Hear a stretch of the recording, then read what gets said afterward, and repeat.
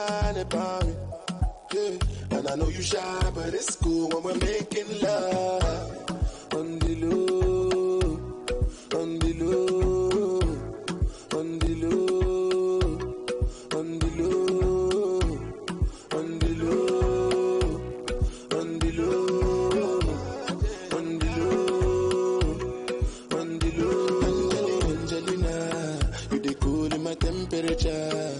With the back and forth involving Rooney's managerial career, talking about former Manchester United player Wayne Rooney, it's been a back and forth, a topsy-turvy career for him to become a coach from Derby County to DC United to Birmingham City, now Plymouth Argyle. He has decided to leave on mutual agreement, according to reports. Spent barely 2 years in any of these clubs since he started his managerial career back in 2020. Today on Today's Sports Live, we take a look at players turned coaches from the Manchester United Sir Alex Ferguson's squad. Of course, as a footballer, there will have been few greater learning experiences than playing under one of the sport's greatest minds in Sir Alex Ferguson. Through his incredible career as a manager, the Scots coach Aberdeen and Manchester United to incredible success and proved time and time again that he is one of the greatest managers the sport has ever seen, and there weren't many on the planet who could read the beautiful game quite like he could during his heydays. As a result, any player wanting to turn to management once their time on the pitch was over would have benefited greatly from working with him. As of 2024, 38 former players who were once coached by Ferguson at Old Trafford have become managers themselves. They have been very different levels of successes. Some have carved out nice careers as top-level coaches, while others have failed miserably. So, on today's Sports Live today, we take a look at all 38 of them who have turned coaches, once coached by Sir Alex Ferguson, and right now they've turned coaches of their own. We start from number 38.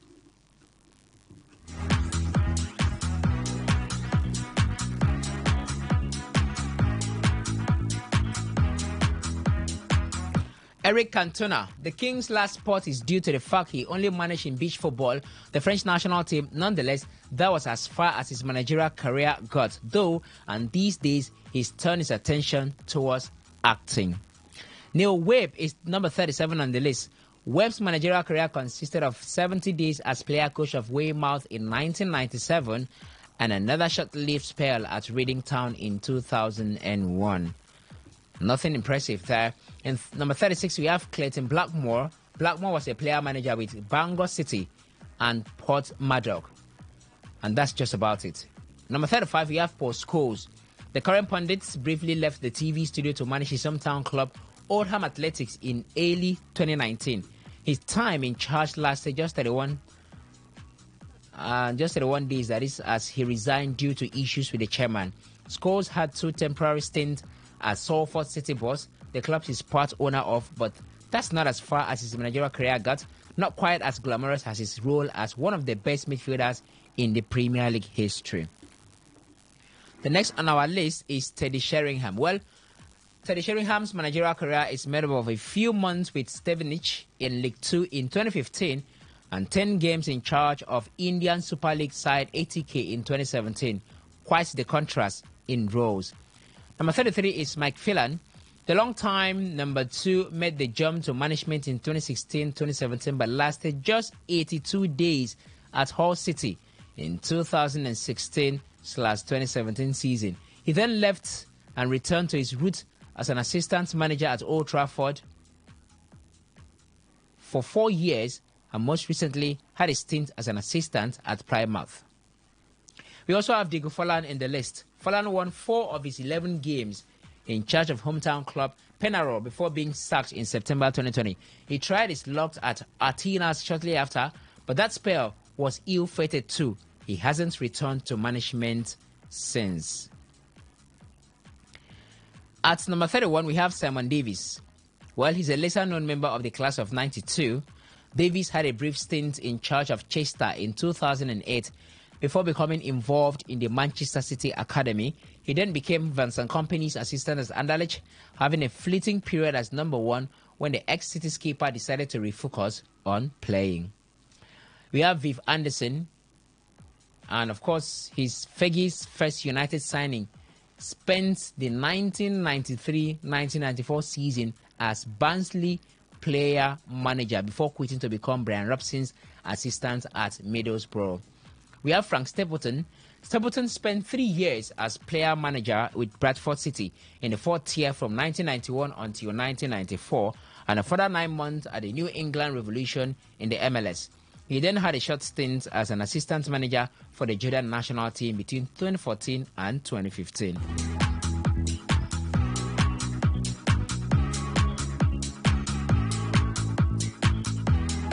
There's also Andrei Kanchelskis. The former flying winger has had a series of short stints with a range of clubs, including Russian sides Torpedo Moscow, Solvaris Moscow and Ufa, Latvian side Jumala, and Uzbekistanis Navbaho Namangan. A mouthful. Now he is in charge of Russian second division side Dynamo Bryansk. At number 27, we have Pat Megibon. The one appearance wonder had spells in charge of Logan Celtic, Newry City, and Portadown in his native Northern Ireland, but hasn't managed since 2016. These days, he's focused on raising money and awareness for his mental health charity, Train to be Smart. There's Jody Croft. Make that Jody Croft. He's the current Barcelona sporting director. He previously managed Maccabi Tel Aviv, Chongqing Dangdai Lifan, and Shenzhen, both Chinese, at club level, and even had a short spell in charge of Ecuador in 2020. They have Peter Davenport. Davenport managed Macclesfield Town, Bangor City, Colwyn Bay, and Southport over an 8-year spell, but has not managed since he left the Sandgrounders in 2008. As number 24, we have Paul Parker. The former right-back spent 4 years with non-league sides Chelmsford City and Whaling United between 2001 to 2005 before focusing solely on media work. Maybe it wasn't his calling. His calling was media work, so he left coaching. Number 23, a familiar name maybe for this generation. His name is Gary Neville. He famously stepped away from Sky Sports to become Valencia's manager in December 2015. It was a disaster. With just 10 wins from 28 games and no clean sheets in his 16 league games, he did not make it to April 2016. He is only this high due to the worst performances of others, and Valencia being a big club. That's why it's rated number 23. But let's look at number 22. This one is going to be very, very familiar to many. Wayne Rooney. Well, Wayne Rooney is one of the greatest Premier League players of all time. His managerial career has been the complete opposite of his time on the pitch. Even started off as a teenager. First, he was handed the unenviable task of trying to steer Derby County to safety when the club was in turmoil. Probably he shouldn't have taken the job. He ultimately couldn't save them and move on to DC United. He was with the side for just over a year before leaving via a mutual agreement in October. Mutual agreement, a regular word in Rooney's managerial career. He then moved to 2 championship sides in Birmingham City and Plymouth, but played a key role in the former's relegation before he was sacked, and had the latter dead last in the table before he was let go by them too. Not good at all. At number 21, we have Phil Neville. He assisted his older brother at Valencia before becoming the manager himself with the England women's team in 2018. His uneven spell in charge ended in 2021, and he then went on to become the manager of Inter Miami, the MLS side owned by his good friend David Beckham. Even those royalties, couldn't save him though when he was dismissed in 2023 with the side last in the Eastern Conference. Now he's manager of the Portland Timbers. That sounds like a basketball club, but it's a football club. Number 20 is Chris Casper. Casper was forced to retire aged just 24 and as a result became a manager at 30. He spent 2.5 years in charge of Bury. That was as far as his time as a manager got. Nowadays, he's the academy manager at Burnley. First your calling, just maybe. Do not forget we are looking at ex-Manchester United players who turn coaches with focus on those coached by Sir Alex Ferguson. How have they fared in their managerial career? We've looked at many thus far. We've looked at 19. That's a complete halfway point of the league season. Let's enter the later part of the league season where we complete the league, the remaining 19 managers. At number 19, we have Chris Turner. Turner enjoys stints as the manager of Sheffield Wednesday, Lyon Orient, Hartlepool United, and Stockport County.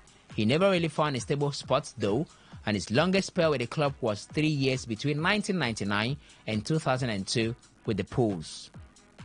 Number 18, Henrik Larsson. Remember him? Well, many of this generation might not, but those who watched Sir Alex Ferguson's team back in the years surely will. The Celtic legend returned to his native Sweden after retiring, managing Falkenberg and his old club Helsingborg twice, but left both times due to fan abuse. The experience clearly put him off management, and he hasn't returned to it since. He's like, nah, this wasn't for me. Number 17, we have Gabriel Heinz. Heinz had great success with Vélez Sarsfield from 2017 to 2020 after shorter stints with Godoy Cruz and Argentino Juniors. He later moved from Argentina to the MLS, but was sacked after just 6 months with Atlanta United, please, not Atalanta. That is Atlanta United. He then returned to his homeland and was appointed manager of New Wales Old Boys, but was only in charge for just over a year and left in November 2023. At number 16, we have David Healy. The Northern Irish legend has been an enormous success at Linfield, winning 5 league titles, 3 league cups, and 2 Irish cups since joining in 2015. Finally, we found a player coach who won trophies, once coached by Alex Ferguson as a player. He's taken charge of almost 500 games with his side. Not bad at all. At number 15, we have Henning Berg. The Norwegian had stint in his homeland before spending just 57 days with his old club Blackburn in 2012. He has since gone on to manage Legia Warsaw, winning a Polish title, and Omonia in Cyprus, where he guided them to their first league title in over a decade. Now he is in charge of AEK Larnaca. Okay, so this is consistency. We are finding ex-players turned coaches who were once coached by Sir Alex Ferguson. At least for now, we've seen those who have won something. At number 14, we have Michael Appleton. Appleton took over Portsmouth in 2011, but could not prevent their relegation from the Premier League. He then went on to have short stints with Blackpool and Blackburn and lengthier stays at Oxford United and Lincoln City. He most recently took charge of Charlton Athletic, but was with the side for just 28 matches before he was sacked in January 2024. That word returns again, sacked. At number 13, we have Jaap Stam.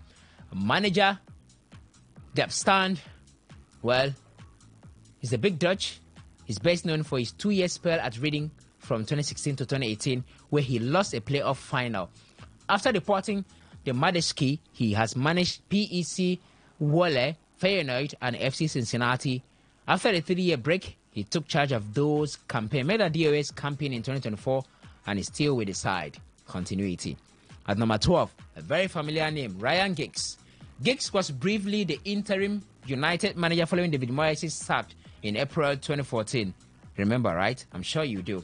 He became the Wales national team manager in 2018 and brought them to Euro 2020, but left prior due to his ongoing court case. He hasn't returned to management since. At number 11, we have Roy Keane. Keane became Sunderland manager shortly after retiring as a player in 2006, performing spectacularly well and gaining promotion in his first season. Applause there. He kept them up the following year before departing. An unhappy spell at Ipswich followed, and he has not been back in the dugout since. Hope you've been counting the ones that have not been back to the dugout or to coaching since after a few spells. Roy Keane is one of them. At number 10, Paul Ince.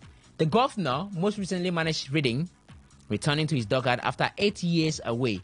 He previously managed Macclesfield, MK Dons. He managed MK Dons twice, by the way. Notts County and Blackpool. His 6-month spell with Blackburn also came in 2008. His sole Premier League experience. Okay, let's get closer to Sir Alex Ferguson now. We have at number 9, Darren Ferguson. Fergie's son followed his dad into management at an early age, becoming Peterborough United's manager at just 35. How old is Ruben Amorim again? 39. This would be the first of 4 stints with the Posh. He's currently in the middle of his 4th run as manager, but has found time to coach Preston North End and Doncaster Rovers in between his many returns to London Road. At number 8, we have Michael Carrick. When he was appointed manager of Middlesbrough, Carrick had very little experience in the role. He spent a very brief period as interim United manager, but his arrival at the Riverside in 2022 sparked the beginning of his career as a head coach, and he hasn't looked back. The Englishman has been a hit with Borough and has already been in charge for over 100 games, and is showing no signs of faltering.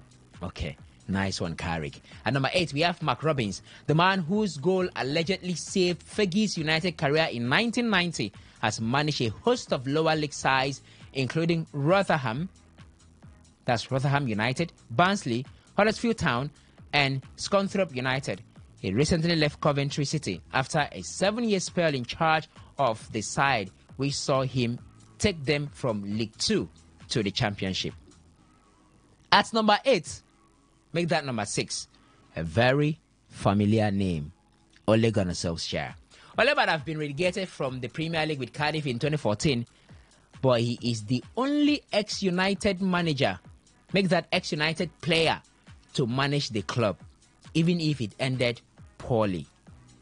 2 stints and a few titles also came with Molde in his native Norway. With 168 games as Red Devils boss, no one has managed United for longer following Ferguson's retirement. Another breath of fresh air, but there is no trophy to cap it all off. At number 5, we have Brian Robson. Captain Marvel became player manager and then manager at Middlesbrough after leaving United in 1994. His 7 years in charge saw cup finals and big signings. His other great managerial achievement was keeping West Brom up on the final day in 2005. Bradford, Sheffield United, and Thailand have also been stop-offs for the United legend. At number 4, we have Steve Bruce. You name them, and he has probably managed them. Bruce has managed over 1,000 games in English football with both Sheffield sides, Aston Villa, Birmingham, Newcastle, Sunderland, and Hull, amongst others. He's currently still going and is managing Blackpool in League One after a 2-year hiatus from football. At number 5, make that number 3, we have Mark Hughes. Well, many people will remember Mark Hughes for the Renaissance at Manchester City. Hughes revolutionized the Wales national team in the early 2000s before taking over at Blackburn, where he enjoyed several high-placed finishes. He later managed Manchester City, Fulham, QPR, Stoke, and Southampton to varying degrees of success. He mostly recently made the surprising move to drop to League 2 and coach Bradford City in early 2002, but was only with the club for 18 months. We're getting close to the end. Who will win this trophy? At number 2, we have Gordon Strachan. Strachan had a famously tense relationship with Fergie, but took on some of his managerial genius. He had strong spells with both Coventry and Southampton before becoming the Celtic manager in 2005, where he won 3 league titles, I should say. He went on to manage Borough and Scotland. Well, 3 league titles in the Scottish League could be something to celebrate. And here's the winner, according to this ranking. Looking at Sir Alex Ferguson's coach players who eventually became managers and have the Fed, owing to Wayne Rooney's managerial crisis. Number 1, we have Laurent Blanc. Arguably the pick of the bunch, given the level of side and players he has managed in his career as well as trophies won. Blanc has won 4 League One titles, amongst other silverware. 3 with Paris Saint-Germain, 1 with Bordeaux, and also was in charge of France for Euro 2012. He's currently the gaffer at Al Ittihad in the Saudi Pro League. Yes, so he is the winner of the 38 league matches. And finally, we are here. So guys, let's have this conversation.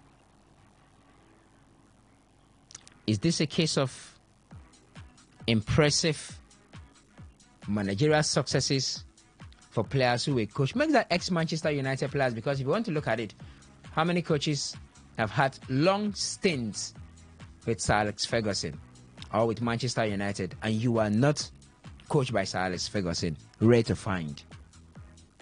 So is this a case of that you were a good player does not mean that you're going to turn a good coach? Or how impressive is this list? 38 of them, Chooks. You can't actually begin to tiptoe or mention names that are very good there, because they are not the world beaters as of now, and so we don't know how they are faring, and so we have seen their statistics and how it's looking so shambolic. So that will be off it, but it tilts towards that direction that not all players are good managers. It's every time we see that this happen or happen over again. Alex Solskjaer is another name that is there. He actually had a fantastic stick with Sir Alex, and he didn't have it rosy with United, but he was considered one of the best coaches after Sir Alex and after Sir Alex Ferguson. He also talk about Frank Lampard. He's not a United player. He was not coached by Sir Alex Ferguson, but he was a great, fantastic player. But he's finding it very difficult to have a very good stint. So it's based on it's just based on the tactical knowledge of who you are and how you can be. Xavi Hernandez is Barca's favorite player in that midfield trio. You have Xavi, you have Iniesta, then look at Sergio Busquets. It's the Trinity were so good in that team, and they had the guts to shake and creative spark. But Xavi haven't. You say maybe during his days at Barcelona, the man was in a very deep sea, because there was Carlo Ancelotti in that Madrid team. But it does not matter. It's Xavi Alonso who is doing great with Bayer Leverkusen. Nobody expected him to do that, and he has done what nobody expected. So it's unbeaten record in the league. Crazy, very crazy. But when you're a good player, a good manager, it's a two different world of its own. A manager might be as a poor player can be a very good manager, and a very good player can be a very bad manager. Okay. Ovie. So Laurent Blanc is arguably the pick of the bunch. Tough flight. But you look at that list and you have difficulties finding ex-Manchester United players who coach at top level football. Maybe except a very few, Laurent Blanc one of them, only came to United and couldn't succeed as many, even though there are still some who believe that if you want to look at the glory of what Erik ten Hag has dropped, Ole is still a better manager at United, that is.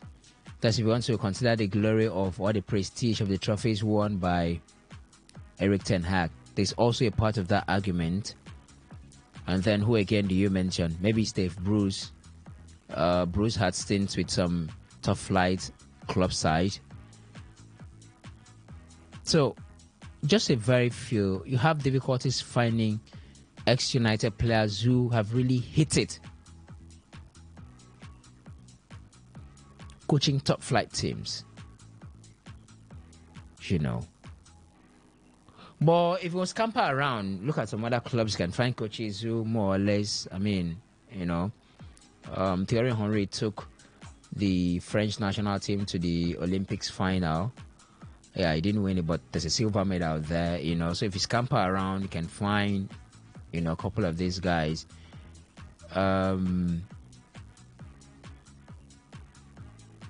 Pep Guardiola was once a player, maybe not a high-flying player, but was once a player at Barcelona. And then we know the story. The Zinedine Zidane once a player at Real Madrid and all. We know the story. There are still few that you can mention that don't hit it. But then again, what do you make of that gap?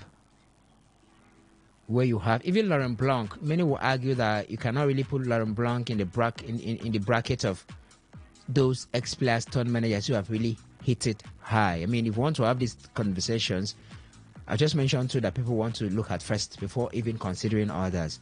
And then recently the Xavi Hernandez, Xavi Alonso at Bayer Leverkusen in the German Bundesliga. What do you make of that gap that exists? and players coached by Sir Alex Ferguson, we turn coaches, but they've not really hit it that much. First of all, I'm not of the idea that being coached by one of the greatest managers actually makes you a great manager when your time leaves. You have to look at it. Looking at Cristiano Ronaldo and Lionel Messi, great players in their time, you have to look at the IQ when it comes to Messi, Cruz, Modric, and the rest. When it comes to their IQ on the pitch, you have to see their football knowledge or their IQ is far above others. But can it be translated when they come on or when they get that managerial roles? No, you won't, because by that time football would have evolved, football would have changed. There will be different ideologies. They might want to stick to the old system, they might want to bring in a new system. It's going to affect them. There are going to be new coaches rising up and all, and so the idea of all the list of people coached by Ferguson, yes, they might have had a good stint during their playing days, but it's not going to affect them because they have different trainings. Yes, they might have gone for the coaches training and all, but at the end of the day, when you go, your football knowledge just gives you the idea of, you know what's going to happen, you know your training, you know how maybe you're going to train this player or not, because you've already known what it's like on the training pitch with the coach. When it comes to the locker room, the coach tells you do this, do that motivation and all. But are you able to translate that your own ideas, or do you want to translate the ideas that were passed on to you and all? No, you want to translate what you've learned because you want to create that legacy. You want to create your own legacy. You might say that you might want to build on other people's, on what you've learned. Look at Pep Guardiola building on what Johan Cruyff created in Barca when he first came. Look at that total football style, then creating that tiki taka and then moving forward. So it's going to be different for each player. You're looking at Laurent Blanc, 3 titles with PSG and then with Bordeaux again. That is a very, very big achievement you're looking at, and for me, they've done well for themselves, but I don't think their failures or their successes should be linked or should be drawn in line with what Sir Alex Ferguson has impacted on them while during their playing times, their playing days under him. They've come into the managerial business, so it's for them to see how they can translate their own ideals and all. And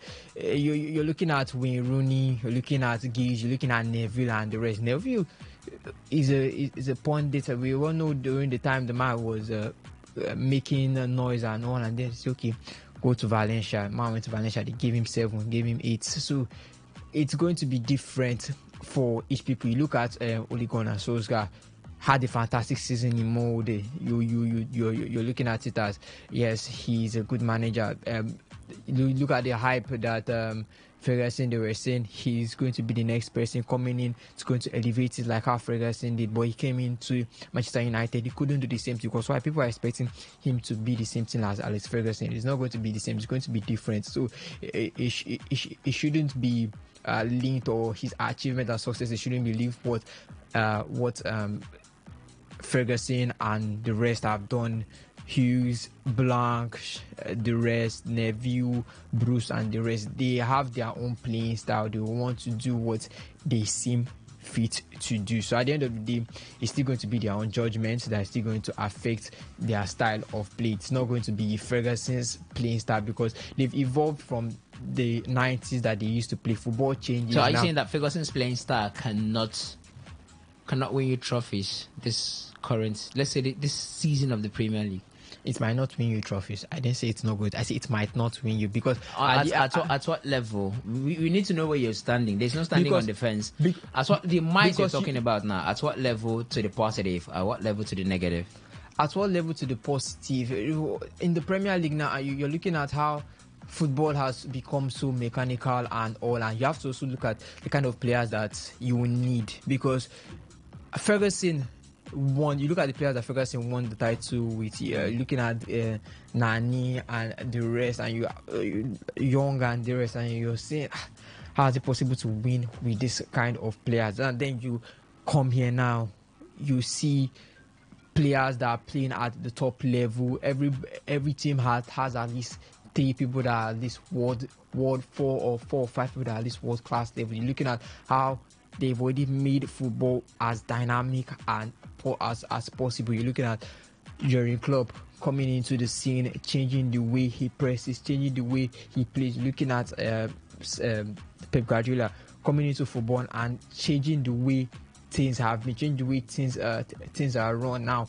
The instructions you give them, I know you hear players, you hear when Ruben Amorim came, I can't remember the player said the instructions he gives them, what he tells them, because right now you don't just give a player a role, you now tweak his roles. And also sometimes simple football might work, sometimes it might not work, so it depends on how it is. And now you also need the right player for the right position, or you either build a player for that particular position. It's not going to be just getting a player because he's all the balls and all. You get the player, can he play that position? You get the player, you have to get the right player for the right position. You have to get the right player that can, if you want a player that is fast on the wings, you get a player that is fast on the wing. If you want a player that is going to be able to hold up ball on the wings, you get a player that is going to hold up. But you need a defensive midfielder that is not going to track back. You get a DM that is not going to track back.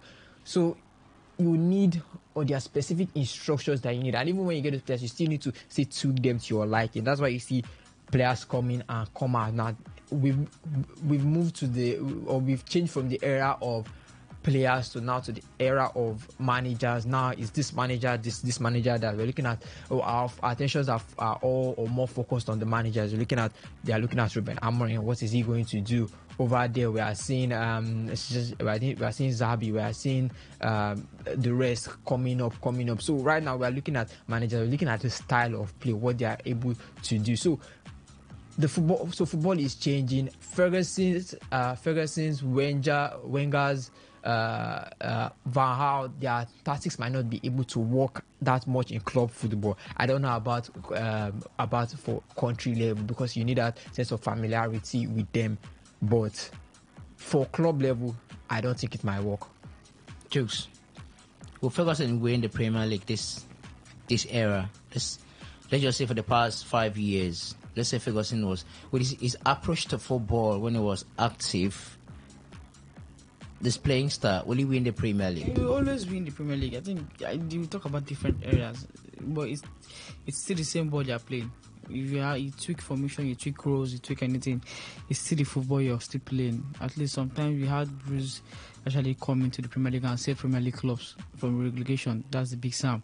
He was still around the era of the Jurgen Klopp and the Pep Guardiola. He also coached during the time of Arsene Wenger. So, but that wasn't a trophy. Talking about winning trophies. I'm talking about the people that you think they're not coaching, they're not good enough to coach your team. They still came to you during your area and still saved some teams. So it's the same thing for coaching trophies, for trophies winning teams that coaches that won in the early 90s or the 2000s. They can still do the same thing here if you just give them the right opportunity or the right let's say squad depth to use to play the game. But you see how we saw Ferguson surprise many persons with the kind of squad he used to win the English Premier League. Like the 2000 season, everybody was still surprised on how he actually managed that team. So it's everything is encompassed. You have the talent, you have the management, how you can keep the dressing room in check. It's just not all about tactical reasons. You have a Mourinho that is tactical enough to win the Premier League. You have a Mourinho that can win everything winnable. But you see Arteta, who has been a competitive person to Pep Guardiola for the past 2 seasons. Maybe apart from this season, everybody's trying to stick together around the axis. But Mourinho actually used the United side who we feel we are good enough. But he didn't use it to compete favorably with Pep Guardiola. So it's not all about how you are genius. Premier League you're talking about. Europa League is the second division in the continent. So in Europe, let's say like that. So isn't that bigger than the first division in England? If it's Europe's second division, isn't that bigger than the first division in England? There's people that are underage. That's what they call it secondary school tournament. So let's leave that aside. But like they still aggregate clubs from respective countries in Europe to come and play for it. You see, most clubs will not want to go to the Europa League to play. But most clubs are looking for European places. Yes. And Europa League is one of them. European places means the Champions League. Let's leave. Like, see, European places I don't like mean the that. I don't like Champions that. I don't like that division where was Continue what you were saying. Drag my tail out of the sea. Continue what you were But like saying. I was saying is that we have every reason to believe that they can still do what they did during their time and that period. Yeah, I might see the technicalities of football have increased because now they have a VAR, they have referees with the smartwatch on their hands, they have good technology and everything. They But also, by the way, that Fergie time thing, we didn't see. will it work this VAR era? I heard that's the issue. Will it work? We don't know. I don't know. It will work. So That Fergie there's a time lot of thing. technology in this point, in this time now. Maybe those your little offsides, not 50-50 calls that you think will come to your side might not actually come again because you have the technology that can say, see, this is the right one. That 50-50 call, put it as the right one. Leave the human nature out of it. So it's a lot of technicalities that happen. Mechanism is out of it. No field of human errors again. So it's going to be hard. It's going to be extremely hard for, I think, those people that have early days to win. But it does not mean that they can't win the trophy. They can still win the trophy if given the right opportunity to do so. All right. But we believe they might not be able, although it didn't specify whether it's on the negative or the positive, which one has the higher chances of happening, but they might not be able to win trophies. Or Fergie's approach might not be able to win trophies this generation of football or this era of football. By the way, Fergie is way, very, very old. The last time I saw him, it's like, man, grandpa. All right. And then there's also Chooks who believe they can. But in the meantime, I'm interested in asking this question. My gut tells me not to ask the question, but I'm thinking I'm going to have to disobey my gut and ask this question. Why is Manchester United a common factor in the successes or the success rates of these players? Manchester, you have to look at pick one the X, height, pick one or X. the biggest club they played, or you Now, also want pick- the biggest pick- club they played during their time. It's Uh-huh. Manchester United. So Now pick one ex Man U player that I can put in the same bracket with who? Xabi Alonso. Ole ex-Manchester United. Ole Gunnar I Turn don't coach. understand. Turn coach. Turn coach. Yes. Ole Gunnar Solskjaer. You might. With Xabi Alonso. Yes. Okay. Let's talk about One in the blue moon. So let's talk Ole about had a good season with United. I think he went to three semi-finals. Are we Under talking United. about their It's- whole length as a manager, Yeah, or we are talking as about managers their now. role? Managers now. They are managers. I'm looking about, is it their managerial tenure in Manchester United, or talking about the manager tenure? managers altogether. Okay, manager Ole Gunnar altogether. Solskjaer. So we put Ole Gunnar Solskjaer in the same bracket with Xabi Alonso. Yeah. It's one season wonder. Xabi has just done it one season. As Ole, did Ole even do one season? He did a very fantastic season with United. A very good and very, fantastic. very fantastic season with I've been United. waiting Coming from where United were Where were United? See, in a terrible season. I don't think you're going to The put United that won See, Europa League. See, I don't think Before- you're before going to put Ole Gunnar- Xabi Mourinho left that team and How did Ole Gunnar. Mourinho left the team? in shambles. See, We saw Xabi and Gunnar about to leave cannot the be team. put in the same Rashford was not bracket. actually scoring goals again. And these same guys was the team that Mourinho used to finish second in the Premier League. Yeah. Have you forgotten? It's that same team to finish second in the Premier League. So what are we saying? I'm saying this is a team- How did the team? How was the team left? We saw continuity. First of all, the dressing room was scattered because we saw a lot of issues with that Mourinho squad. Okay. A lot of things happened. We saw Pogba quarrel with Pogba. So that let's aside that one. It will not that giving a new B in the world of coaching. Ole Gunnar Solskjaer. It's not a new B. He coached Norway in Norway. In big why so There's not a new B to coaching now. That's the point. If you hear me coaches whatever, let me say an amateur team in. Can I not say amateur? Okay, sorry. Let's say that Monday is a good side. More there. Monday is a It's good the side. top Yeah, flight. top It's flight. placed Yeah. in the top flight But league of Norway. let me say it's a big fish in the industry. Coaching a United side, you have to have guts. So let's say that's a older generation who have not gotten the guts to manage big names, and then you have a Pogba who has an issue with Mourinho, The coach, yeah. and then you have the guts to make him turn new leaf and perform the way he performed. We saw Pogba score goals. Pogba gave assists. I remember that match against Leeds United. Pogba gave 4 assists. So it shows the man brought in reviving, make the players believe in themselves again. Yeah. And we saw United play good football. Okay. So if you're looking at Xavi, yeah. So when you sum, hold on, Okay. brother man, hold on. So you sum all of this together, and they equate in your own thought, in your own wisdom, what Xabi Alonso has done The for only Bayer difference Leverkusen. is that Oh, there's he a won the difference. trophy. Oh, there's a difference. That's the only issue. See, And how did blame he win? How did he win the trophy? I'm beating. Oh, okay. Let's talk about this. See, Now, wait. let's look at the quality of coaches now. In the same bracket with Xabi Alonso. Let's look at quality of coaches in that Bundesliga. Let's look at the coach. Who, apart from who? I think who's the Bayern coach at that point in time? What's his name? it was too cool. Thomas Too Tuchel. cool. Mm. Under the organization, we have a jogging club. Mm-hmm. We have the Pep Guardiola. Mhm. We have Arsene Wenger. For Christ's sake, who on earth? Okay, in that Was it Wenger there? I think yes. Is it Wenger or Unai Emery? No, I'm not sure it was Naomi. I No, think so Wenger it had was left. Emery left. He has Unai Emery. Yes, Unai Emery. Mm. So I've said it now. Mm. Who in that Bundesliga coaching crew is better than the Pep Guardiola? Better than the jogging club? Mhm. Or can even fit in their legs to when we don't say Unai Emery? That's that bracket. Okay.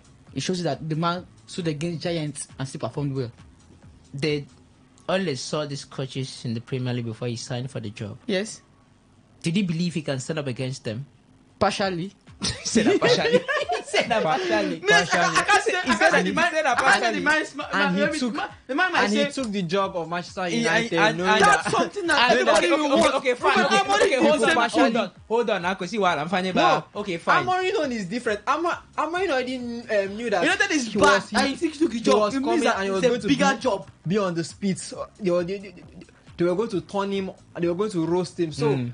Amorim coming in is very different from Ole coming in. Now, the question I want to ask you here is: did Ole Gunnar Solskjaer, understanding that there's a Jurgen Klopp, there's a Pep Guardiola, top coaches, even if you want to even look at it, who was Jurgen Klopp by that period?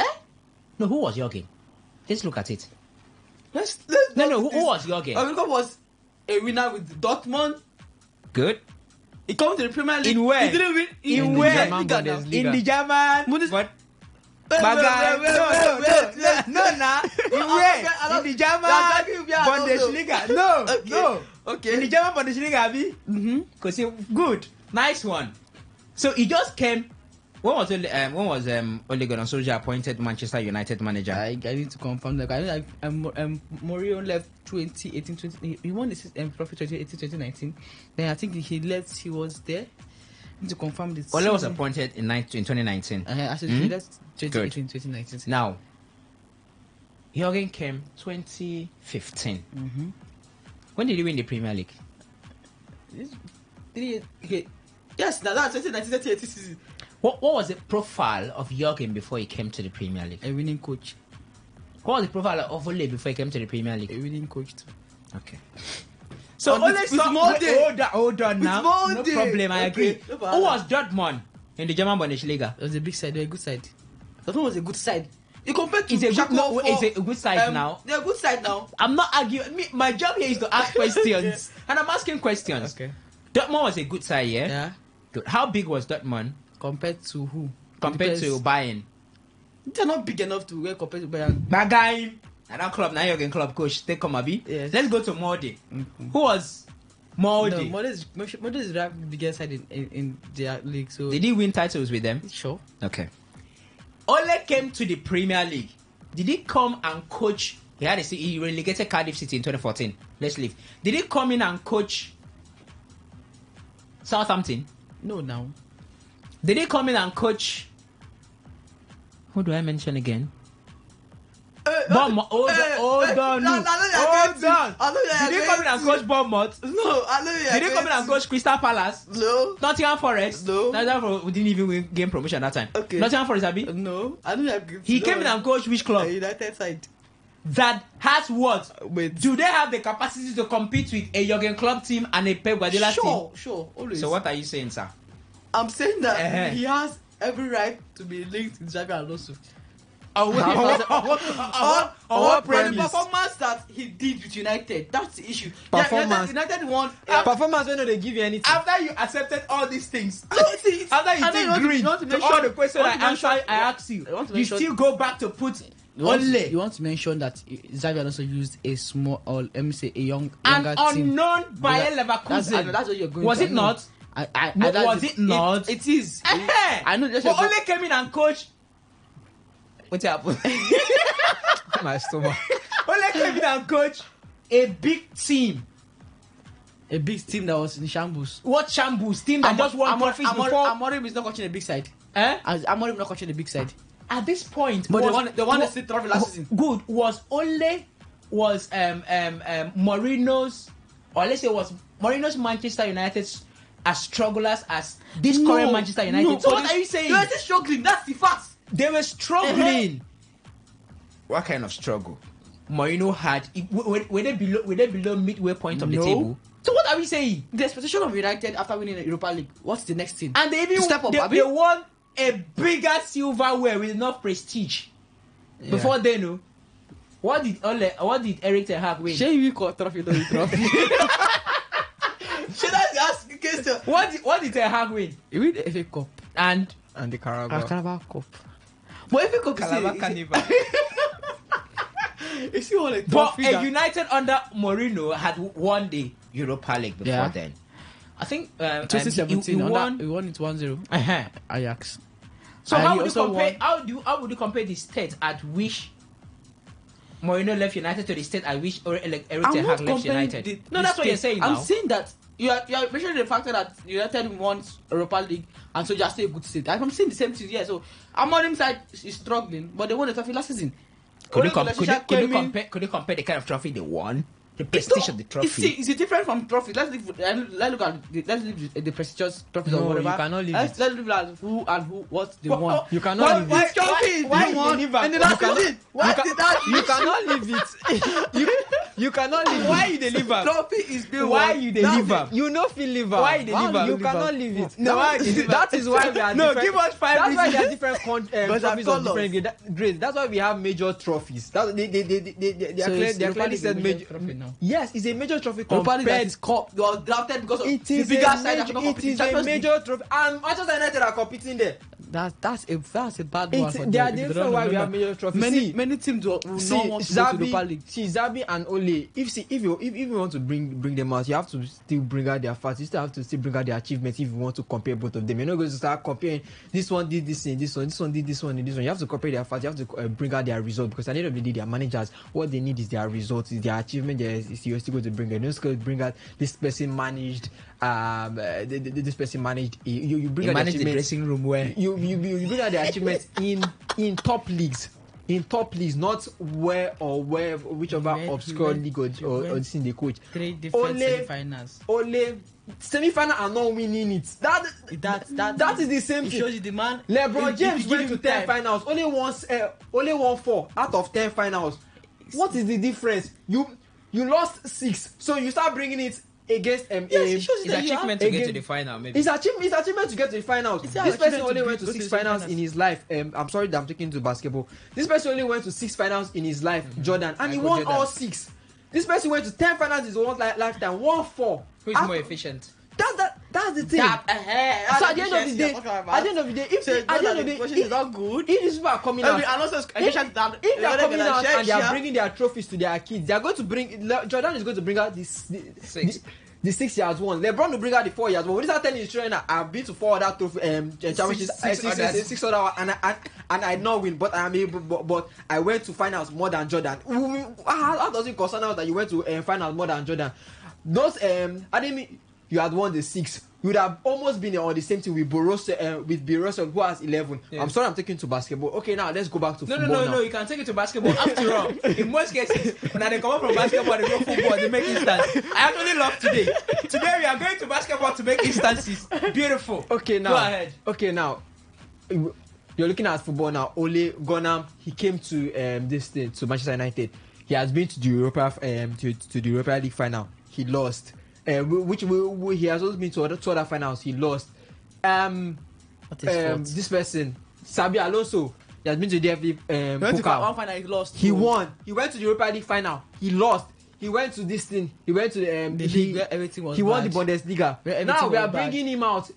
we know that he has been something bad. See, he has something bad.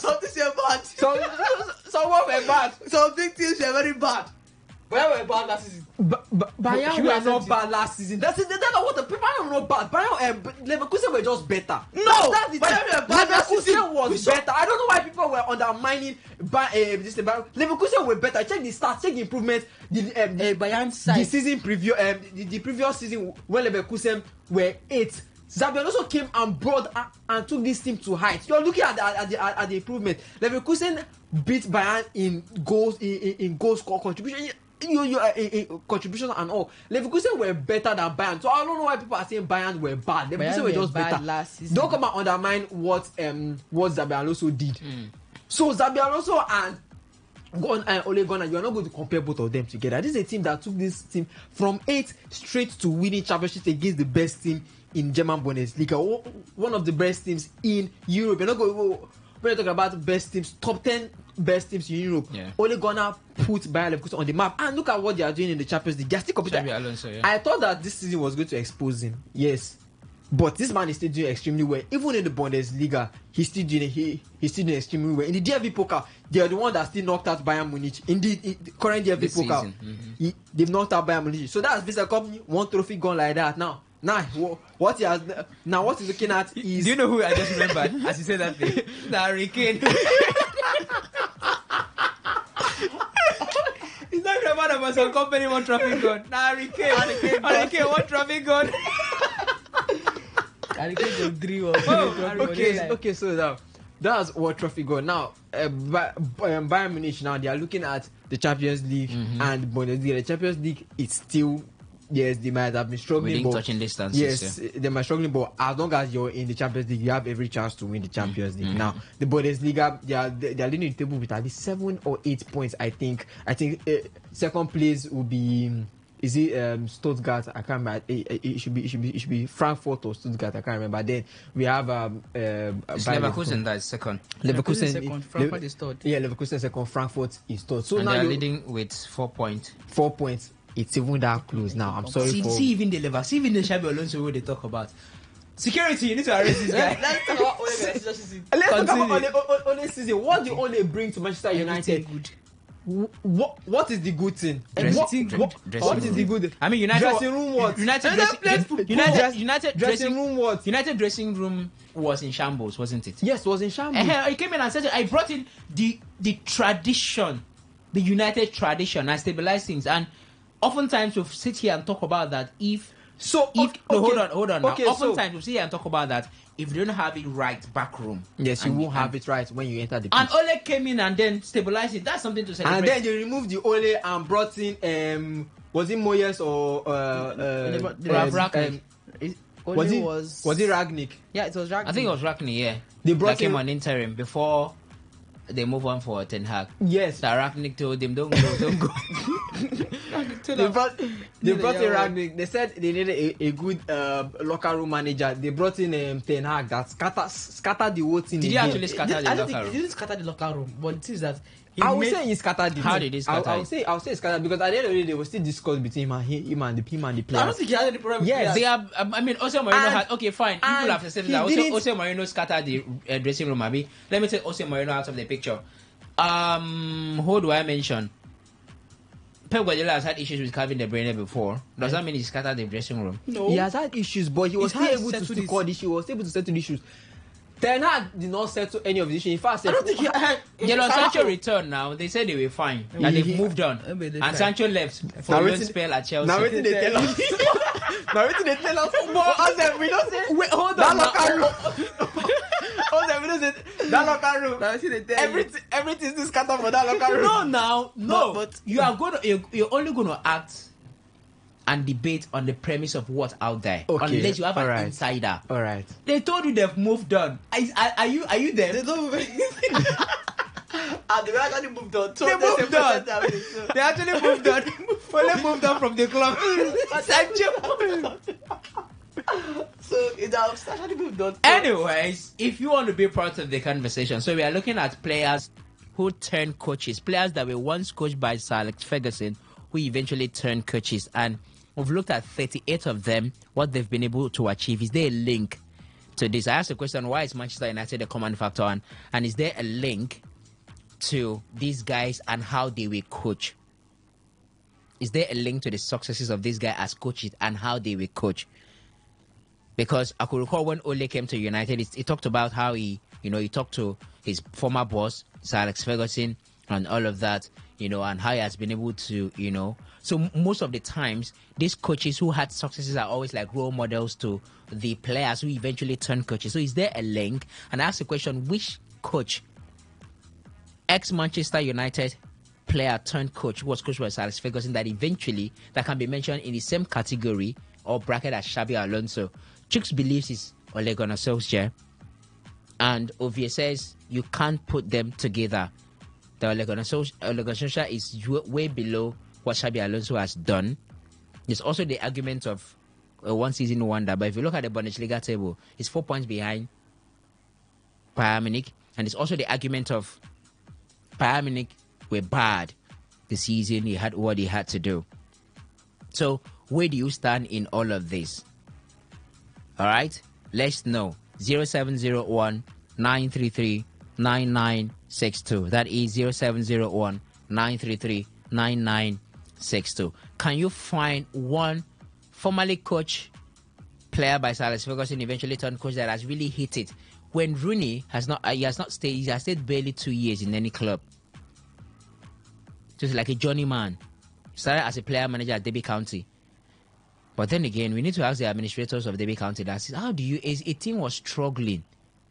A team was struggling to survive. You now appointed a player to be the coach and help that team. How do these people do these things at times? Anyways, in their own wisdom. Because after all, Monaco was struggling. They brought in an assistant coach to come and stabilize the team in Thierry Henry. We know how that marriage worked, how it eventually turned out. So is there a link to how these guys will coach? Recall this Alex Ferguson hair dryer. Why can't we find one of them that has had a signature close to, say, what Sir did in terms of approach and playing style? For instance, Pep Guardiola, Barcelona, Zinedine Zidane, Real Madrid. Even Mikel Arteta, who is now the coach of Arsenal, which he played for, you can find that similarities in ball positioning with the philosophy once operated by Arsenal under Arsene Wenger. So let's know your thoughts in all of this. Use the SMS and the WhatsApp portal for now. 0701 933 9962. That is 0701 933 9962. Still to come on the show, Ruben Amorim is talking regarding the situation at Manchester United and the way forward, the possibility of them fighting relegation. Pep Guardiola is talking regarding the struggles of Manchester City. Mo Salah is talking regarding his final year at Liverpool. And of course, on our screens, it's halftime between Tottenham and Newcastle United. Tottenham is losing by a single goal. In terms of goal difference. Because Tottenham scored 1 goal and Newcastle United, Alexander Isak added a second to make it 2-1. All right. It was actually Tottenham who scored first at the 4th minute via Dominic Solanke. So let's use the phone lines are buzzing, but we'll not go to the phone lines for now. Use the SMS and the WhatsApp portal to weigh in, to put in your thoughts. In a bit, we'll go to the phone lines. We still have something to discuss. Time check in the studio is 2:26, so we still have something to discuss before we go to the phone lines and take your calls cumulatively and take your reactions, what you make of this. Can you find a former United player who turned coach that you could say the height that has been hit by Xabi Alonso? And is there a link to this in how they will coach as players? I mean, you watch, what's his name? Is it Bernardo Silva? No, not Bernardo Silva. No, not David Silva. This guy that just returned from Barcelona. In go see life for Barcelona. In go say no, home is better. You wrong, go back. No. At the midfielder now, Ike Gundogan. You listen to him talk after the match they won or the match they win in his post-match, and you're like, this is gonna be a great manager. How he's break things down. Yeah, most of the time it doesn't work like that. After all, Gary Neville is a pundit. He had a stint to coach. Sunday Lise used to write, and I was also a pundit, had a time to coach with the Super Eagles. Although, yeah, you could say this one, there are other external factors. We understand. No problem. So, that's a talking point on the show as we move to the next subject matter. And then the next subject matter will be leaving Manchester, leaving the UK to Spain. And where are we? Well, we are the reigning champions at the moment. All right, last night, in case you missed it, Real Madrid with a man down and a goal down defeated Valencia away from home, 2-1 to go top of the Spanish La Liga table.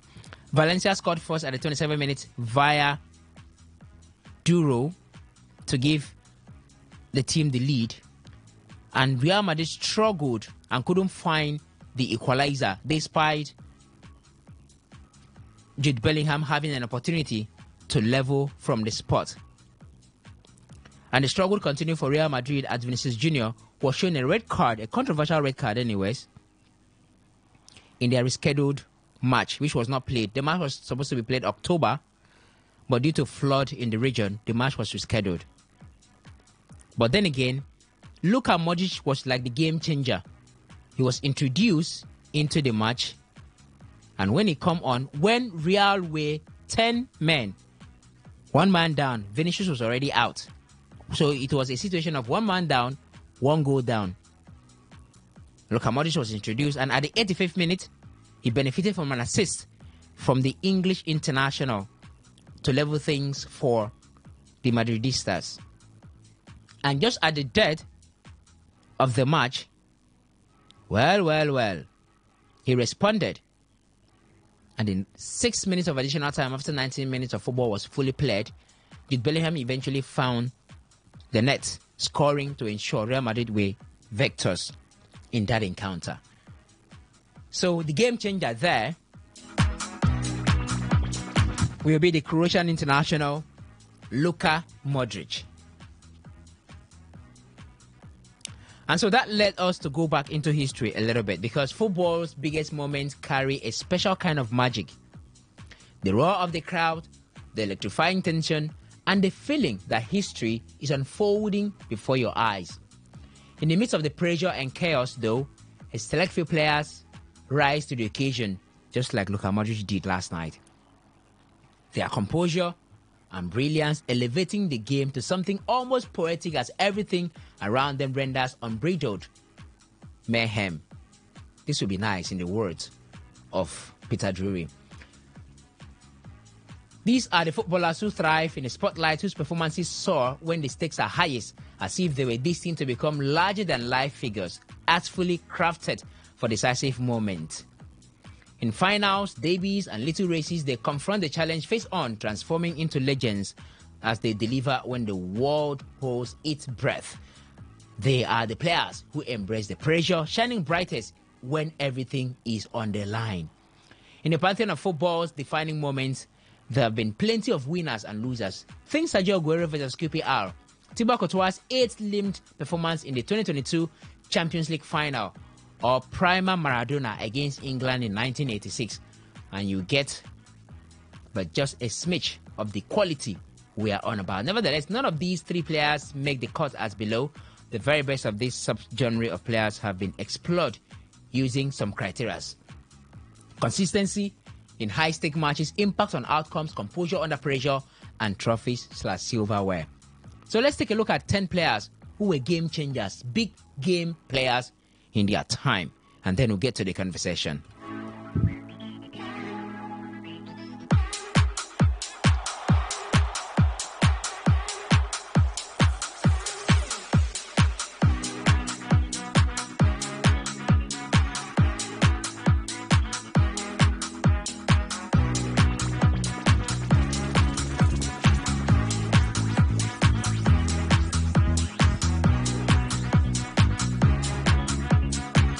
We start from number 10, Gerd Müller, Germany.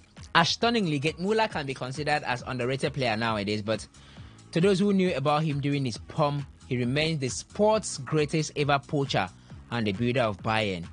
Nobody hits the back of the net like him, with 68 goals in 62 international games, including 14 goals in 11 World Cup finals matches. The German talisman scored from everywhere on the field with every part of his body. Gerd Müller is the only European player in history to score in a Champions League/European Cup final, Euros final, and World Cup final. No South American players achieved this in the Copa Libertadores or Champions League final, Copa America final, and World Cup final. So with the rates at which he plundered goals, Müller left no stone unturned during his playing days, which meant his attacking instinct never let up, no matter the opposition. Big teams, little teams, nobody was ever too far away from conceding to the talisman. We have Franco Baresi from Italy in the list. Playing for the Rossoneri's ace team Invisibili group, Franco Baresi, otherwise known as Kaiser Franz by football purists for his parallelism with German's Frank Beckenbauer, is one of the most successful sweepers the sport has ever watched. He won 6 Serie A titles, 3 European Cups, and a World Cup across 20 years, where he exemplified the Italian belief that defending is an acquired art form. Baresi led AC Milan to clean sheets in every European Cup final that he won, played every second of Italy's 517-minute run without conceding at the 1990 World Cup, and once kept the clean sheets against Inter Milan with a broken arm. Even the one flaw in his big game record, which saw him miss a penalty in 1994 World Cup final, isn't without brilliance, as the Italian legend kept Romario and Bebeto quiet for 2 hours. It was not pivotal either, not in the Baggio sense at least. We have Zinedine Zidane in the list. He's from France. Zinedine Zidane had an incredible legacy, winning both the World Cup and the European Championship and being named as the best player in both competitions, while the former, which came in 1998, also saw him claim the Ballon d'Or in the same year. Zizou delivered so many exceptional performances on the biggest stages that he might as well have been a postman by the time he hung up his boots. Not only did he score a brace in France's World Cup triumph, but his comet-like volley against Bayer Leverkusen in the 2002 Champions League final will forever be carved into history. Considered one of the greatest goals in football, the strike was hip-displacing, hyperextended effort that some say was as close to bullet as you see on a pitch. Real Madrid replayed the goal from every angle and set it to the music of Nessun Dorma from Puccini's Turandot, which says everything you need to know about its beauty. It's just a shame that his football bloodline couldn't keep producing players like him. Quite unfortunate. Alfredo Di Stefano makes the list. He's from Italy. South American football journalist Tim Vickery once rated Alfredo Di Stefano above Pelé and Diego Maradona as the most influential footballers of all time. And given the fact he's the only player to have a Super Ballon d'Or after having scored 418 goals in just 510 appearances for Real Madrid, it's not an awful shout. Di Stefano, who also scored 49 goals in 58 European Cup appearances, was part of the team that achieved the unrepeatable feat of winning 5 consecutive European Cups with Los Blancos between 1956 and 1960. But what brings his game status into sharp focus is the fact he scored in each final. No, not Diego Maradona, but there's a D in his name. His name is Didier Drogba. He's from Ivory Coast. With vital strikes in the 2 League Cup finals and 4 FA Cup climaxes, Didier Drogba holds the unbelievable record of having scored 9 goals in the 10 curtain closers that he played in for Chelsea. The most famous of which came in the 2012 Champions League final, the victory they had over Bayern Munich. Arguably the crowning moment of Drogba's career, he scored an 88-minute equalizer with a towering header to level the match at 1-1. In the penalty shootout, Drogba then coolly converted a decisive spot kick to secure Chelsea's first ever Champions League title, cementing his status as a club legend and one of the greatest African footballers of all time. There's Sergio Ramos in the list. For Sergio Ramos, time is never an issue. He's from Spain, by the way. While other managers reached the 85th minute and start nervously watching every second slip away as their team struggles to find the back of the net, the defender takes it upon himself to rewrite history even when it's not on his job description. You heard that right. The 4-time Champions League winner has produced stoppage time equalizers in the final of both the Champions League and UEFA Super Cup, while also marshalling clean sheets in 3 major finals for Spain. Alongside his continental success with Real Madrid, Ramos has 2 European Championship titles and a World Cup to his name. But without him in either of those setups, it's hard to imagine it would have been possible. Another Spaniard makes the list, Andres Iniesta. Iniesta is the only player in history to collect the Man of the Match award in the Champions League final, European Championship final, and the World Cup final. All that, and he scored the winner in the latter. The mercurial, almost folkloric playmaker typified what it means to be a Spanish midfielder in an era where Spain and Catalonia held dominion over the football world. But it, mind-boggling, gets even better because Iniesta helped to turn the tide for Barcelona in the 2006 Champions League final, make that the Champions League, with his half-time introduction and scored that iconic last-minute equalizer at Stamford Bridge. You will recall, Chelsea fans will never forget. When La Blaugranas needed a hero, then a surefire bet was that they could always rely on Iniesta's majesty. Still looking at the list, we have Steven Gerrard from England.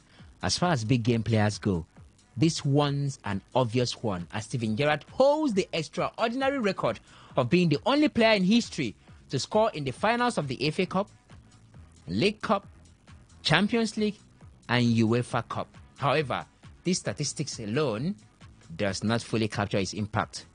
The 2006 FA Cup final, often referred to as the Gerrard final, is remembered for his 2 spectacular goals, while the 2005 Champions League final, which played host to one of the greatest comebacks in football history, further solidified his imperturbable legacy as one-man wrecking machine. As mythical as that night in Istanbul was, then let it be known just how incredible it was that the Englishman was also able to drag teams that featured the likes of Djibril Cissé and Momo Sissoko to such dizzying height, and then be considered greater than Frank Lampard and Paul Scholes too.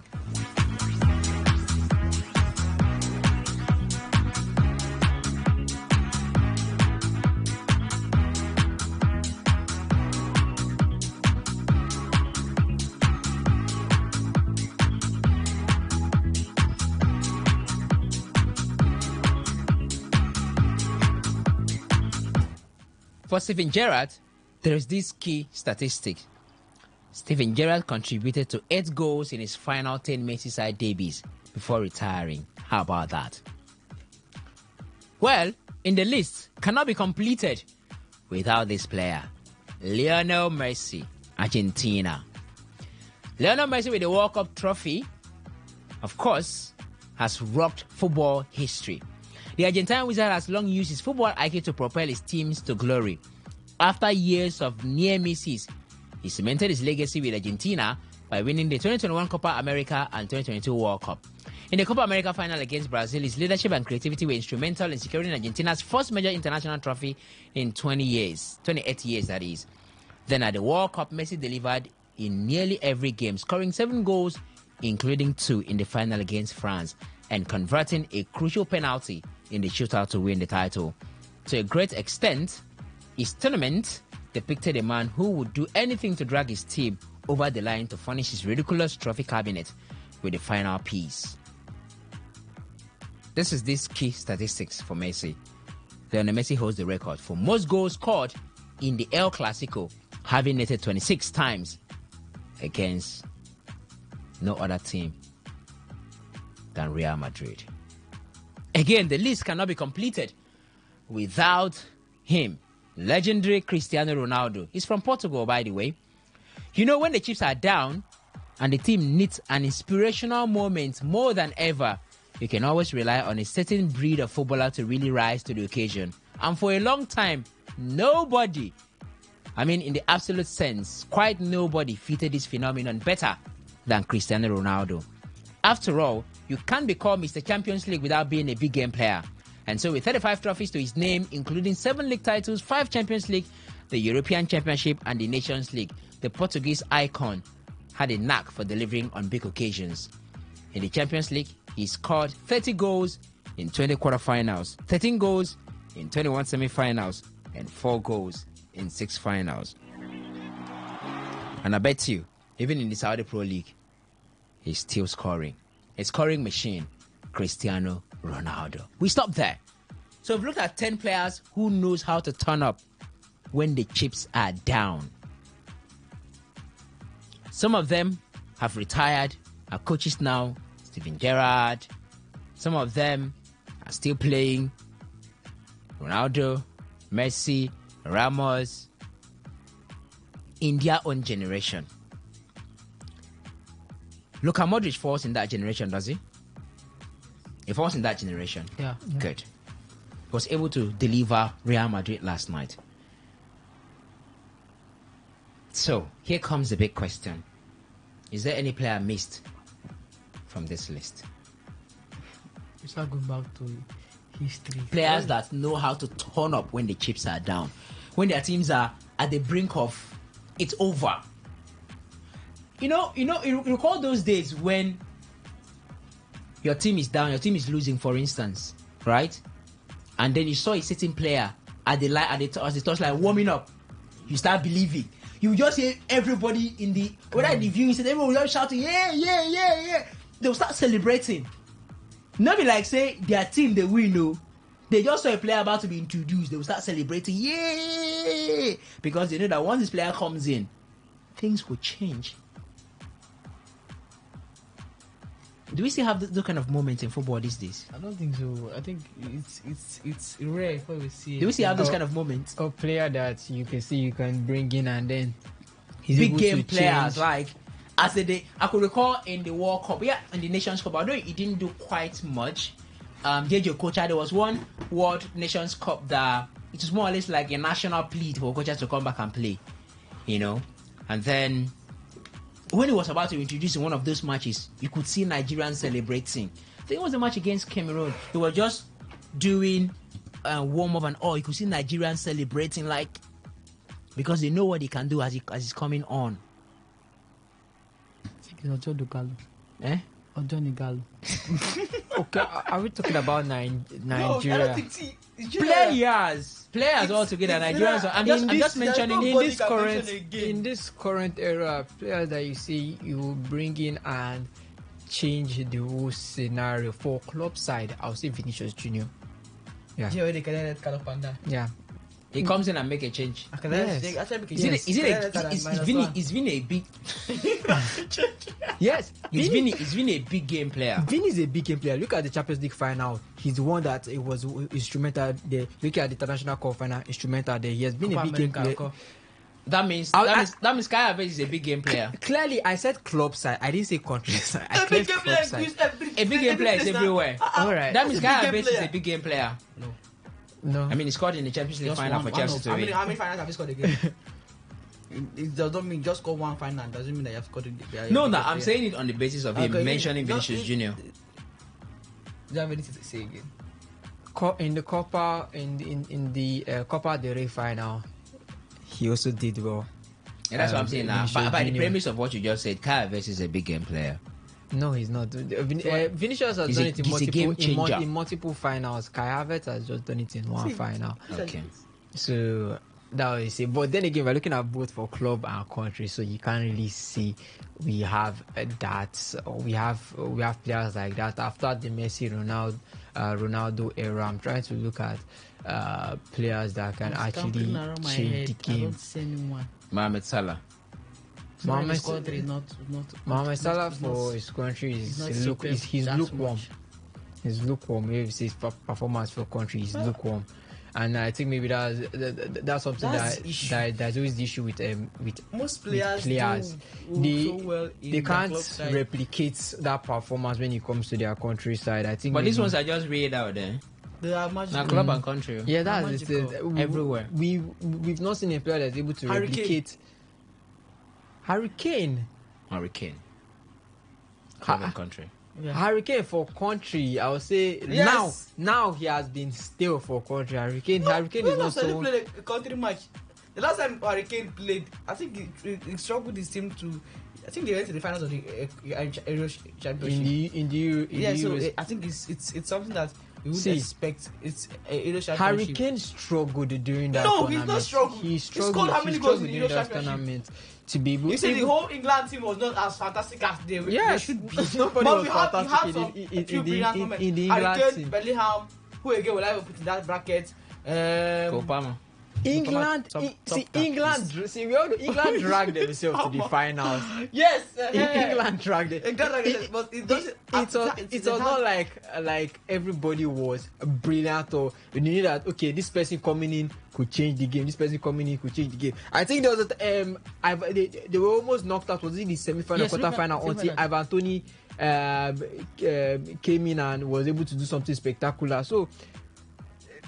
Right now, we've not had or we don't have anybody that is able to give us that consistency both for club side and country. And I think if we want to look at both for club side and country, I think we also need to look at the top 5 leagues in Europe. And can I say I'm looking at say maybe Musiala. If you try that, you yes. do that. Yes. If you try that, if you try that, Musiala. Which Germany?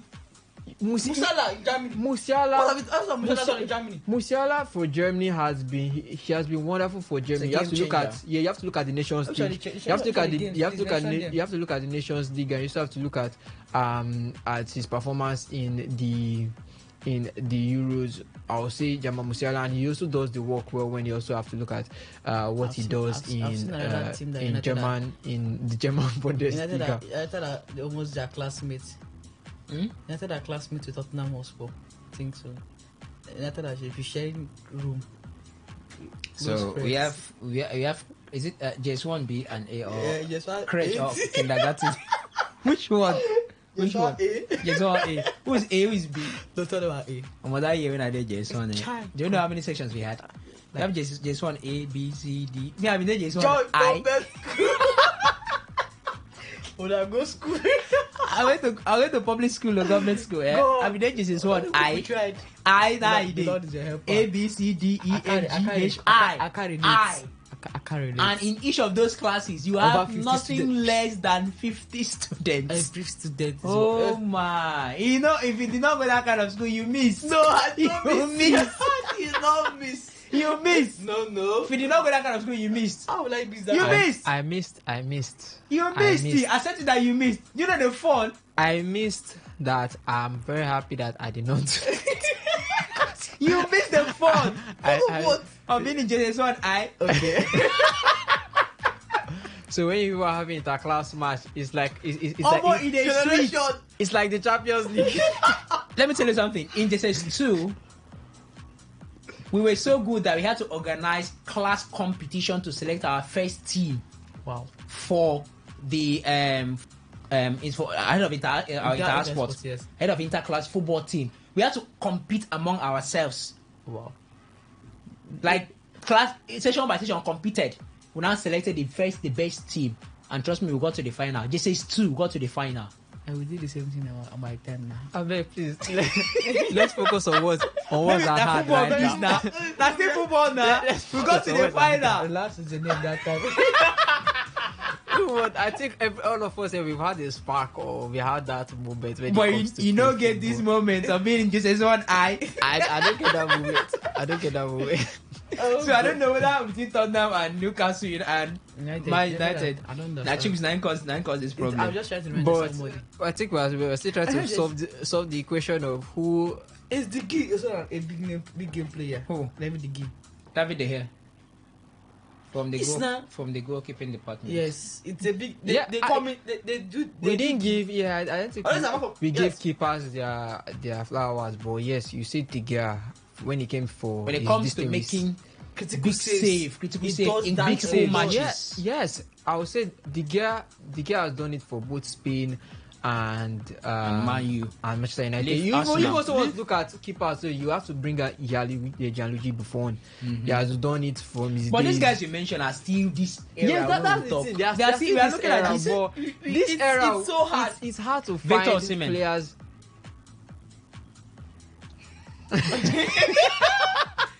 Yes, if you're quiet. Find the silence. Wait. Victor Osimhen. Club and country. Victor Osimhen, club Napoli. I think he's Yeah, that's all right, please. the season he picked was the season he won the Scudetto, and then following that he had been Even the season extremely before. well. Even the season before He had injury it spell. Don't seems forget. that the game-changing aspect. Moment. Season- We are looking season- at the game-changing It's that moment. little period that he was so fantastic that they begin to compare him and Kvaratskhelia. We will win the. That's the season I think, and he was fantastic. But that same season is for Nigeria. Remember, it was not as good as we expected him to do. I think another name I will call. It's going to be extremely hard. We look at Haaland. Haaland has been blank. And you want to come and look at See, for country, you're looking at someone that's already the top scorer. Someone that's already the top scorer for his country. It doesn't matter because you're not good enough. It's like you're telling me that Discussion. Yeah. We are talking about a kind of a Divock Origi moment the man that anytime he comes on, he has something to where he achieve. comes in and does like already what's John Duran. impact. John Duran. John Duran. Aston Villa. Sorlot for this person So much of FPL. for But again, the Atletico Madrid. Did Divock Origi do it for country? No, That's the problem. that's the That's thing. the only issue because you have people that have done it in clubs. We are, You can't if we're talking about clubs, we can mention the list goes on and on and on. People that have been standout players. Even look at this Tottenham, you say Kulusevski has been a standout for them this season. When Is Kulusevski a big game player? Yes, now.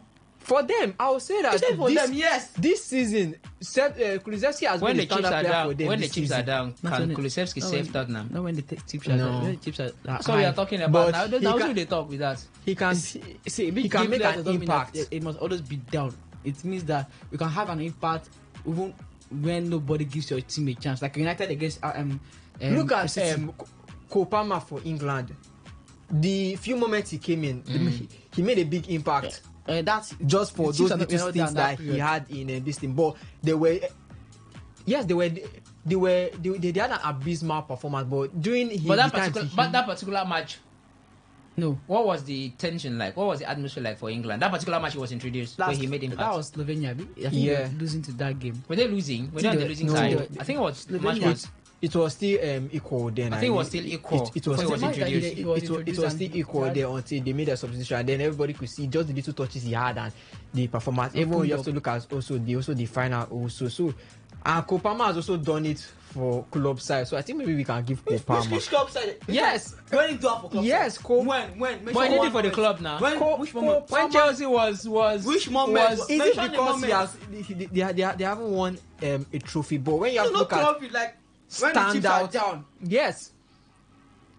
When the chips are down, I won't say, but he has been able to put them in front. He has been able to give them that. Amad Diallo that put push. United in front at some point in time, but now he's on blank. Muna, then they call players. Say, What's the person they call You know, Amad Diallo? I'm trying to give you your own. When Amad Diallo start, they start match. When Kopama The man had the fantastic period of at least the last 5 games, early 5 games of Amorim. The man had 5 goals and how many assists 5 games. against City. The man Kopama was did this time last one season. Obama has completed a full season. I'm telling you, Are you being Kopama nice? did this last season. Are you being nice? We said if we're calling Kopama one season wonder, Kopama is still doing the same thing this season. So at the end of the day, I No, have to withdraw. we are used to you people. Now so I call Mosala one season wonder. No. No, we are used to you I people. was not there when you No. called you. We are used to you people that used to rush and call people one season Don't wonder. drag me. We are used Don't to you drag people. me. So Don't these drag me. days, I am when not part of when a this. player is called one season wonder, I cannot hear you. I cannot hear you. We are going. But this, I think maybe I might give it to Kopama this season. I might give it to This Kopama. era? Yes, I might give it to Mention Kopama one this season, era. one. Um, I'm trying to think of the games that Chelsea have been But bad. again, and he now stepped up. Again, Which of the games? has there been one important match? Because That again, Kopama- no. Kopama stepped up, and that's No, because there hasn't been a game. this is also about decisive moments or decisive matches. For instance, you are beaten, you lose. you're about to lose a league, for instance, or you are beating, you are eliminated, or take for instance, Cristiano Ronaldo single-handedly sends Atletico Madrid away from the Champions League. That's you understand? I will not. And the guys we talked about here, Lionel Messi, Sergio Ramos, they are those kind of players. It's so difficult to pick. I don't think all these ones are aliens. Please, let's leave them alone. This one's there. It's looking at our generation and say it's now more of tactical abilities of the coaches than now players turning up. Because you see a lot of tactical inputs from coaches, Pep Guardiola, Jurgen Klopp, and Slot, and the rest of them. But we don't see a player that will single-handedly say, "Okay, let me drag this team from a losing position." I'll make sure they like Ipswich Town against Chelsea. If someone was a director of football, he could have shown that because Chelsea had key moments that they can actually buried, but it didn't happen. They lost the game 2-0. So he also went with the draining ship. Juventus against Atletico Madrid. I remember that game vividly. These 6 were down. Remember Simeone doing all the antics and everything. But when Ronaldo stepped up, he did his own doing. Ronaldo, Man United against Villarreal. I think last 2 seasons. On Champions League, United are losing 2-1. Ronaldo came in, scored double. Fantastic. That's a team that this team is very bad. But a player will come in and say, "Okay, since I'm around, I will still save you guys." That's the issue. But I don't see any team player that have done this continually for the past, let's say, even this season itself. Mbappe is not that player that will do it. And Bellingham did it yesterday. That is one in a blue moon. Yes, Bellingham. Would you say would you say Bellingham turned up? He changed the game, or he scored the winner? These are two different things. But give us scored the winner. Let me say, person that was introduced helped him in his course. I mean, the word of Wiki, he needs support. So he actually supported. I will bring Wiki inside the discussion now. This is support him because it's just very rare. You can't see. I think we have gone past the generation of players being so decisive in everything. Like players who turn the How game about Kevin De Bruyne? No. For club and country. I'm trying to remember. Man City in Champions League final did not turn up. FA Cup final against United did not turn up. Which other competition you know? So he has won 4 Premier League trophies. That's the system that works, not the brain. Okay, let's go to the phone lines now. So it's now time for you to be part of the conversation. We'll listen to Ruben Amorim talk about Manchester United possibly fighting relegation. We will listen to Pep Guardiola talking about the problems of City should be blamed on him. It's like the icon of today. You can put the blame on me. All right, so we'll listen to Pep Guardiola. We'll listen to Mo Salah talk about this is going to be his final season at Liverpool. All of that to come. But in the meantime, let's have your thoughts on what we've discussed thus far. 0817 00 00951 0810 9510 951. Game changers, big game players in football, like the ones I've looked at 10 of them. Do we still have them in modern football? If we don't have, what do you think is the problem? All right, let's know your thoughts. And then we also talked about former players coached by Sir Alex Ferguson who eventually turned coaches. We've looked at the profile of 38 of them. And you really find successes. Somebody who may have done, I mean, Xabi Alonso played for Liverpool, didn't he? An ex-Liverpool player. But he did marvelous with Bayer Leverkusen. And of course, there was that debate about which ex-Manchester United player turned coach who was coached by Sir Alex Ferguson. Can you put in the same bracket with Xabi Alonso? Well, the debate was all about Ole Gunnar Solskjaer, as postulated by Chukwueze, that he can put Ole Gunnar Solskjaer there. He gave his reasons, and he equally gave his reason why Ole does not make the cut. And I did ask the question, can this be traceable to how they were coached? Because some coaches will come out and say, yeah, going by, how they... If you look at Enzo Maresca, look at Pep Guardiola, look at Mikel Arteta, they are coaches, right? But there's something common between them and who was their boss, which is Pep Guardiola. So some questions talk about, how they were coached and all of that stuff and, all this stuff. So is there something related to how they were coached during their playing days by Sir Alex Ferguson?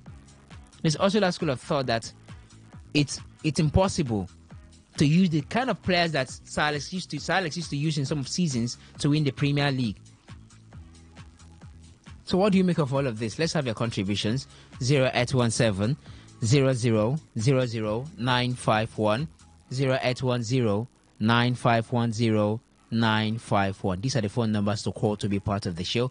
The SMS and the WhatsApp portal is 0701 933 9962. It's now time to take those reactions, so keep those calls coming. Let's go to the WhatsApp message platform and see what we have there.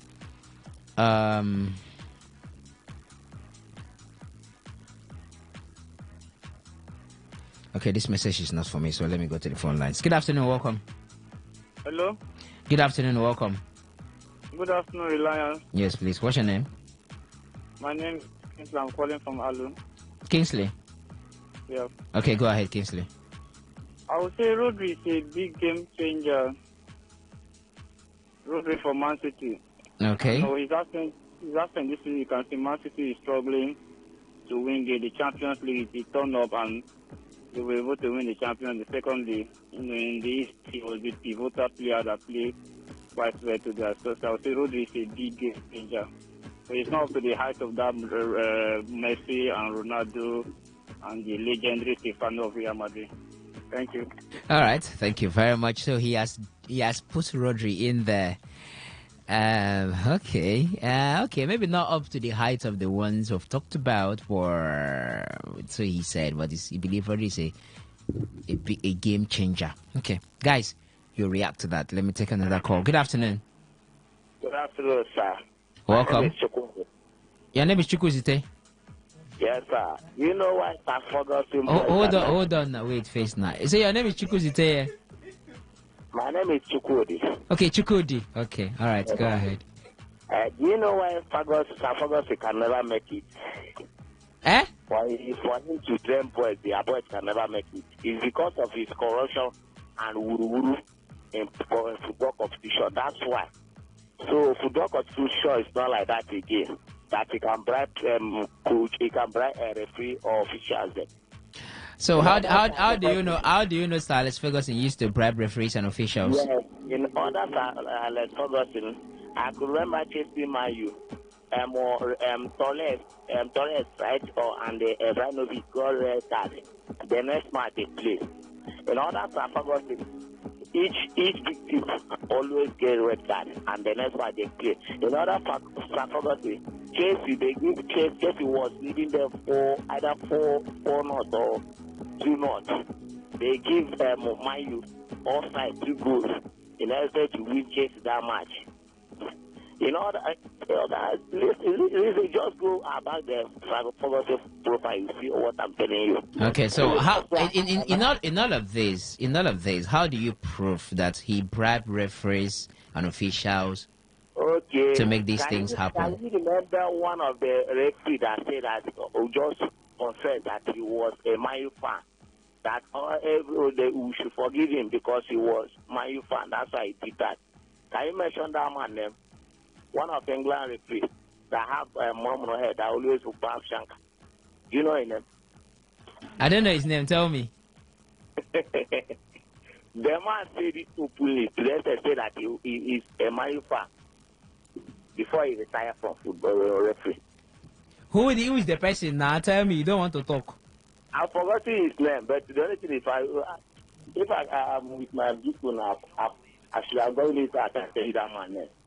The man always ref Mayu match, and with any time that he ref a Mayu match, Mayu must win or draw. Okay. He also did openly that he was a Mayu fan. Okay. I want to play something. Can you listen to it? Yes, sir. Okay, so just listen to this and see if it has a bearing to what you're talking about. Okay? Yes, sir.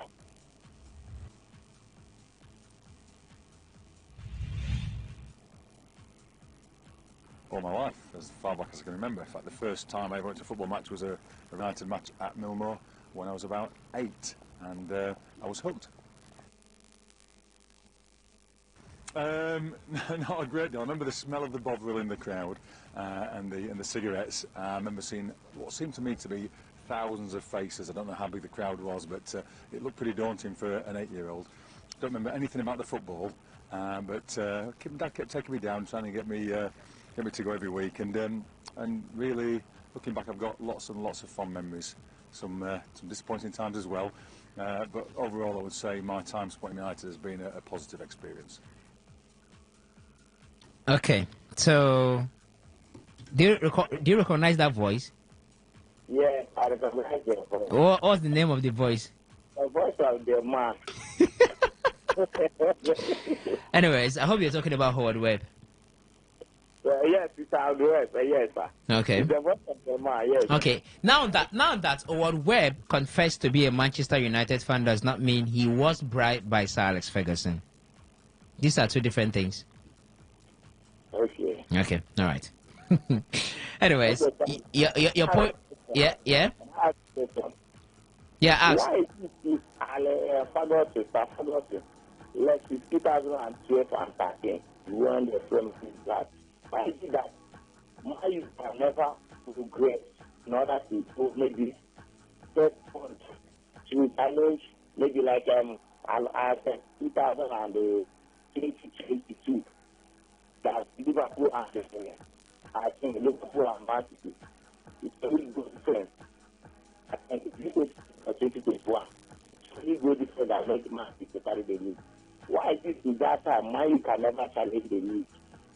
Okay, so since Alex Ferguson left, Manchester United have challenged. They have challenged for the trophy under Ole Gunnar Solskjaer. They challenged for the trophy, eventually finishing second under Jose Mourinho.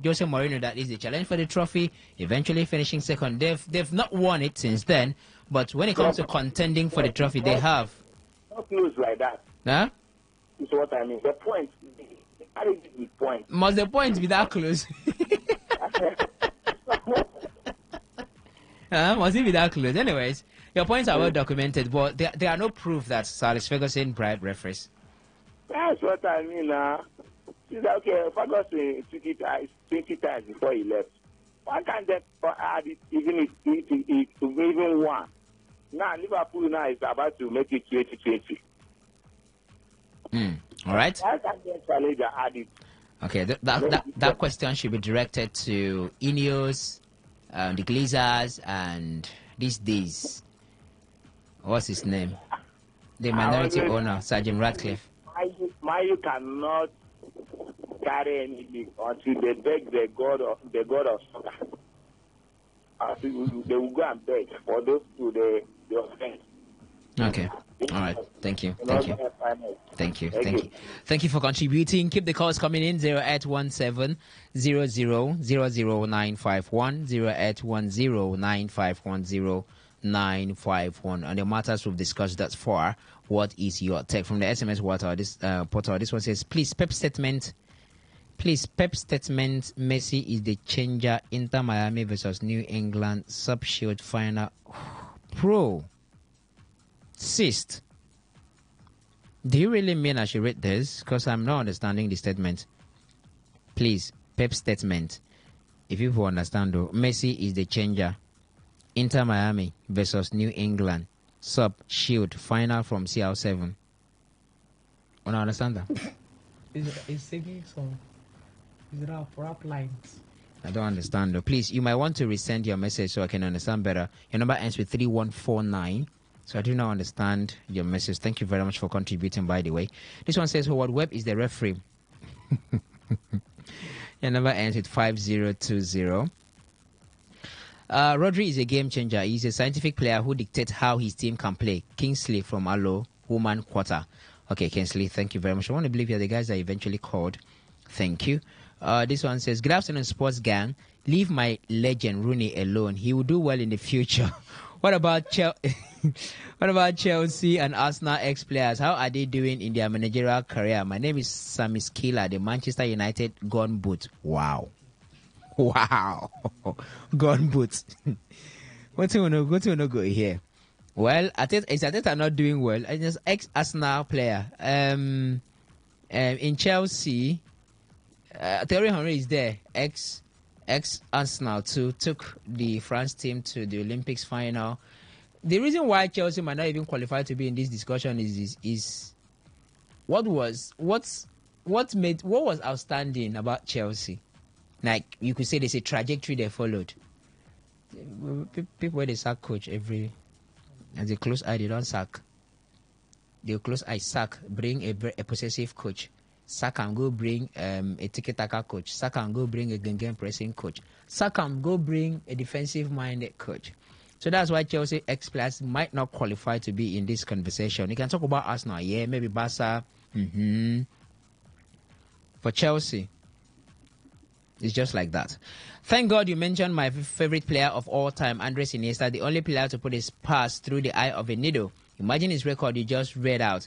The babyface assassin. My name is Sammy Skiller. That's the title. That's the tag for Ole Gunnar Solskjaer. You don't come. And I want Draga. All right. Thank you very much for sending that one in from the SMS WhatsApp portal again. This one says, "Good afternoon, the highly and prolific sports crew." Thank you. Thank you. Please, I wish to know the current position of the NFF on the hiring of a substantive coach for the Super Eagles. The last time I called in, the man with Sabi said the NFF and the NSC will appoint a coach in January 2025.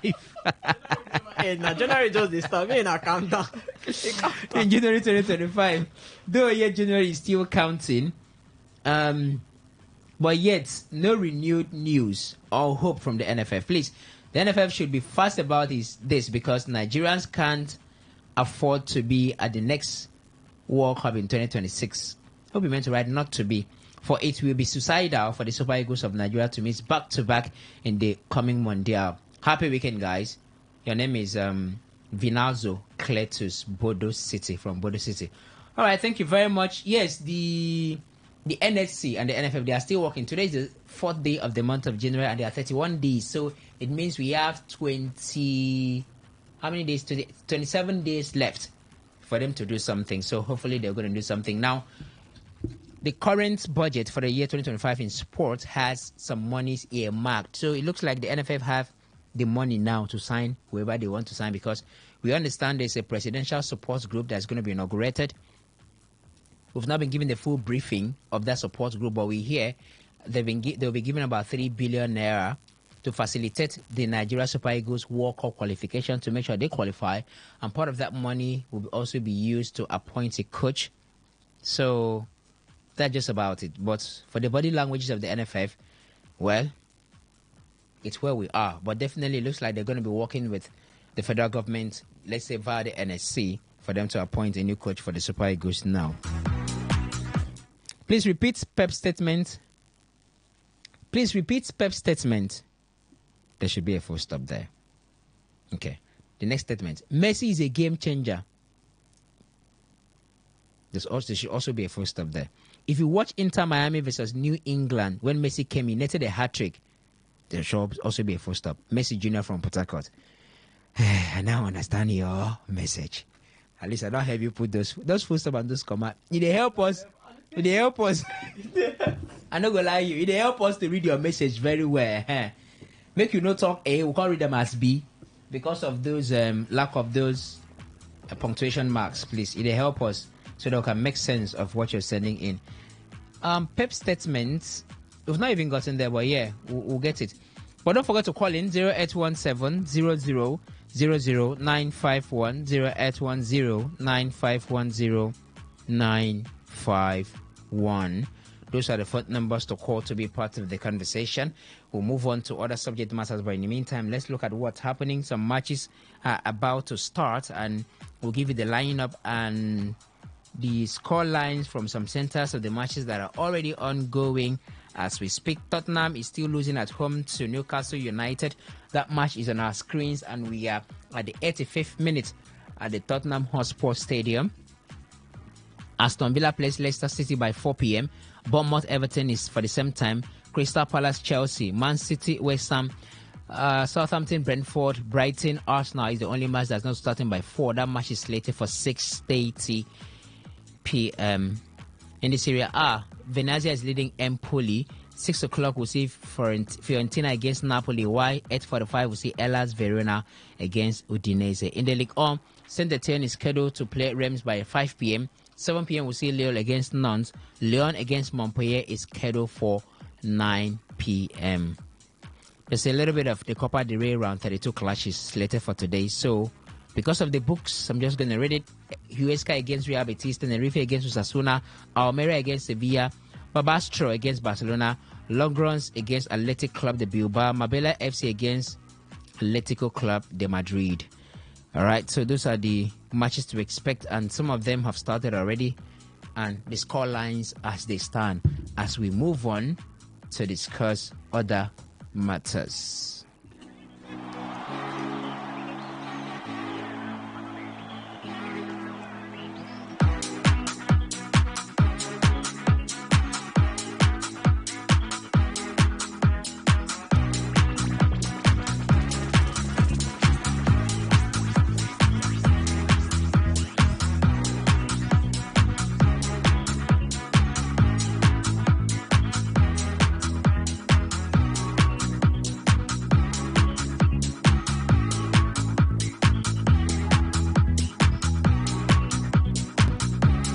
All right, so 4 o'clock kickoffs in the English Premier League, and we have some lineups ready for you. Chooks, which one do we have? Crystal Palace versus Chelsea, and Crystal Palace will start with a 3-4-2-1 formation, and then Henderson in goal. Richards, Lacroix, and Gueye occupying the 3-man back line. Then Munoz, Decore, Lemma, and Mitchell in that 4-man midfield. Sarr and Eze will be being supporting cast to Mateta. For Chelsea lineup is in a 4-2-3-1 formation. Norman Sanchez will be in goal. Gusto, Achempong, Cucurella is in that 4-man back line. Caicedo and Fernandez is in the 2 holding midfielders. And then you have Neto, Palmer, Sancho occupying that attacking midfielders, and then the lone man striker is Nicholas Jackson. Okay, Man City, West Ham United. Do we have it ready, Ovie? Yeah, for Manchester City, Newcastle United, West Ham United, for they've set up in a 4-1-4-1 formation. Right in between the 6 for Manchester City is Ortega. For the former back line is Vardio on the left back, Nathan Aki and Akanji. The centre back pairing down on the right back we have Rico Lewis. For the pivot is Mati Kovacic. For the top 4 is going to be Sabino on the left wing, Phil Foden on the right wing. Then the 2 people right in between them is going to be Bernardo Silva and Kevin De Bruyne, and then Erling Haaland right up front there. For West Ham, it's going to be the keeper Ariel, and then for the left back is going to be Aaron Wan-Bissaka. Kilman is going to be in the centre back pairing with JC, and also the right back is going to be Kofal. For the centre back, or for the pivot pair, is going to be Sokic and Alvarez, and then for the 3-man in the midfield is going to be Somerville, Paqueta, and Manuel Kudus, and the man up front is going to be Nicolas Fulkrug. All right, those are the lineup for you. Let's listen to Bernardo Silva talking about the possibility of Manchester City winning the English Premier League this season. Bernardo Silva plays for the club. Right now it's about accepting the reality. I'm not looking at Liverpool. I'm 6th or 7th in the league. I cannot be looking at Liverpool or Arsenal or whatever. I'm looking right now at the next game to try and win 3 points, to be, if I'm 7th or 6th, to be 5th and to be 4th and to be 3rd. And then 10 games from the end of the season, then you can start making a little bit of math to see where you can go. But right now, I would say not impossible, because in football there are no impossibles, but right now Man City is completely out of the title race. There's no question about that. It's too late for us. People always say that you don't win a league until January, but you can lose it. And this season the reality is we've lost it. So that's him talking about Man City have lost it. They are completely out of the title race. Who agrees and who thinks otherwise? Nobody actually. We agree with him since November. I think it's been written all over the faces of City fans that they're not going to win the league again. So I don't know why it's actually according to him right now.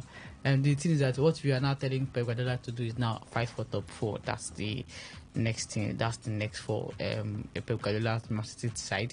But for the league, it was out since November. I think the way they were poor in getting results in both the competitions they are playing in, and I think the man has accepted it early enough. I think some teams will be hoping that when February reach, this one will drop point, this one will win, and then they'll not top the table. Well, it's City side who believe they still have the squad there to do winning the league. If the league is to start afresh, they can put their weight. But as of now, they are far behind it. Currently, they are fifth because is it fifth or sixth now? I think they are sixth because Newcastle is just topping down with 35 points since they are winning. And so that's why you have a side who is 31 points, and then the team who is topping the table is almost using 15 points to pass you. So it's a terrible points gap, and it's a team that's even passing them. It's not the Arsenal side who can fumble again. It's a Liverpool side with an onslaught who is coming for history. You don't seem to believe that Manchester United, or you don't seem to agree. Manchester City, a bigger partner, are out of the title race review. I don't think someone. Yes, it looks as if they are going down, but I don't know. There's always this thing in me that I feel that a miracle can happen. It's Pep Guardiola, and then again, it's January transfer window. It's time for him. We're going to see the hall that he's going to, if they are going to allow him to be able to change the whole locker room. And no, but I'm always of the faith, and I've always kept stuck to my gun that Pep Guardiola is still possible that he can win the title. I don't know how he's going to do it, but it's possible as long as they are still in that top 5, top 6 position. I still feel it's possible. Do you guys still have belief on the players, these players in Manchester City? The players are always good enough. See, I'm not doubting the players' capability or how they can win the league. They are a good side. That team is going to be compared with the likes of Liverpool, compared with the like of Arsenal, and they'll still come out on top. But it's the person that is managing the team that is the problem right now. We are looking at Pep losing his onions, or don't know how to handle these players again, because this is the same category of players that won it 4 times in a row, and this is almost the same category of players that won it last season, and so they have the guts to win it. But the issue is a Pep who is now lost or bereft of ideas. The mind is confused on what's happening right now in Pep City, and imagine when a coach is now losing taste in winning, it's going to be hard for him to recover, and I think it's becoming extremely hard for Pep Guardiola to recover right now. So if it's about the coach, the school of thought that there should be an overhaul at Man City and give Pep new set of players to start working with, to revive the team and stabilize before, let's say, he leaves. There's no hope for you. Never. You should not hold. I think the main issue is that Pep should leave, and then the players should get a new coach, and let's see how it starts from there. But if you want to start to overhaul of players, who will be left, who will be brought in? And Haaland is just playing his third season for now. As Sergio just came in, so Gundogan will return from Barcelona. He has been in the system, and De Bruyne will still give you A-class performances. So which players are you saying they are not good enough again? Half of the players there are players that anytime, any day can turn in good performances and give you 101% of the football each they play. So I think it's not the players again. It can't be a player who can score hat-tricks upon hat-tricks, who can actually give you goals when it matters, or who can give you a 32 goals in a season wonders, or a De Bruyne who can give you a eyes of the string pass from out of a noodle pass in the midfield where everybody doubts it can happen, or a different Diaz who it's fantastic in defense. So I don't know who they are trying to sell. It's not going to sit well for me. A Pep is an issue, and Pep is an issue. Okay, what about you? I think I said it before. I'm of the opinion that if the man needs an overhaul, if the man needs to change whoever he wants to change, then give him the money. At Manchester City, they should be able to afford the changes that the man needs. The man came into the club, and he's a manager. If it cannot, and it's not just any manager, he has won 4 titles. So if he believes this team is not good enough for him to win the title, then it's to change the team. Yes, he has won the title 4 times with, you see, almost the same crop of players that have been in this team. But if it's not working out, you cannot say, okay, is the same manager, when he has already told you that they need change, they need to go back to the basics, and they need to bring in some players and all. So if they need to do that, I feel that is what should be given the money. Let him see who he can bring out, because he's not going to come to the media and start saying, I don't like this player. This player that is giving me trouble, and he's already an experienced manager, and he knows what the implications that could cause when he says it to the media. So he's not going to come out saying this player is not good, this player is not good. So he knows what he needs, he knows what he does not need, and January transfer window is open, the market is open. So let's see the changes he could make. So for you, you're like, okay, keep the manager, give him new set of players, right? Javier. Keep the manager, give him new set of players. That's my own idea. He's able to change. If he can do a turnaround, he can do a turnaround. He came into this team. We saw the issue with who was there before. Was it not Bravo or the rest? Changed them, hard to change. So that is just how it is. Give the man what he needs. Give him the people that he believes could change, because he can't come out to the media, as I said, and start saying this is the cause of my problem, this is the cause of my problem, I need this, I need that, because speculations are going to start flying. The players are going to start being cautious of their position in the league, and so that's just how it is. Give the man the money and give him the player that he needs. So if we are to let go, if you are to overhaul Man City right now, what are the players you think should be allowed to leave? I don't know. I'm not the manager.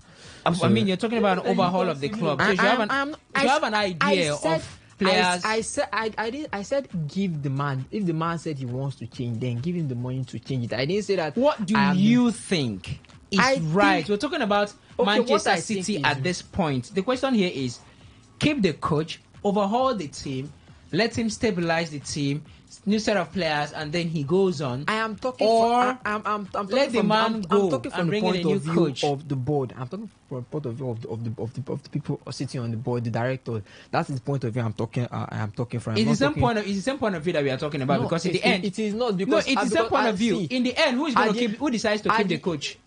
It is us that decides to keep the coach. It's the board that decides to keep the coach. And so it's the same point of view that we are talking about. The fact that we have having a coach, and we give it to him. Does he want a change? Yes, he says he needs a change. If he doesn't need a change, then fine, keep on with these players. Give us the results that we want. But if you need a change, we'll give you the money to go and make that change. There are two schools of thoughts here. School of thought number one: let Pep leave, bring in a new coach that might continue with these players, maybe start a new era, or keep Pep, overhaul the team, because there are people who believe that these guys have won almost everything in the league. I mean, the motivation is not there. How do you motivate their mentality when they've won the Premier League 4 in a row? They have the Champions League, the Club World Cup, and all of that stuff. So overhaul the team, keep Pep, overhaul the team, bring in a new set of players, and then start a new era from that angle. Which of them at this point do you think would work for Man City? Overhaul. Yeah. And keep Pep. That's why I asked. So if you're overhauling, what are the players you think need to be let off and kept? Because overhaul means about more than 60%. 20% of that players. No, more than 60% will be allowed to go. All right? Maybe 70. In fact, overhaul should be about 70% of the players should leave. Some of them sell, some of them loan out, some of them allowed to see off their contract. And then, so if overhaul is the idea, who are you keeping? Who are you letting go? I don't know. For keeping, of course, it's going to be, I will be keeping Erling Haaland and Phil Foden, Savino just joining the scene. Vardiol, Aki, Akanji, people that I'll be letting go of. First off, is going to be Jack Grealish. First off, and then maybe Kovacic. Letting go of Kovacic, letting go of Kevin De Bruyne, and you have to look at it. The man has not also renewed his contract again, so I think it will be time to cash on this man. Looking at Bernardo Silva, I'll be letting go of Bernardo Silva. Ricoluzzi is still here and there, but we are investing in the future, so I want to keep him. I might keep a Gundogan, knowing that he just moved to the team, and then you also need that old leg in the team to be able to keep the guys. James McCarthy, maybe he might go out on loan. Who knows? But and Kyle Walker, I think those are the guys that are released. All right. Pep thinks he is the problem, not the players. Let's listen to him. No, it's not a phone coach. We have done it. So it's not now I realize the situation it was in the past, but the phone call is for myself first. So I'm unbelievably honest with myself, and I know the reason why we arrived, and the main reason it's me. It's not the players. The players morally, with this natural drop a little bit, it's normal. It's normal. It happened even last season as well. But with this consistency, I should have found, I should act different, and it didn't happen, and that's why we're in this position. I blame. It's not to say, oh, how nice is Pep. No, it's the truth. So I lead that group of players, and I cannot leave them so far. And this is the reality. And why in the past they follow me, or it would happen? No, follow me. But I think it's happened now. They were able to, to get results, and okay, let's go, let's do it. And immediately, so we said 1 month, half, 2 months, we were the only unbeaten team in England, Europe. It was top of the league, and immediately we were down. It can happen, but I was not able for injury, for many. We talk about that, but even with that, I should have find a way to get my results. Hopefully, we can continue now. We start in Leicester performing better. So that's Pep Guardiola admitting the fault, that he is the problem, not the players. That the players had the chips. They had their chips down even at some point last season. They had these struggles, but they were able to pick back. That the players do have lots of form, and the coach finds a way to stay about the form, and the form continues working. But this time, it happened, and he should be able to find a way to make things work. But he has not been able. So it's him, not the players over here. That's what Pep says. Of course, that is what Pep is going to see. Yes, the man came out saying that he's the problem, and people have come out saying this problem is this problem is that. But the man has stayed here for 4 years, and I'm talking from the point of view of the board of directors. The man has stayed here for 4 years, and I'm going to be keeping my trust in him. I'm going to be keeping my faith in him. He's not going to come out in the media and start telling us this player is the problem, this player is the problem. We've already seen what that can cause when managers come out and start picking and pointing fingers at players. So we all know the kind of discord that is going to cause in that locker room. And then again, you're seeing players have lost motivation, and they want to start picking out players. What do you think that's going to do for the image? What do you think that's going to do for the locker room, and how everything's going to be disoriented in the locker room? So I'm not going to come out, or as a board, I'm not going to let the manager come out and start causing discord into a team that is already having, or a team that is already down. Remove them, inject new blood. There are some things. There are some players that are able to come in and they are able to lift the spirit of players of the players in the squad. So if you need to inject new blood, You're not going to come out and start telling me I need this player. Go out to the media and start saying I need this player. So you think he's just doing damage control by admitting the fault? Yes, it's damage control. Okay, Chooks. Yeah, I think damage control and your own detriment of the team. I think the more. What do you mean at your own detriment of the team? If you keep trusting this man, I think he's causing more problems for himself. It's as simple as it is. He knows that he's the fault. He couldn't actually get any other thing. If he knows he's the fault, he should resign. Simple thing. It's simple. No. It's simple as that. If he knows he's the fault, he should resign. Why is he still sometimes living? It's not easy. It's easy. Write your resignation letter, post it on X. Leave. It is easy. It is not hard. It is not hard. Resigning has been the easiest thing ever. It is not hard. You say you are the problem. You've been saying you're the problem since they've been losing. Problem. Leave the board of directors. Jonah, leave the ship. Which kind of Jonah is this one that doesn't want to leave? It's so simple. See, I'm going to say it. If I'm going to be Pep Guardiola with everything I've done for City, I want them to pay me off. What do you mean pay you off? Times 2. It's as simple as that. How will I? With everything you've done to City, pay me off. With everything you've done, it means that of course, if they sack him, there's going to be paid compensation because he has not run out of contract. They will live on mutual agreement. They don't need to pay that much. He will live on mutual agreement. Yes. What if the man no agree mutual? What do you mean he no agree mutual?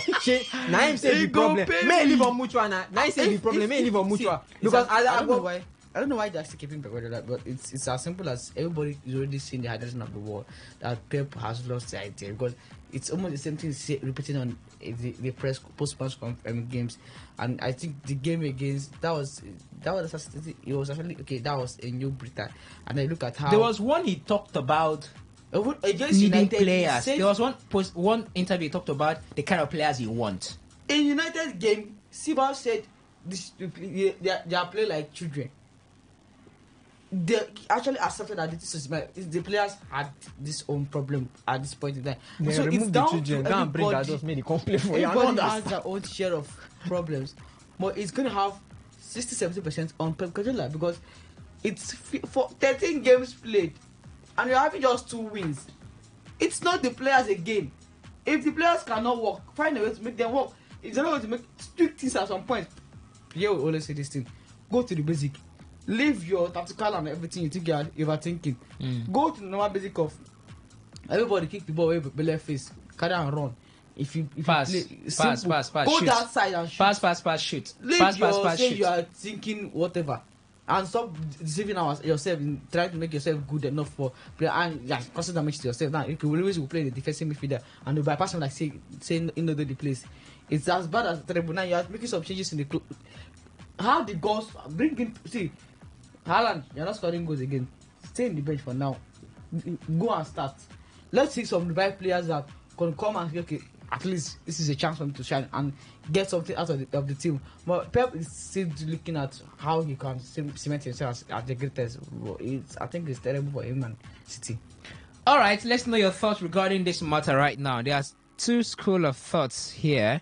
One is keep him, overhaul the team, let him start afresh. I'll probably stabilize the team just like Jurgen Klopp did for Liverpool before leaving, or let him go, start a new era with a new coach who comes in and possibly might still let the players go. Which one do you think is going to work out for Pep Guardiola at this point? Let's take some calls, and then afterwards we'll listen to what's his name? Mo Salah saying this is going to be his last season at Liverpool. Good afternoon. Good afternoon. I'm also calling from Bobo. Awesome, talk to us. At every opportunity to do the big he's literally begging at this point. Please now, start first now. Please, you will not start first. At every opportunity to do the big he says, "Oh, start first." But even the Pep has told you that I am the problem. Bro, he was clearly sarcastic. He was what? He's taking away the blame from his players. That is what every father, that's what every coach. If you are accepting the blame from your player, that means you blame you. So whatever consequences comes from blaming you will fall on you. Maybe so. Pep knows that he's not going to get sacked. So all this talk of sack. See, that's the thing. Pep has taken his level as a coach to such perfection that he's not even up to half a season that he still is struggling, and the whole world is in disarray. I mean, manager, okay, why didn't Man United sack Alex Ferguson when Jose Mourinho came into the league and won it back to back in his first 2 seasons, 2004, 5, and 2005 and 6? Why didn't they sack Ferguson? This is even half season. So wait, I don't. What is it that Pep should be winning the league every year?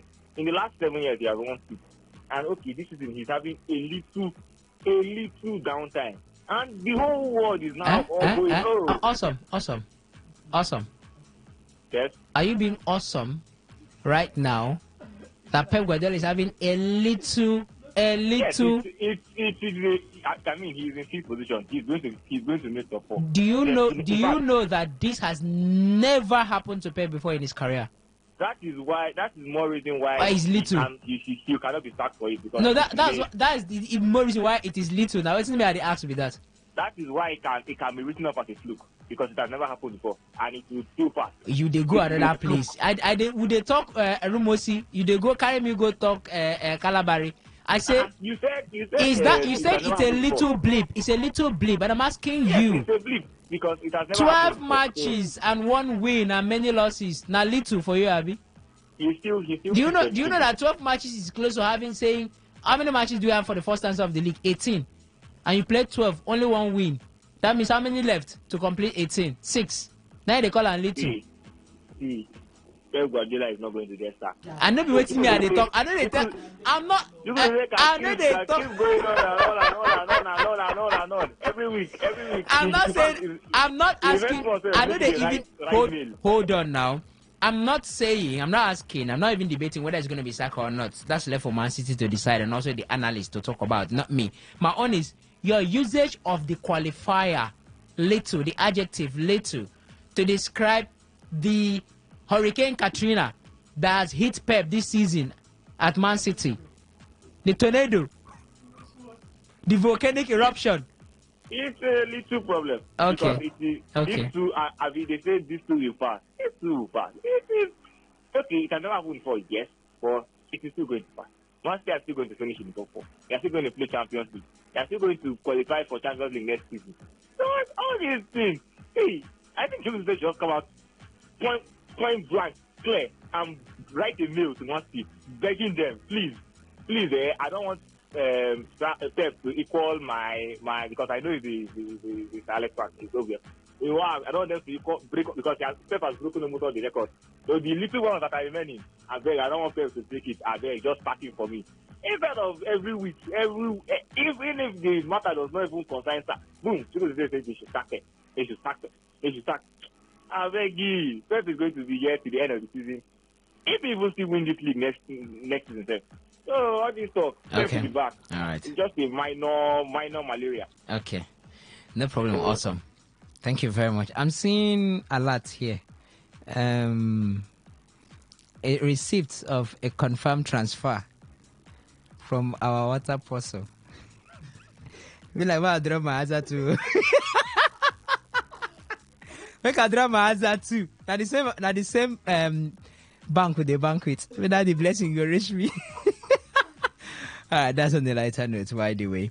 So keep the reactions coming through. Let's know the school of thought you think is going to work out for Man City at this point. In the meantime, Mohamed Salah has again declared he expects to leave Liverpool at the end of the season with no progress made on a contract or his contract extension. He was speaking on an interview with Sky Sports. Let's listen to Mo Salah.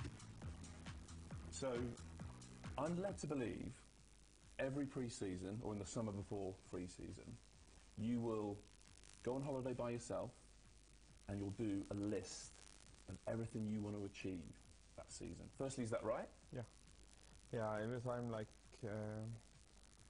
I have a time off, I always go with the family. I see my parents first, then I go with my family, then I have 1-2 days alone completely just to write the target for next season. And that's happening every holiday. So, what was on the list this year? The first thing was on the list to win the Premier League was Liverpool. I usually, if you see my interviews last 7-8 years, I always say Champions League.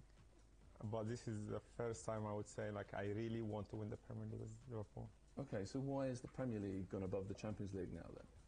No idea, probably because we didn't celebrate the one we won with the club the way we wanted, and also coming back here it's my last year in the club, so you want to do something special for the city. That wasn't the thing in my head. Okay, so does that stick with you a little bit then, the fact you never quite got to celebrate? I mean, the club did everything it could.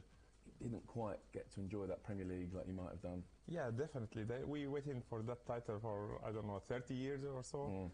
So win it, and just was the pandemic in that time, and we didn't have time to really celebrate it in the right way. So it's not the nice thing to do. So hopefully we can do it this year. You said this is my last season at the club. Do you really believe that when you say it? Yeah, so far, it's the last 6 months. There is nothing, no progress there. We're far away from any progress. So we just need to wait and see. So how do you maintain the level you're maintaining with all that noise, with all that going on? I think the thing in my head is if that's your last 6 months or last year, what you want to see it in the future? You want to look back and say, I was concerned about the contract, or I was stressed, or just you want to say, okay, I had an unbelievable season. So that's in my head now. All the time, like if I feel like kind of distraction, just remind myself, okay, you wanna look back and say, oh, I had unbelievable season. So that's what I wanna do. All right, so you heard it there. That's Mohamed Salah speaking. He said there is no progress made in his contract renewal situation with Liverpool. So it's likely that Mohamed Salah is leaving the Premier League. Scratch that. Any other team can sign him. Manchester United can go in and sign him. Arsenal can go and sign him. So he's leaving Liverpool at the end of the season. No progress made. So it's going to be his last season. And what he wants to get, his wish, is to win the English Premier League. Even above the Champions League, that they are still doing well on both fronts. They're doing well in the Champions League. They're doing well in the Premier League. So he really wants to win the Premier League this time, probably because they didn't celebrate the last one very well because it was COVID year. And so there were limitations on how you can interact. So that's Mohamed Salah. So he looks like one out, two left to be sorted out. Be like they don't close their eyes. Liverpool don't close their eyes. Say, okay, yes, they score goals. No, at least your goal will help us win our 20th Premier League trophy. And after that is done, bye. Send you again.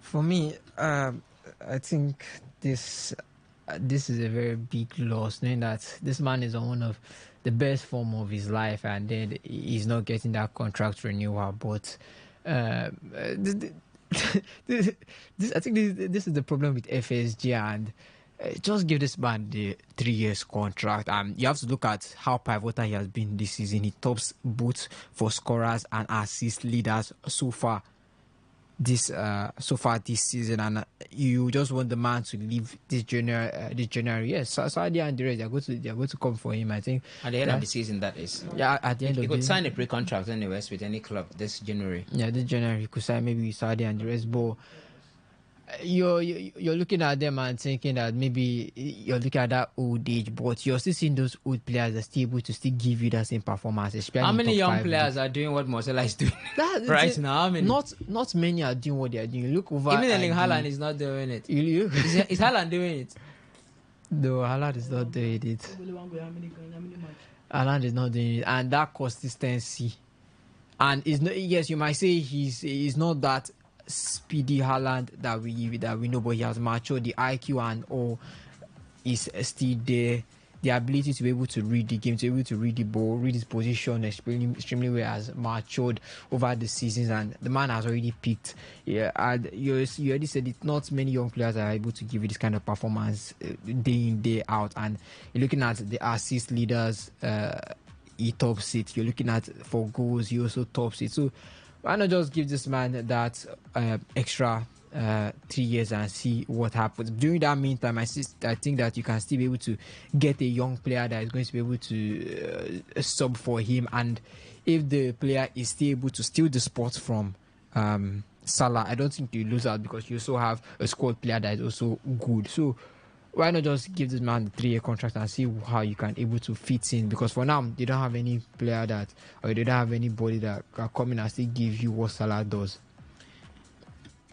For context reasons, Erling Haaland has played 20 Premier League matches this season, 14 goals and 1 assist.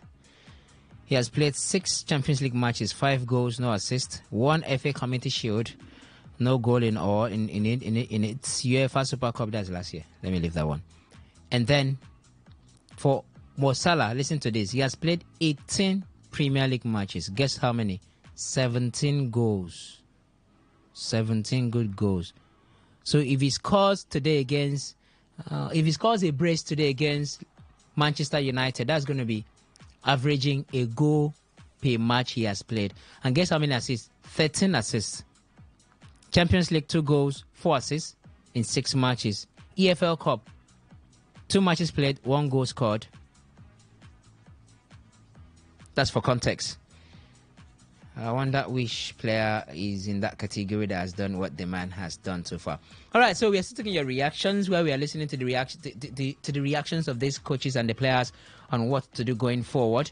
We're going to look at the transfer tidbits in a bit. 0817 00 951 0810 9510 951. From Manchester City, the 2 schools of thought, which one do you think should host where for citizens. And for Mo Salah, you've heard him. They are not making progress. He really wants to win the Premier League this season. They're not making any progress at all. So it's likely that Salah is leaving Liverpool at the end. It's about 90% at this point, at least from what he just said, that Salah is leaving Liverpool at the end of the season. So what do you make of that? Let's have our reactions. The SMS in the WhatsApp portal is there, 0701 933 9962. In a bit, we'll listen to Ruben Amorim. He's the Manchester United manager. His team plays tomorrow against Liverpool, high-flying Liverpool, I should add. And he has given updates on contract situations regarding two players. One is Harry Maguire. The other is Amad Diallo. Good afternoon, guys. The fact that I'm responsible for a fault doesn't mean I'm no longer in control. Okay, I'm responsible. I hope you meant to type. Okay, so the fact that I am responsible for a fault doesn't mean I'm no longer in control, bro. Pep is the mastercraft, can still turn things around. After all, he's one of the greatest of all time. Amy Maxami. Okay, thank you very much, Amy, from the WhatsApp portal. Good afternoon on the phone line. Good afternoon, welcome. Relance, good afternoon. Good afternoon to you. Amos, the Barcelona legend. Did I get it? Yes. Interesting. Yes. Welcome. Reliance, Shooks, and Uzi, all of you, I greet you. Welcome. There's also a blessing here that doesn't want to talk today. Okay. Everybody, go ahead. My regards to you, all of you. Go ahead, Amos. Well, I don't know when as a Man United fan will begin to banter Man City or Arsenal, or Pep Guardiola. I don't know. I can't remember, because what I know is only Chelsea, Arsenal, and Man United that do banter themselves. See, you see that Man City team, You see Man City team.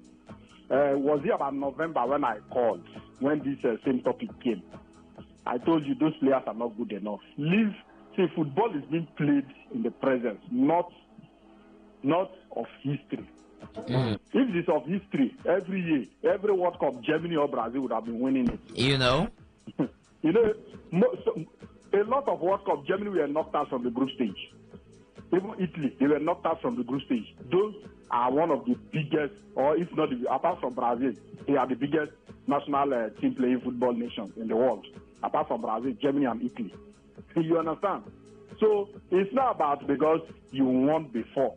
It's all about what you are playing currently. Look at that Man City team. KDB above 30. Gundogan above 30. Look at Gundogan. Barcelona looked at it very well. We can't continue with this guy. We cannot continue with this guy. He has to go. They have to rely on Macasado from the academy. A 17, 16 years guy. Okay? So, Gundogan does not have the legs to run any longer. He's edgy, above 30. This guy, Bernardo Silva, above 30. Kyle Walker, above 30. There was one particular match, was it Aston Villa or Tottenham, one very match. A particular winger ran Kyle Walker, ran him before the guy scored. I said, is it a Kyle Walker I know? Is it a Kyle Walker that I know? So, that Man City team needs fresh legs. They need fresh legs. Okay, those guys, they need to go. Then even Alan too is not giving his best of form. Though Alan performed well when KDB is in form, because he relies on the passes. So as it is now, KDB one of the greatest player one of the greatest midfield players ever. But as it stands now, it's edgy. He cannot run. He can't play. So they have to look for a replacement for KDB. Gundogan replacement. A defensive midfielder, they need a defensive midfield cover as well. Then when Alan is not on top form, somebody has to step in. A striker has to step in. They still need a striking player. You understand? So, Man City team, what as it is now, is rebuilding. Not about Pep Guardiola lost idea. You don't expect Pep Guardiola to come to tell you, the players are the fault. The players are the fault. That's why we are losing. You don't expect. You know how he talk now. You know how he talks. He doesn't talk like other coaches who will say, the players are the problem. He doesn't do that. So, you wait and see his actions, what he will take. If it's the fault, like what the other guy said, why hasn't he resigned? If he were the fault, if he has lost out of idea, he would have left. He would have resigned. So let's wait. The transfer window will come. Though I know this January transfer window will not be enough for him to bring the team to before. But definitely the summer transfer window. They will be strong again. Okay, they will be strong again. But saying he has lost idea, he has to go. It's like me, I looked at it as more of banter stuff. Okay, now, all right. You guys said as well that if Sir Alex Ferguson was in the EPL, by now, will he still be winning? Yes, to me, it's one of the greatest coaches ever. With the approach, the context, the clause there is with his approach of football, the playing style he used, that could he still win trophies with it? Even then, football was very tough then. But for him to dominate, he would not. Okay? For him to dominate, he wouldn't have. Let's say for the 8 years still of Jurgen Klopp, 7, 8 years still of Pep Guardiola, I don't think he would have won the EPL more than 2 times or one time. Highest, he would have won it 2 times. Because you know why? See, when Sar was dominating in the EPL then, there was no money. They were not spending money. The EPL was not rebranded. Okay? It was not rebranded. They have to spend a lot of money. Now, as it is, if you don't spend money, you can't even win. You have to spend money. Apart from being a good coach, you have to spend money to win. Look at now, you use Michael Carrick and the rest to win EPL. Now you can't try that. You have to bring from the academy and you have to spend big to win. Because who is not spending? Everybody is spending in the EPL. Everybody is spending. The money is there. They can go anywhere to go get the best of players. So even if you are good, if you rely on just academy player, average player, you can't win. You can't win. Except if Sar was present. If he was spending, if he's to spend now, he can. All right. He can win 1 or 2. Look at when Mourinho came now. Mourinho came. Abramovich took over. Abramovich spent big. Sar was nowhere. Mourinho dominated. All right. All right. You understand? Thank you. Thank so you. that is how it is. All right. Thank you. Thank you very much. By the way, for the records, Brazil have won 5 World Cups.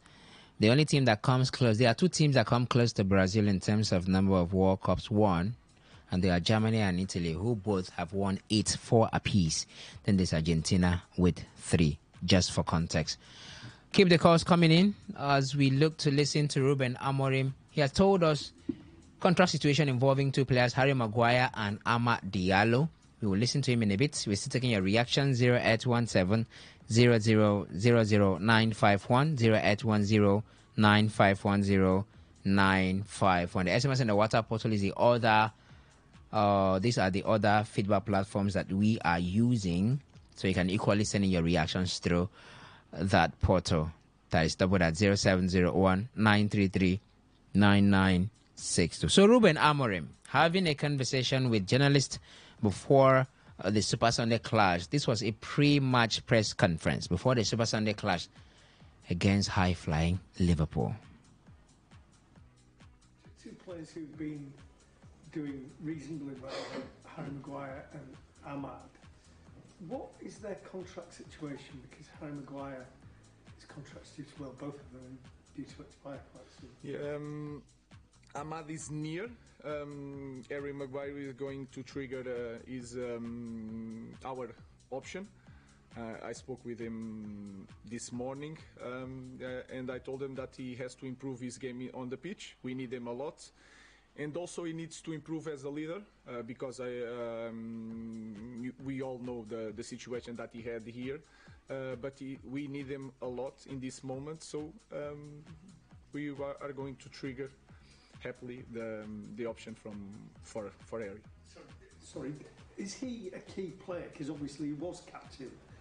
Many people thought he was going to leave this football club, and then there's always been this uncertainty. De Ligt came in, nobody was absolutely sure. It's the same as Josh. Imagine Josh. There are moments in the career of a player that are different, and I think he coped very well with these struggles.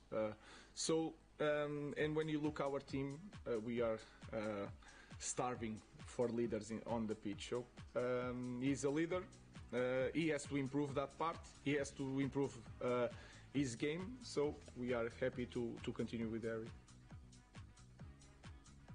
All right, so that's Ruben Amorim talking about Harry Maguire contract extension. So there are people who believe that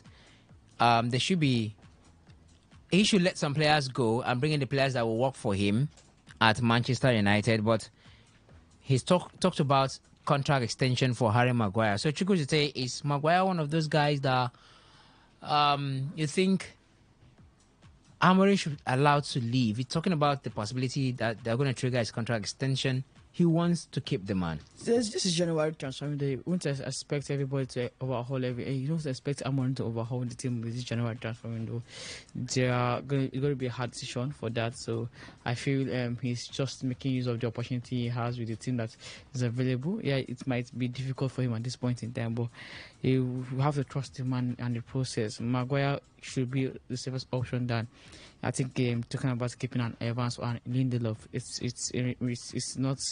It's going to be disastrous. Like if you keep a Maguire, if you sell a Maguire and then you keep a Johnny Evans, that's bad or terrible. Or you sell a Maguire and keep a Lindelof. So it's the man is showing his option. I'm thinking, yeah. Maguire is the safer option than this boat, and he's not saying he's going to extend the contract. He's triggering the option of extra 1 year, meaning he's also thinking of Maguire might leave after this year. So it's Maguire as a stopgap to making good options by the summer window. All right, so you heard it from Ruben Amorim. Maguire's contract is going to be extended. What do you make of that? Your reactions, we are taking them 0817 00951 0810 9510951. We have Osas in the studio as well. Osas, it's been a great time for Liverpool and up against Manchester United tomorrow. There's a lot to expect, but Mo Salah just said we are far from any progress. So it's going to be my last season at Liverpool. Look like the FSG has adamantly refused to do anything with Salah. I actually saw a lot of talks concerning Salah and Liverpool going through on the part of FSG. It seems that they are trying to delay this to get him to continue to pour in the performances.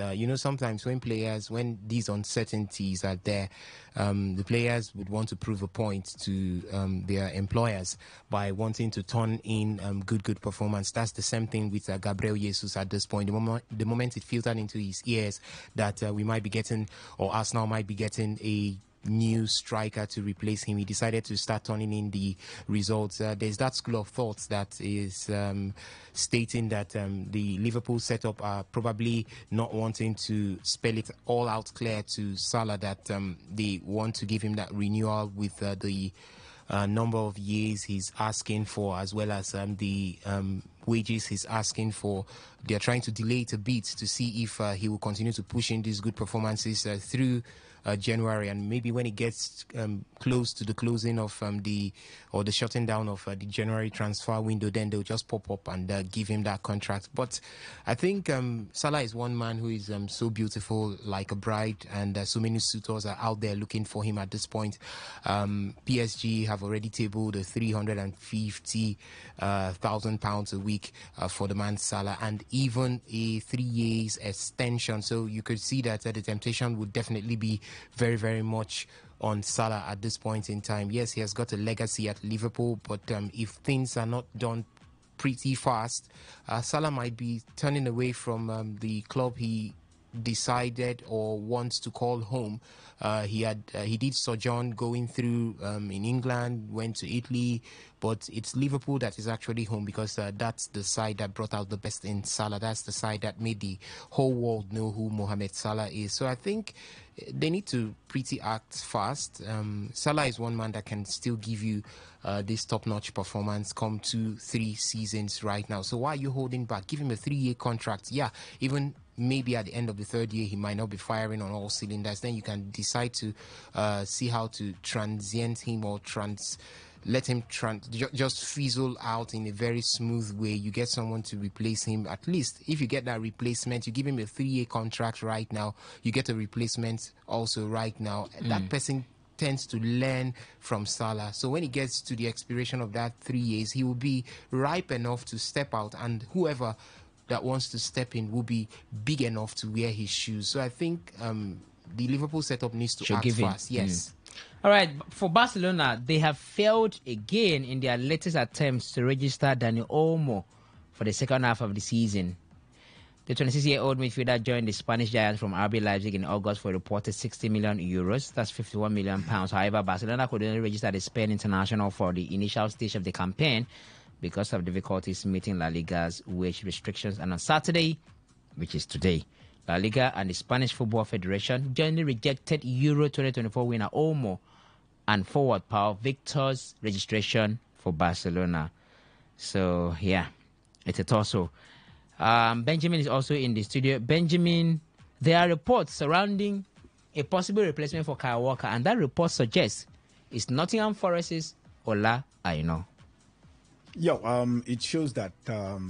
By the way, good afternoon, guys. Good afternoon to our listener out there. It's good to be here to talk about football. But talking about Nottingham Forest and Ola Aina, the truth is we've seen the man, how beautiful that man can play football. You know, when he does his skills and all that, you tend to ask him, is this man a fullback? So I think you look at him, 27 years of age, but the man is as he plays football as fresh as someone who is in his early 20s. So it's a beautiful one, but again, Nottingham Forest trying to see how they can, give Ola Aina, a contract extension. But again, it's that's in as much as Man City are not turning in the performance that they need. Man City is a big team any day, anytime, currently. So I think Ola Aina, the decision is his, but this is a crown of hard work and how beautifully he can play football. So for me, I think it's a good one for him and Nigerian football as a whole.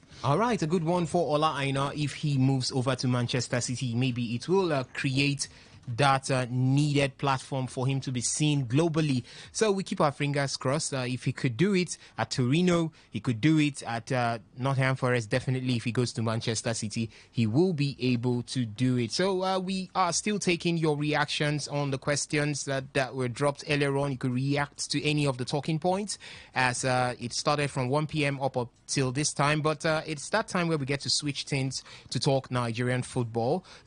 0817-0000-951, 0810-951-0951. On our screens, we've got Manchester City up against West Ham United. Manchester City struggling to see if they can redeem themselves, if they can get back to winning ways. West Ham also not had a beautiful run in form under Lopetegui. This time they will be looking at seeing if they could get something out of this one. Benjamin, Manchester City, is it going to be another day again for them to go back to the drawing board? I think that drawing board is pretty full at this point, but is it going to be another day to get back to the drawing board again, or it's going to change going forward? West Ham just missed Souček. Kudus just drive the ball and very neatly to Souček, and Souček decides to didn't get a good contact on the ball. They should have been one goal up. Manchester City is trying to play long balls, trying to get close to the 18-yard of West Ham. But again, it's been West Ham that has been doing all the job, knocking on the door. Let's hope that Manchester City gets to see this one out. West Ham struggling team. Man City. That is a lovely goal from Savino making it his second goal in the EPL for Manchester City.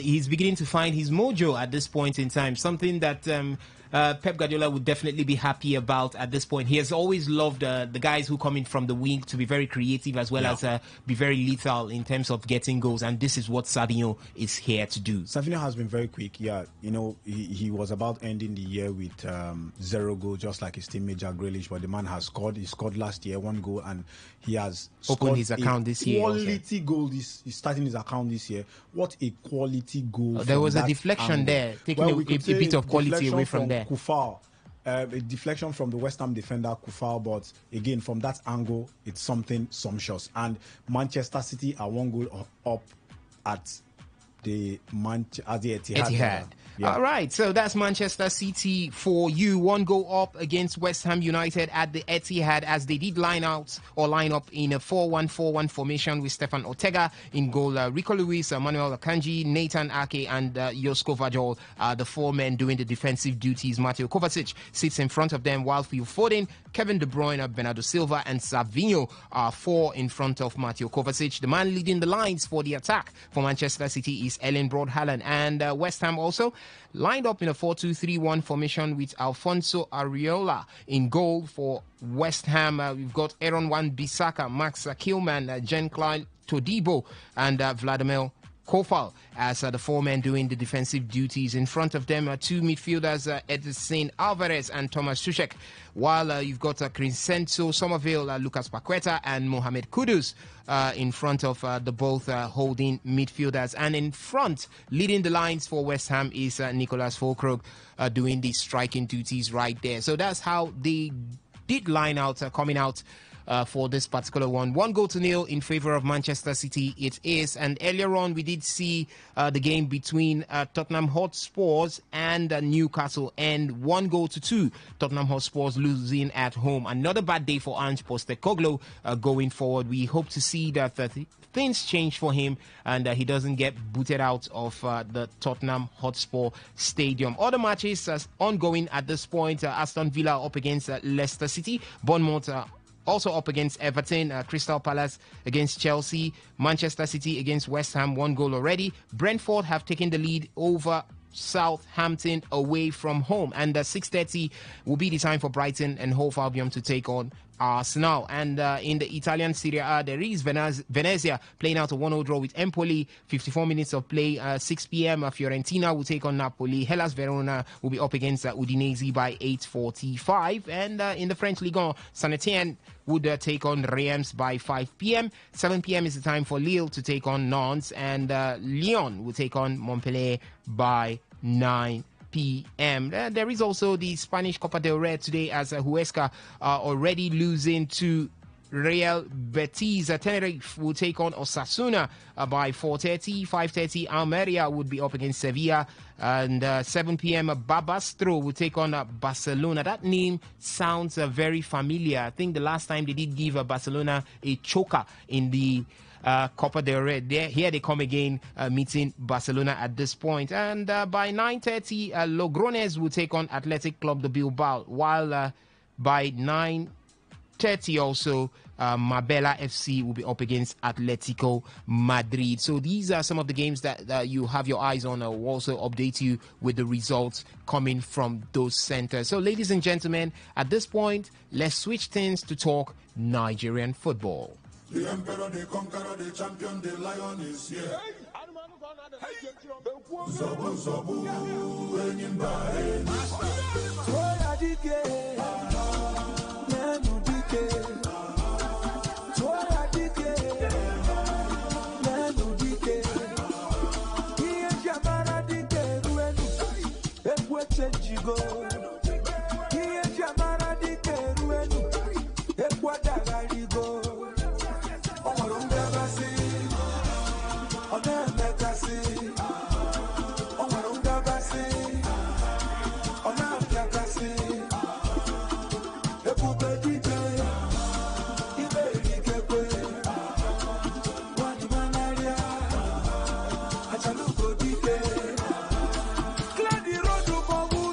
All right, clear the road for those who know how to do the business, and the business is the Nigerian Premier Football League, as we had a conclusion of match day 19, or call it week 19 in the Nigerian Premier Football League, and a lot did come through. The league went on a hold or a break to return for the second stanza of the league.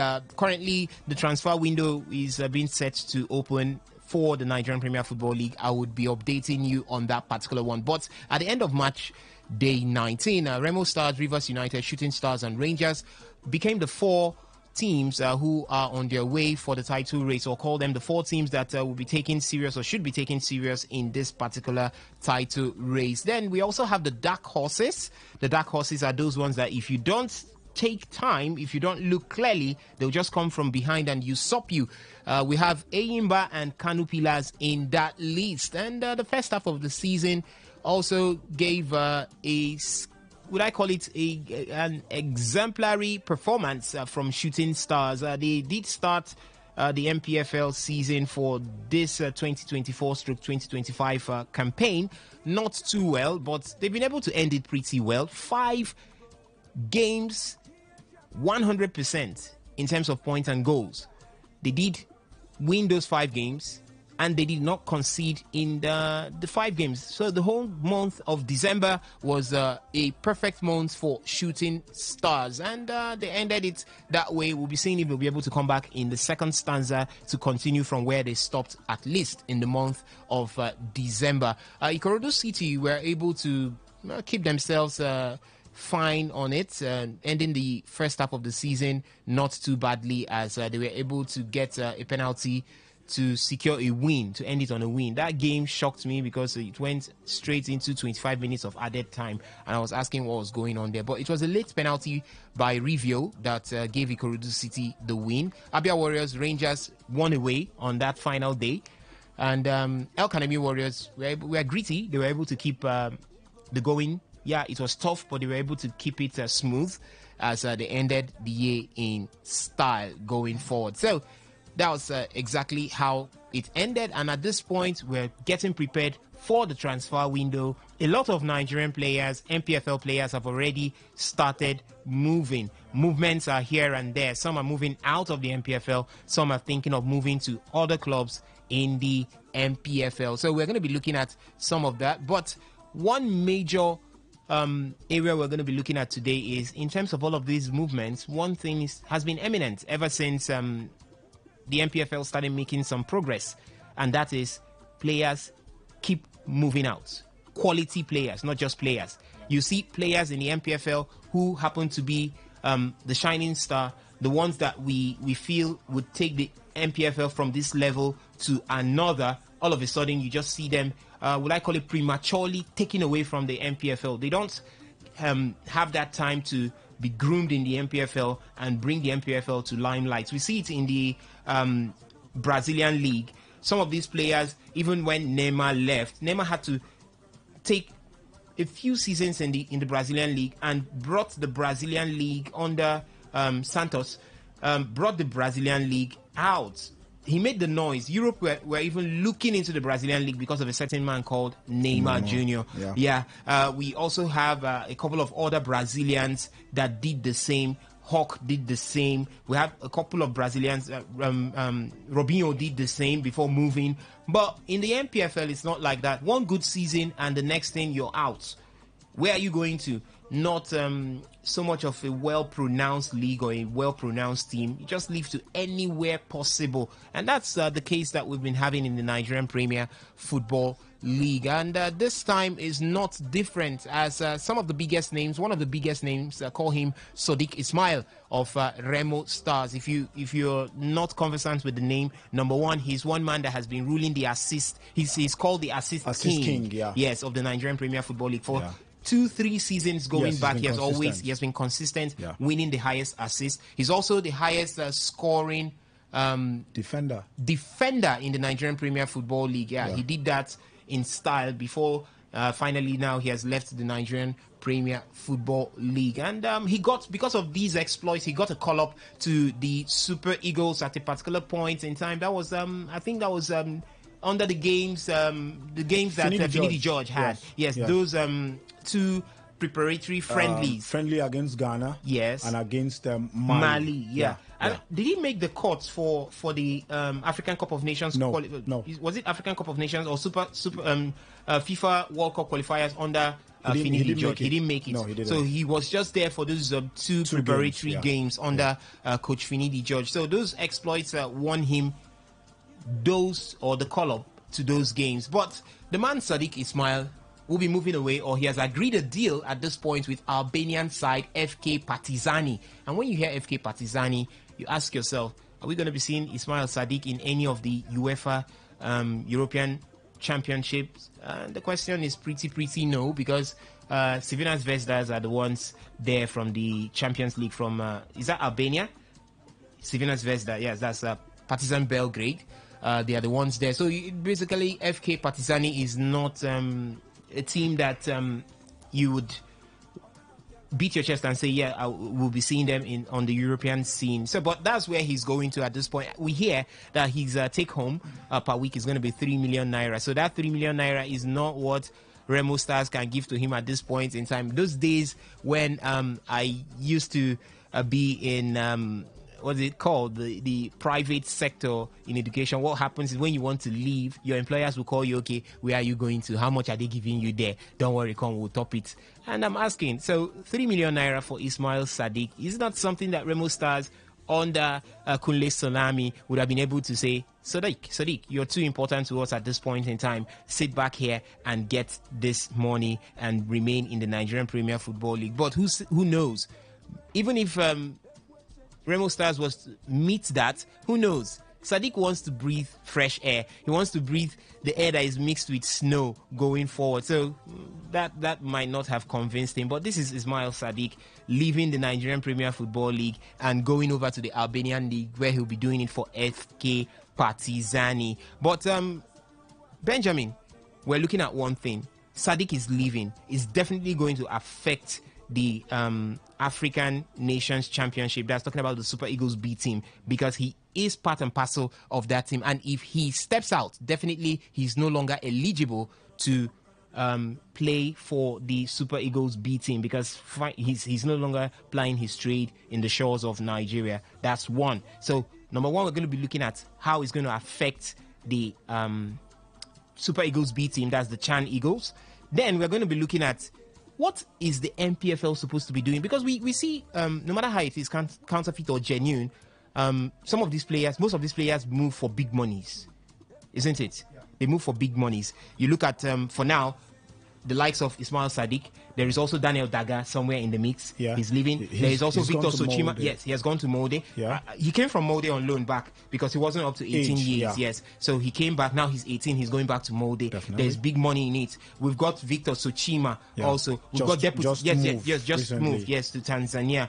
We've got Deputy Cheta also. Deputy Cheta has also moved. He has moved. Yeah. Let me see if I can confirm that for Victor Sochima, he moved to Jamos SC in the Tanzanian league, and for Deputy Cheta has moved to Iraq. Yeah, yes. He has moved over to Iraq. So these are big monies, but we still ask ourselves, why is it that the MPFL is not feeling the dividends of these big money moves? It's not the, in quote, big money moves like those bank-breaking 100 million euros, 200 million euros that you see in the likes of the English Premier League and all of that. But at least we should be seeing the impact of these big money moves right here in the Nigerian Premier Football League.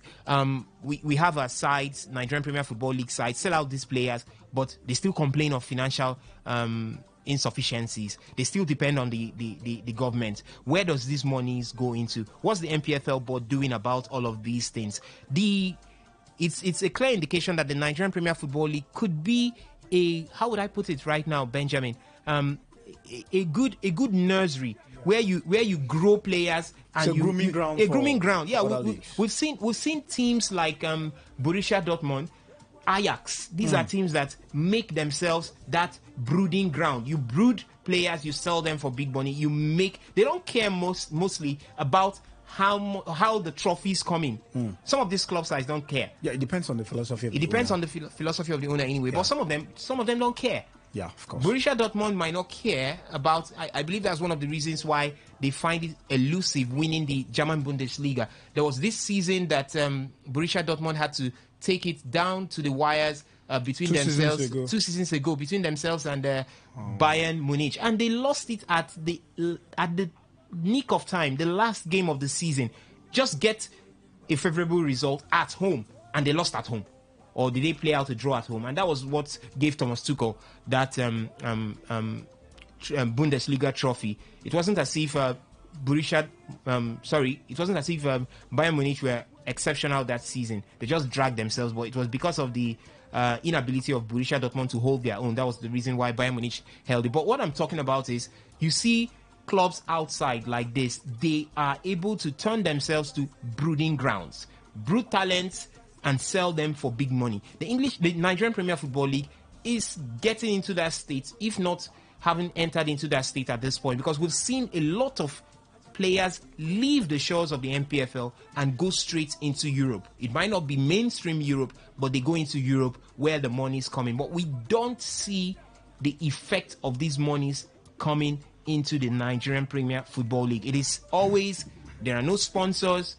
It is always, the monies are not enough to run the league. The clubs are always saying, we don't have enough. The government has not disbursed. So now, do we start seeing the MPFL as the next money-making venture right here? Because players keep moving now and then, always, and monies are coming in. Should the MPFL board, in the return of the second stanza as well as the end of the season, before next season, should they start making out plans to ensure that they start putting their eyes on where the monies from these transfers, where they go to going forward? Well, you look at the players' exodus in the league. This is one thing that is actually causing problems. Let me start by, talking about the implications of this to the MPFL clubs and their performances. Now, you look at this coach. We've got back in the days where Ghanaians international, other African internationals get to, play in the league. We had, at some point, Eimba, the Black Stars goalkeeper, forgotten his name, I think, Dauda, the Black Stars international goalkeeper, Dauda was a goalkeeper for Eimba Football Club. It used to be where our league was very good, where we had the other African players get to, come into the league and play for the league. Now, the implication of all this selling of our players, it's our best legs, to be precise. You look at the league now. What is the implication of this? The implication of this is the fact that we cannot do well in continental games. It's one of our problems why we don't do well in continental games, because we keep selling our best legs. Now, a coach gets to, I could remember when Bendel Insurance came back from their long exile in the league, and then they came back. They at some point they had an unbeaten run until they had that Super Six where Eimba gets to win the league, and they had Deputy Cheta in that team. They had a couple of players. Deputy, after that season, got to Rivers United. They started selling their players. They also had the Imade Osareho. Yes. Who left to the UAE, and since then we've not had anything about him. There was Divine Wachuku also in that particular team. Yeah. So now the players were littered, some of them abroad, some of them in the league. Now Deputy Chita became a household name in Rivers United. The guy played and made a name for himself. Now he's moved. So you look at the likes of Victor Sochima moving from, recently he went to Tanzania. He has moved from Tanzania to South Sudan. Jamilu yesterday I spoke to him, and the man was excited because money needs to be made. And you look at this, in the continent we can't play very well. We keep complaining why Eimba get knocked out, Remo Stars knocked out, the champion of the league, Rangers got knocked out in the first round. It's because the best legs keeps moving. You can't keep hold of your best legs, and it becomes a problem. We are talking about where it's painful where a coach gets to master the use of his players, and then gets to build this team for a year or so, and then when he wants to start reaping the performances of the players are moving. So it shows that we are not doing enough. Recently, the coach of Remo Stars, the coach of Rangers, Fidelis Ojuku, in an interview here, asked him. The man said, "See, we need the league management committee need to put more money into the league, need to invest, and then this club needs to upgrade the pay of the players. The highest earning players in Remo Stars is Sikiru Alimi." Sikiru Alimi is he in Remo Stars right now? Yeah, I think that was in 2000. That was in 2000. He's I think he should be with the highest earning player in Remo Stars is 1 million. And Ismaila Sadiq is moving for 3 million contract. the guy will jump because most of these players, like I usually say, are the breadwinners of their family. So it's like you're working in an organization where they pay you 100,000. Okay, Alimi is still with Remo Stars. He's the highest earner in Remo Stars. Yes, with 1 million. And then now, most of them are breadwinners. You go to a place where you're being paid 20,000, 40,000 naira, and then you see where they are going to be paying you double of that. You don't need to be thinking. You have to move because you look at the current situation of the country, economic, what 3 million can do for you, and you know as a footballer, or as not even just a footballer, as someone that is making money or assumed to be making money, you don't just feed your family, you feed more than 3-4 stomachs, more than 3-4 families. So in that instance, do you keep playing for the club that don't pay you much? You have to move. The players now, Red Bull, a Black Bull beat Eyimba in the Continental. This is just a club made that was formed in 2017. It is because our best legs are not there. You can't keep hold of your best legs, and you're losing. You are woefully 3-0. Even if it's away from home, there are some teams that you look at and say we can get at least a 1-0 win, a slim win, or a draw or something away from home. But it's not coming. That's the implication we are having. So I think we will still have to be losing our best legs until we do the needful. These players, when I spoke to Sochima, I told him, okay, when he first moved to Tanzania, the man said, see, in the Tanzanian league, he's actually in the South Sudan right now. Yes. I spoke to him yesterday. The man said, when he goes to buy things, even the little children call his name. They know him.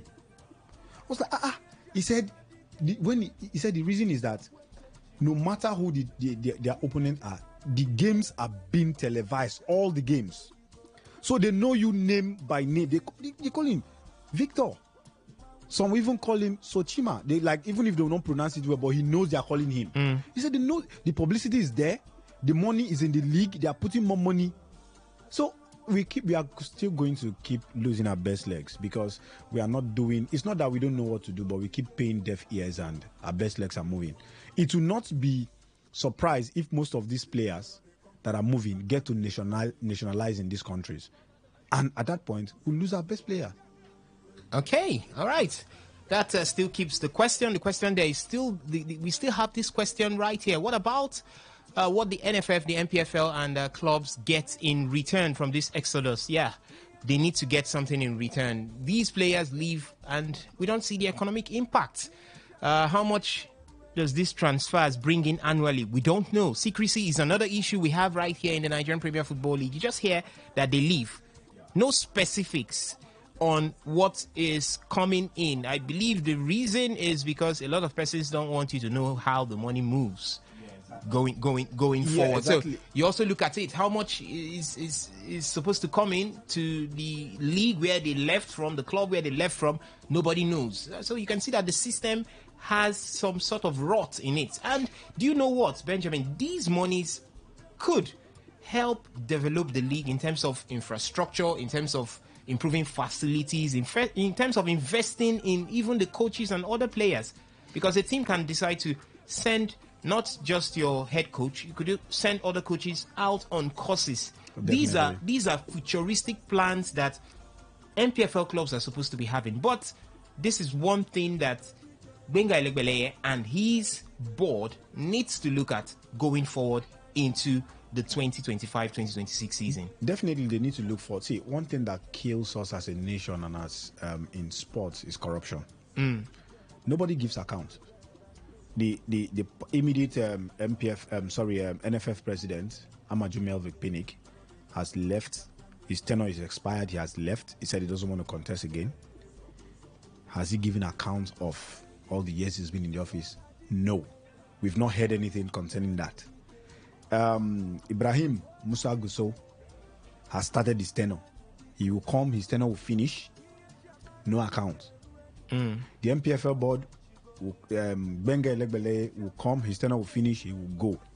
No accountability. So that is the more reason why these figures are not mentioned. A player has just left. Yes, he has left.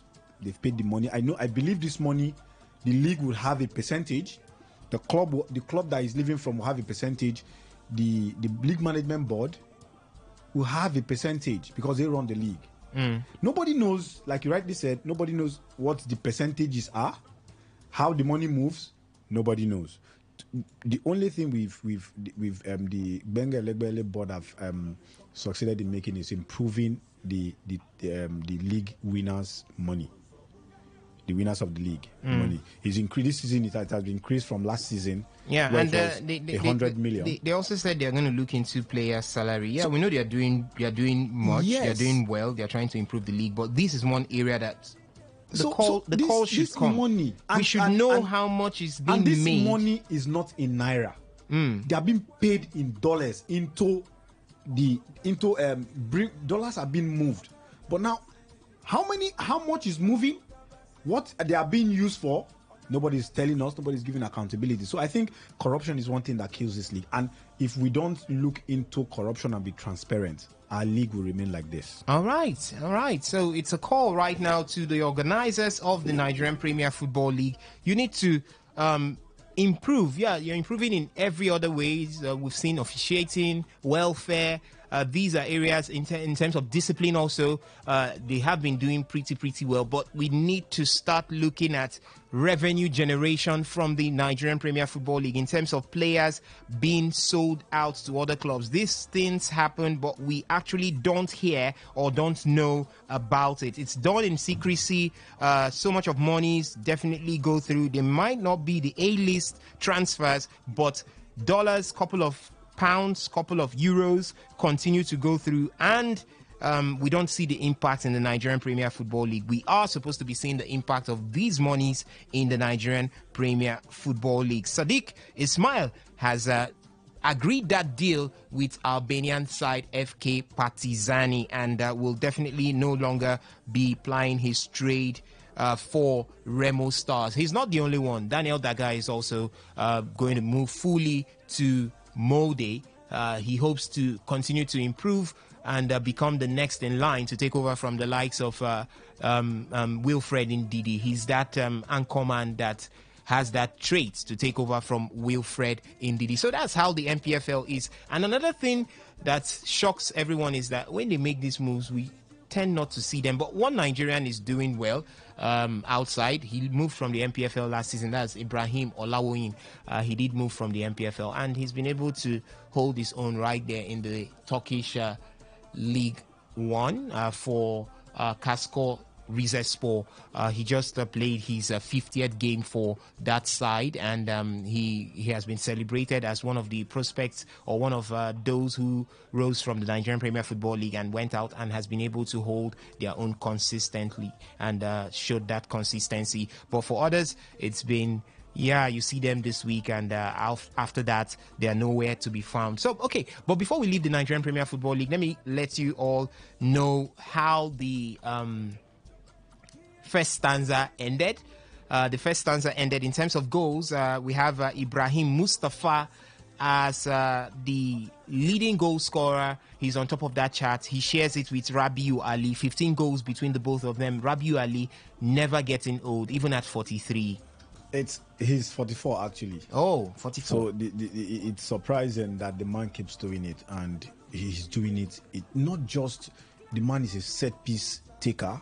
He can score from free kicks, dead ball. He's a dead ball specialist. So for me, I still wonder how his legs can carry him at 44, and he's a joint highest goal scorer. It's something that we need to look at. All right, and Ibrahim Mustafa is the other one joining him there, 15 goals also. But I didn't see his name in the list, any of the list for, I didn't see his name in any of the list for the African Nations Championship, and I'm wondering how come you have your highest goal scorer in the MPFL not making it into the African Nations Championship. But that's it. Ibrahim Mustafa and Rabiu Ali share 15 goals. You also have Emmanuel Obole with 13 goals. Sunday Migwa with 12 goals, and Chijoke Mbama is also there with 12 goals.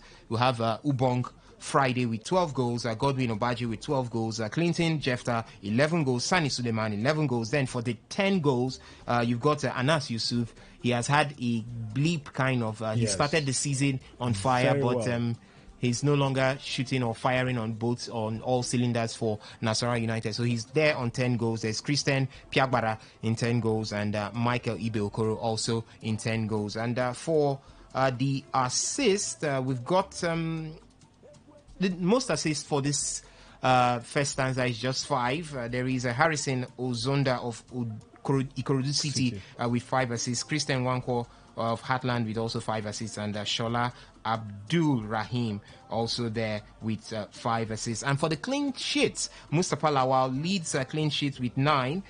He plies his trade there for Shooting Stars. There is Obasa Adeni of Remo Stars, also 9 clean sheets, and Lucky Abdullahi of Rangers with 9 clean sheets also. So, okay, that's some of the stats I'll give to you coming from the Nigerian Premier Football League as we move ahead into the camp of the Super Eagles B team.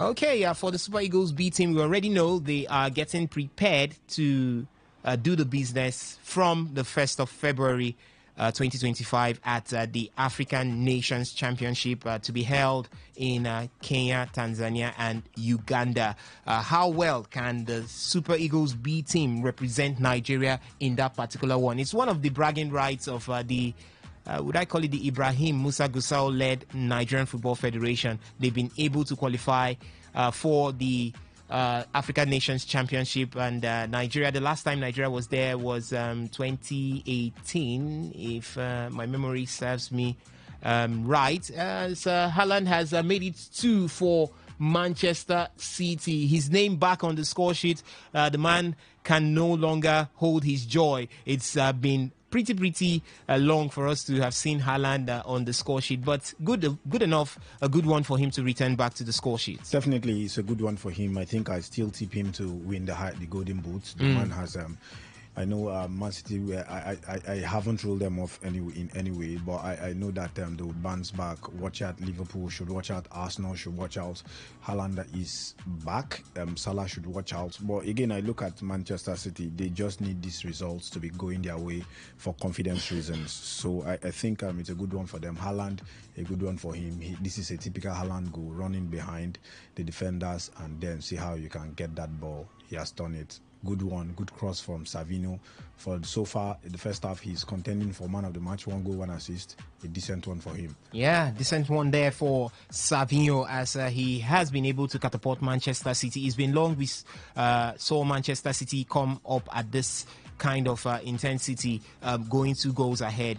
It's still not clear. Nobody knows. Who knows? At the end of the day, it could be 2-2 between Manchester City and West Ham, but we hope that Manchester City returns to winning ways. We are still talking the African Nations Championship as coach of the side. We have a double of them, Fidelis Lechuku as well as Daniel Ogumodede. They have put out the 26-man squad for that particular championship. Nigeria is going to be up against the likes of Kenya, Uganda, Tanzania, and Sudan, who came from the CESAFA, that is in the eastern side of Africa. They've also got Guinea, Senegal, and Mauritania from WAFU A.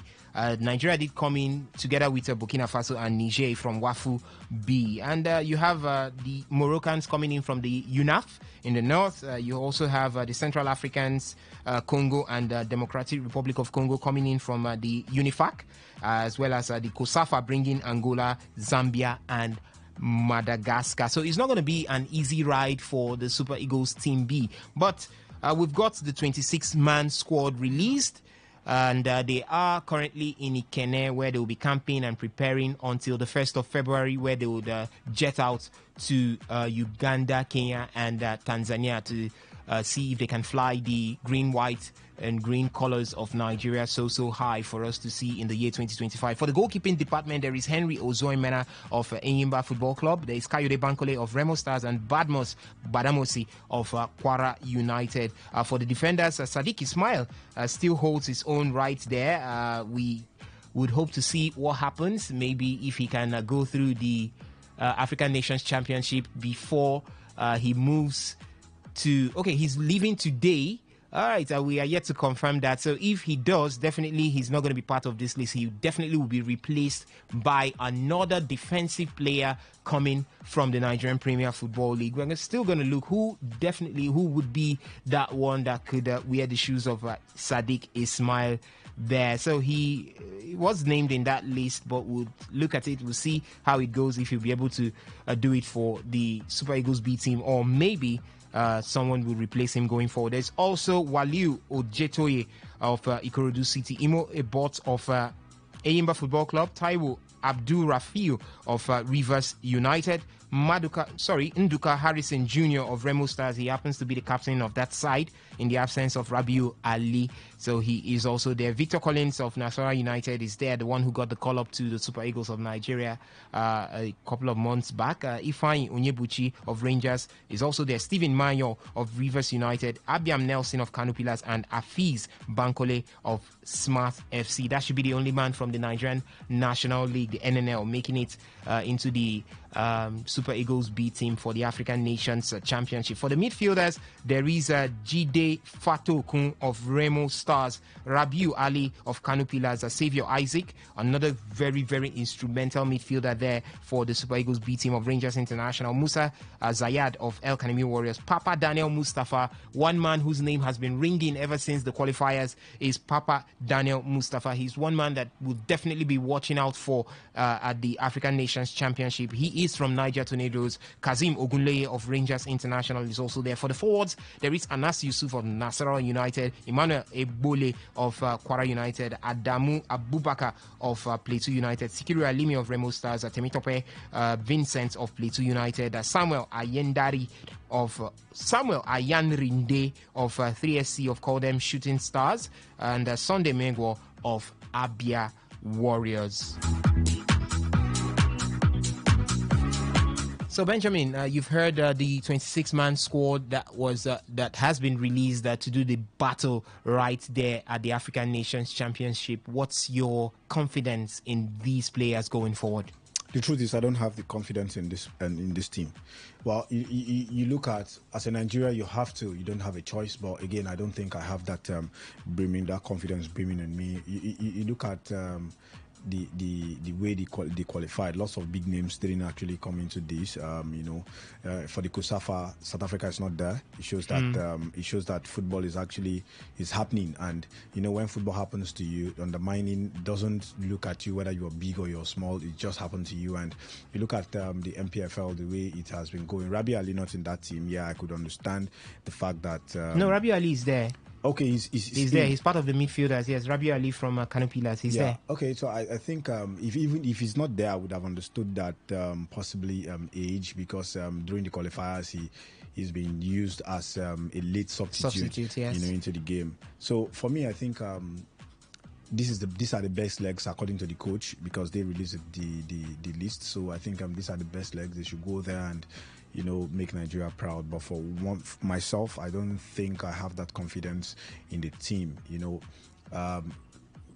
They've been camping together. Yes, the camp has opened. They've been camping towards the qualifiers, now the tournament proper.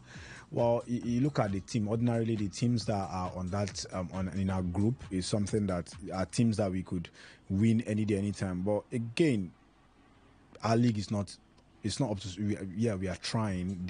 But the MPFL board are actually trying. But again, I look at it. We are not doing enough for this in terms of making the league up to standard. We don't have the facilities. To the top-notch facilities. Not even our stadiums are not even good enough to even play in the CAF group stages or the preliminary stages. So I think. I don't have that confidence on the team for me. All right, so Benjamin doesn't have the confidence on the Super Eagles B team to go to Uganda, Kenya, and Tanzania to do the business and maybe fly the colors of Nigeria high up. Do you share the same with Benjamin? Let me know your thoughts from the SMS and the WhatsApp portal. Do you have confidence in this 26-man squad to go there and get the business done? And what do you see? Where do you see the Super Eagles B team getting to in the African Nations Championship? That's going to be the closest of championships on the African continent where the national team would be taking part in. From there, we definitely will be looking at what will happen with the FIFA World Cup qualifier. So let me know your thoughts from the SMS and the WhatsApp portal 0701 933 9962. You could join us on the show from that portal. And okay, the phone lines are still open. I will be throwing it, or I'm throwing it open right now. Join us also from the phone line 0817 00 951, 0810 951 951. What do you think is the solution to the MPFL? What we see in the MPFL, players continue to move out. We know very well that the monies come in, but we don't see the impact of these monies in the Nigerian Premier Football League. The clubs, we don't know the economic standing. Everything is done in secrecy. Clubs still complain of low turn in finances, but you continue to trade players continuously to Europe as well as to the Middle East and other well-developed leagues in Africa. What do you think the Nigerian Premier Football League board, led by Gbenga Elegbeleye, should be doing come the second stanza of the league and maybe the next season, in preparation for the next season? What should they do to ensure that the impact of players leaving the league is felt in the Nigerian Premier Football League? And also, do you see the Nigerian Premier Football League as that good breeding ground or brooding ground for players to move outside the league, turning it to a commercial base, turning it to a more profit-making venture? Do you see the Nigerian Premier Football League looking towards that direction? We've seen leagues around the world. The Eredivisie, Netherlands does that. They brood talents and send out. We've seen Borussia Dortmund in the German Bundesliga also brooding talents and sending out. Do you think the MPFL has got the capacity to do that also, where players are groomed and sent outside for much more of the profit? 0817 00 951, 0810 951 951. You could also weigh in on the African Nations Championship. Do you see Nigeria's Super Eagles B team going there and getting the trophy back here? It's high time we started stamping our feet in what happens in the local scene right here on the African continent. But Benjamin Mina says he doesn't believe they will be able to do this. I've reeled out the 26-man squad that was selected. Do you see any player that should be there that is missing, who should have made that squad that isn't on that squad? For the goalkeepers, Henry Ozoimena of Eimba Football Club, Kayode Bankole of Remo Stars, and Barbados Badamosi of Kwara United. For the defenders, Sadiq Ismail of Remo Stars, who is on his way out, Waliu Ojetoye of Ikorodu City, Imo Ebot of Eimba Football Club, Taiwo Abdul Rafiu of Rivers United, Nduka Harrison Jr. of Remo Stars, Victor Collins of Nasarawa United, Ifeanyi Onyebuchi of Rangers, Stephen Mayo of Rivers United, Abiam Nelson of Kano Pillars, and Afiz Bankole of Smart FC. For the midfielders, Jide Fatokun of Remo Stars, Rabiu Ali of Kano Pillars, Saviour Isaac, Rangers International, Musa Zayad, El Kanemi Warriors, Papa Daniel Mustafa, Niger Tornadoes, Kasim Ogunleye, Rangers International. For the forwards, Anas Yusuf, Nasarawa United, Emmanuel Abole, Kwara United, Adamu Abubakar, Plateau United, Sikiru Alimi, Remo Stars, Temitokwe Vincent, Plateau United, Samuel Ayandrinde, 3SC of Shooting Stars, Sunday Mego of Abia Warriors. Do you see anyone, or you know of anyone in the Nigerian Premier Football League that should have made this cut that isn't there? Let me know your thoughts from the phone line 0817 00 951, 0810 9510 951.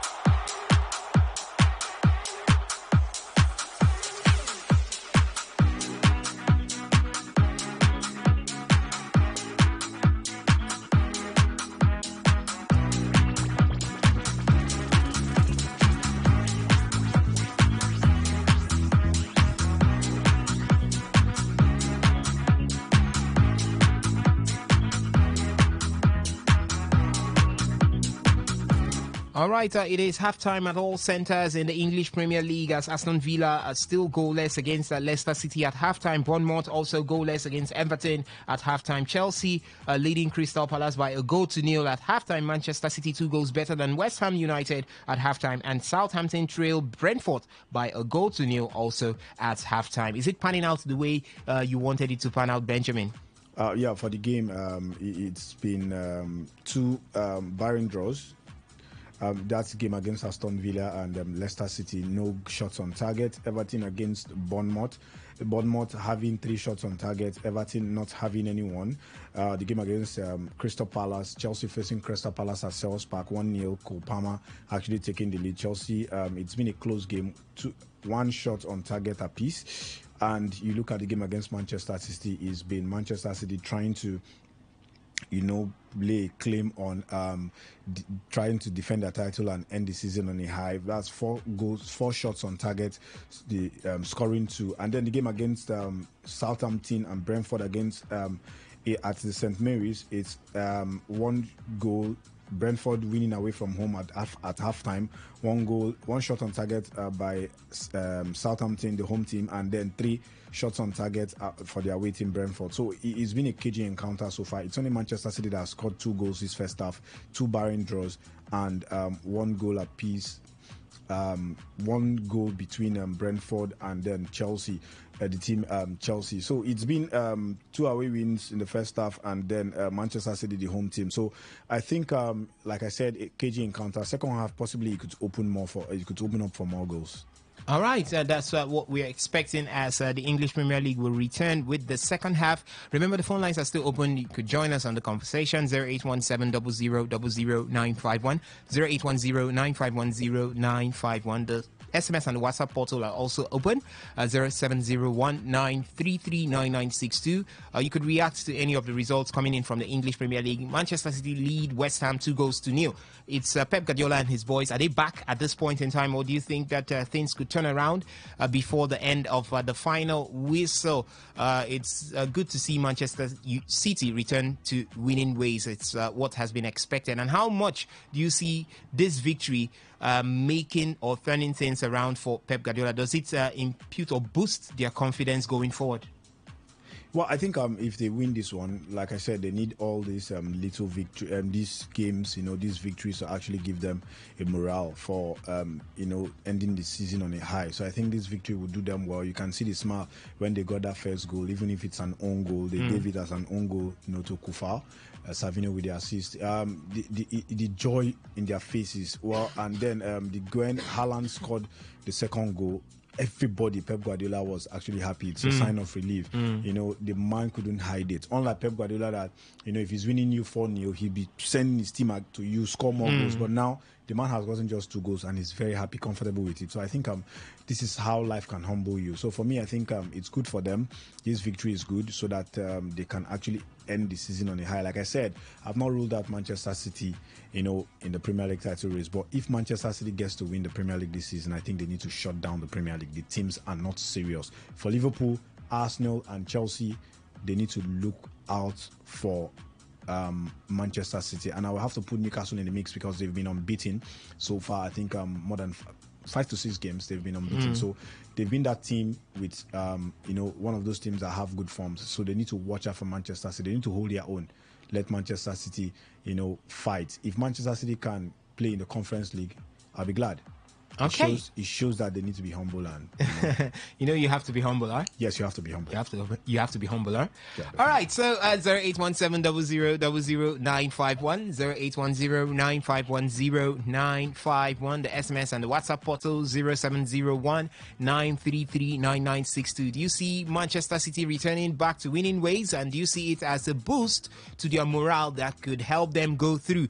We always fear Manchester City from January, and this is January. They are back to winning ways. Do you see them capitalizing on this particular one to make sure that they go, as we used to know, those 10 matches unbeaten and maybe come back into contention for winning the English Premier League title? Let me know your thoughts from the phone lines 0817-0000-951, 0810-951-0951 as we switch our attentions to talk the Super Eagles of Nigeria.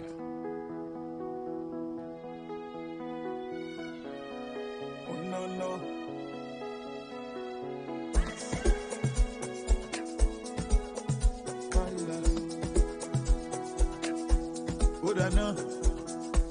From the east to the west, now we they carry first.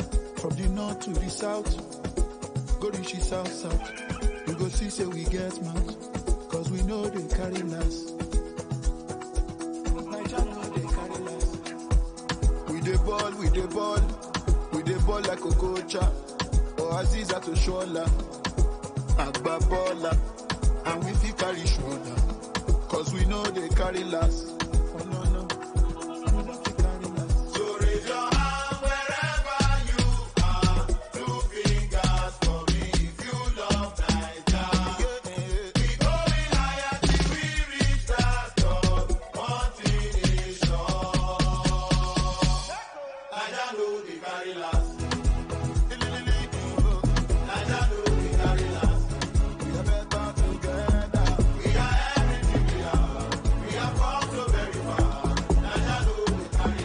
Definitely, we just cannot take the last position. That is the Super Eagles of Nigeria. Powerhouse in Africa. Powerhouse, would I say globally?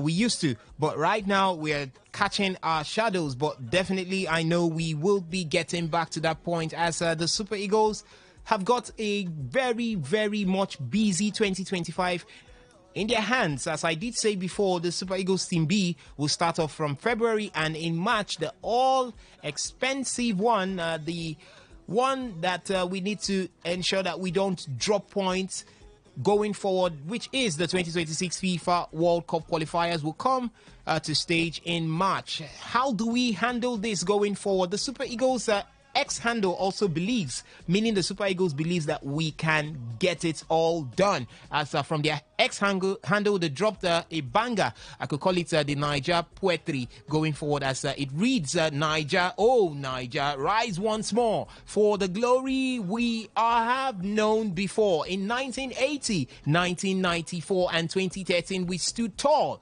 Now let's answer the victorious call. With hearts of green and white, we strive to bring that golden cup alive. Niger for win, let's do it again, 2025. We reign. The words coming from the X-handle of the Super Eagles of Nigeria. And I'm wondering, why is the Super Eagles of Nigeria from their X-handle coming all out poetic at this point in time? But it states one thing, that all hands are on deck and we are ready to take 2025 by storm, Benjamin. Yeah, definitely. The NFF have been optimistic. Yeah, trying to ginger the boys, psych up the boys for them to know what the competition stands. And one thing is to psych them up and ginger them, but have you prepared them the right way? That's one thing. So, for me, I think the NFF trying to do their job to psych No, up. that's the Super Eagles handle. The Super Eagles handle. Yeah, so official handle. Of course, this is no. If you don't know what they said, let me read it again.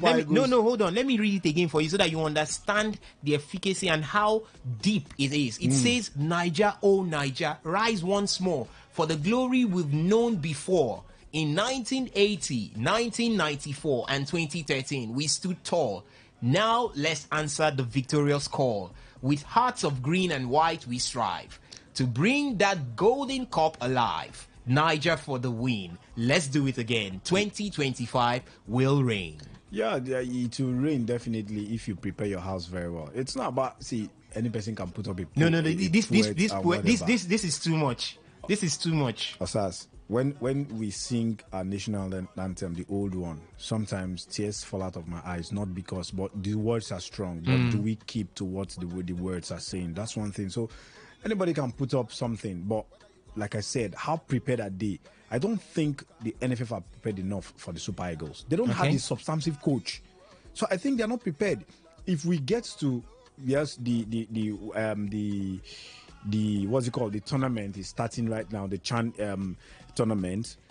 Like I said, they've been camping at Ikene, preparations. But they told us January. January is just started. Let's hope they win. It will get to January and we might not see a coach. They've been telling us December, November, January. Now we are now in January. They said January. Let's hope and see that thing to change. But for me, I think we are not yet ready to do things the way they are. Okay. England, before Gareth Southgate left, they were searching for managers. They got a temporary coach, and then they now bring in Thomas Tuchel. Before the temporary coach tenure expires, they've brought in a Thomas Tuchel. Give the man time to look at the team. So I think we are not serious. We are not serious. So for me, they can put up whatever they want to put up. If the things are not done right, we'll still fall back to square one. Okay, if things are not done right, we definitely will be falling back to square one. But I think this time we'd make sure that things will be done right, because it's not just the Super Eagles ex-handle that is speaking alone. Even our own Alex Iwobi has come out to state that the Super Eagles will fight for the 2026 World Cup sport. Quoting him, he says, "We are going to war." And that's what we need from these players at this point in time, even if they don't have a substantive coach.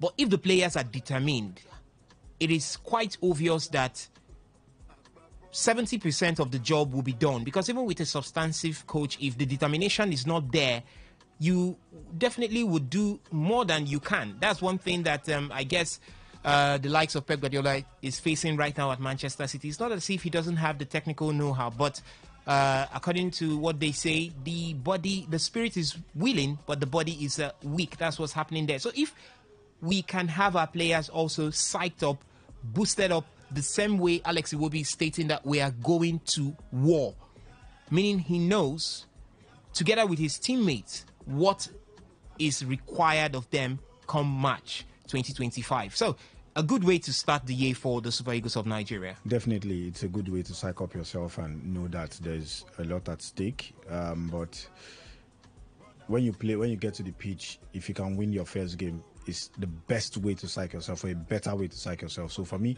I think they've been doing well. But again, I think he's a player, he's a professional footballer, so he knows what it means to psych up himself and his teammates. But like I said, get on the pitch, let the ball do the talking, get to win your first game in the World Cup qualifiers, and we'll be optimistic just the way you are. So for me, it's a good one for Alex Iwobi to psych up himself and possibly his teammates. There's a lot at stake in 2025. We need to get the World Cup ticket. It's one thing, and then there's a Nations Cup a Nations Cup glory to look at. There's a CHAN tournament to look at. So it's a year full of competitions, and we need to be part of the World Cup. So for me, win the CHAN if you can. Okay. Qualify for the World Cup, and if possibly, get the Nations Cup trophy. It is possible, definitely it's possible. Like I said, if you can do the right thing and the players having that mentality that they can actually do it. They want to write their name in the history books. One thing that is lacking with this our generation of footballers right now in the Super Eagles is the fact that they've not won the English Premier. They've not won the Nations Cup. So if they can actually win it, it's going to add the icing on the cake for me. So good one for them. All right. What do you make of what Alex Iwobi has said, as he stated that the Super Eagles will fight for the 2026 World Cup sport?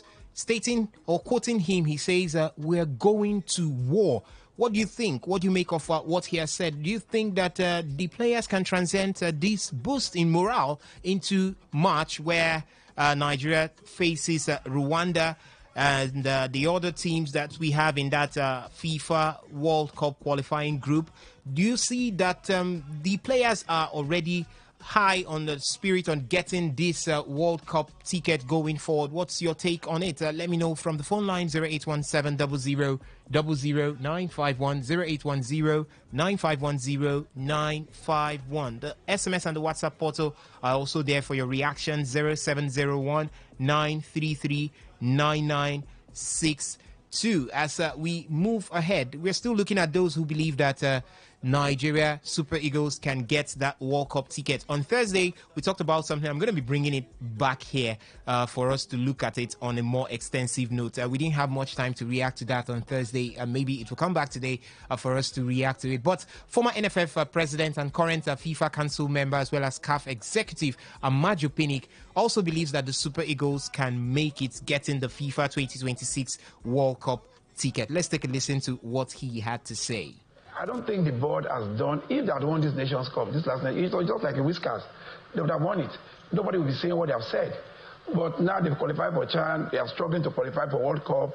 And I pray, with the coming of Shehu and Bukola Saraki working together, and I hear the president is coming out with also a support group, we believe we will still qualify by God's grace. So it's tough, So Nigeria is going through a phase. It's going through a phase right now. And it affects every fabric. It's not just limited to football. Every fabric of the society is affected. But see, we are coming out of it. Every experiment this government has done is paying off. So we are coming out of it. So we should always be thinking positively. The same way we should be thinking about the Nigerian Football Federation. Very positively. I don't think they've done anything fundamentally wrong. I know they have challenges with funds. I know they have challenges with their sponsors. They want to succeed. They want to go beyond it. They want to put smiles on the face of Nigeria. I speak to the president every other day. We talk. And I know that he's very religious about wanting to qualify Nigeria for the World Cup. So it's going to be a tough call. It's going to be very, very tough. I don't want to raise the hopes of any Nigerian that we should qualify. But we will try our human extreme in ensuring. When I mean human extreme, we'll get to that on a scale of 1 to 10. We'll get to that 10 and see if we can make it happen. All right, from all that we have heard, so many persons with the belief, the Super Eagles ex-handle, Alex Iwobi, and now Amaju Melvin Pinnick, everybody stating that all hands are on deck and will fight it all through to get that FIFA 2026 World Cup ticket. And I'm having that feeling that it is going to happen. Even if we did not start well, it is definitely going to happen. All of these men cannot be wrong at the same time. 0817 0000 951 0810 9510 951. Hello, caller. Okay, a drop call situation there. Keep the calls coming in. 0817 0000 951 0810 9510 951. Hello, caller. Good evening to you. Welcome to the show. Hello, good evening, sir. Good evening. Welcome. Name, location, and submission. Could have Bishop Barrister Civilian Major. Oh, welcome. And this is my first time to come to the FM Sports Show. Ah, you're welcome. You're welcome. That's for you there. Welcome. All right, thank you. I'm calling you from Asu Rock in Oguna Barrier in Anyama. I hope you understand Pidgin English. Asu Rock. Yes, I do. But Asu Rock in Oguna Valley. It's well. Go ahead. Please call Asu Rock here in Oguna Valley. Oh, okay. Okay, there's a place like that. Go ahead. My brother, for me, we don't lose them already. Oh. According to you, you said when someone talk like you, we go win to talk. It's very easy to talk, but action matter a lot. Okay. We don't really lose them already for our first 3 or 4 games we don't play. We got to wait till 2030. You know, one thing I discovered about our people that are ahead of our sport and administration, because they won't just get glory. That's great they don't see. Okay. We want them to build up the sport, so and the next person will come up take the glory. No, that time that's very time they don't see. They want to take. It can't be like that. You have to take a plan to say the next 8 years, in the next 6 years, see what we do. They say no. And that's very Minister of Sport, Commissioner of Sport, about take glory. Rivers United win the life is not like that. Okay. So we don't lose them already. We don't go feel qualified to work unless they prove me wrong. If they prove me wrong, I will think clap for them. Okay. Civilian Major. All right, Civilian Major, thank you so much for your reaction there. And hopefully the entire Nigerian football fraternity would be proving you wrong if we qualify for the 2026 World Cup. But the phone lines are still open. You can react to what we have right now on the table. The FIFA 2026 World Cup is right here before us. And Nigerians, the Super Eagles ex-handle, as well as Alex Iwobi and Amaju Melvin Pinnick, are all optimistic that we will be qualifying for the 2026 World Cup. Do you see this happening? Do you see the possibility of it going or coming through? The stakes are there. It's going to be difficult. Amaju Melvin Pinnick stated that, but he said that he has the belief that we can do it. And if you believe you can do it, there is nothing you cannot do. The same thing applies to the Super Eagles of Nigeria going forward. 0817 0000 951 0810 9510 951. While we were speaking, as they did say, the enemy came in, but this time he didn't show ties, but he got a goal. Erling Braut Haaland, the third goal for Manchester City, Savinho the provider. We'll talk about it when we come back from taking this call. Hello, caller, welcome. This is Sam from Rugbaku.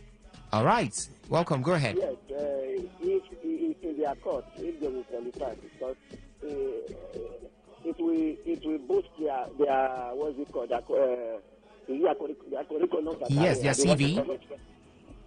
So it will boost it. If they did not, if they are ready in their heart, they want their name to be written with gold. Because some of them, they may not have the opportunity to go to World Cup again after this time. True. Like a bit of Osimhen, Lookman. Victor Osimhen might have. He's just 26. This will be the opportunity. They did not use it to select for them. Thank you. All right, thank you so much for your reactions there as Manchester City are running riot on West Ham United. It's 4-0. That should be Kevin De Bruyne getting the fourth goal there for Manchester City. And as it stands right now, can we be saying Manchester City are back and back to defend the English Premier League title that they won last season? January is always a time to be afraid of Manchester City. Okay, that was Phil Foden with the goal there. So Manchester City, 4 goals. It's been a long while we saw Manchester City score 4 goals ahead the way they are doing right now against West Ham. Is it an indication that Manchester City are back? Is it an indication that Liverpool and Arsenal as well as Chelsea should have their knees wobbling at this point, that the citizens are back and back to take what rightfully belongs to them? I don't know if that is correct going forward, but that is how it is right now. 4-0. 4 goals better than West Ham is what Manchester City is at this point in time. Yeah, I think it's a good one for Manchester City. Morale booster for them. It's a good victory. Score more goals. That's what it is. And Phil Foden coming up from that one, it's a decent goal. Put the ball through, in between the legs of the goalkeeper. It's a good one. 4-0 better than West Ham. I think West Ham have been very shambolic this season. Lopetegui, I was saying it in the office, myself and I think it was me, and PZ Priye. We were actually talking about it. I said, see, Lopetegui is the next manager to be sacked because the man is not turning out performances, and I think he will have to go. Manchester City ready in a change. Gundogan coming into the game. Matthew Kovacic out. And Kyle Walker being told to go warm up. I think we might see a glimpse of Kyle Walker in the game. So Manchester City dominating the game all through. West Ham very, very poor in this encounter. All right, the phone lines are still open. Way into the conversation. Manchester City is there for you to talk about. Also, 4-0. They are whipping West Ham United. Is it an indication that Manchester City are back and are back for good? Do you think that Manchester City have got the opportunity of coming back into the race for the English Premier League? We're seeing January beautiful for them at this point. 4 goals. It's been difficult. It's been a long, heavy, difficult run for Pep Guardiola and his boys, but it seems things are smiling on Manchester City at this point in time. We're also talking the Super Eagles of Nigeria. What's the possibility of the Super Eagles of Nigeria getting this World Cup ticket going forward? The morale is high, the spirit is high right now. Alex Iwobi stating that they're going out for war. They're going to be fighting to get that ticket. He has mentioned it. He said himself and the teammates understand that it is war. The Super Eagles X-Handle have also given us a poetic rendition there as they have also pointed towards the direction of the Super Eagles getting that ticket for the 2026 World Cup. Amaju Melvin Pinnick, if you just listened to him a couple of minutes ago, also stated that he believes that the Super Eagles can get that World Cup ticket. Do you also believe the same? Let me know your thoughts from the phone line 0817000951, 081095100951. Amaju Melvin Pinnick also talked about his achievement as NFF president, which is he cited human capital development as one of the brightest points during his administration. It was turbulent, but I beat my chest to say that, we did some things, and some of these things are shining till tomorrow, I'm proud to say that someone like Shehu Diko is now the executive chairman of the National Sports Commission. Ibrahim Gusso is also the president of the Nigerian Board Federation. All of them, with all due respect, served under me. So in terms of human capital, I believe I delivered.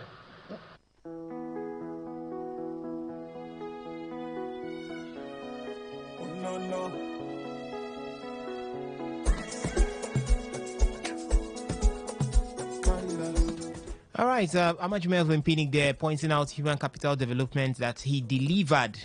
Human capital development. Benjamin. Well, I know it didn't deliver. I don't know, but Amaju Melvin Pinnick has said what he wants to say.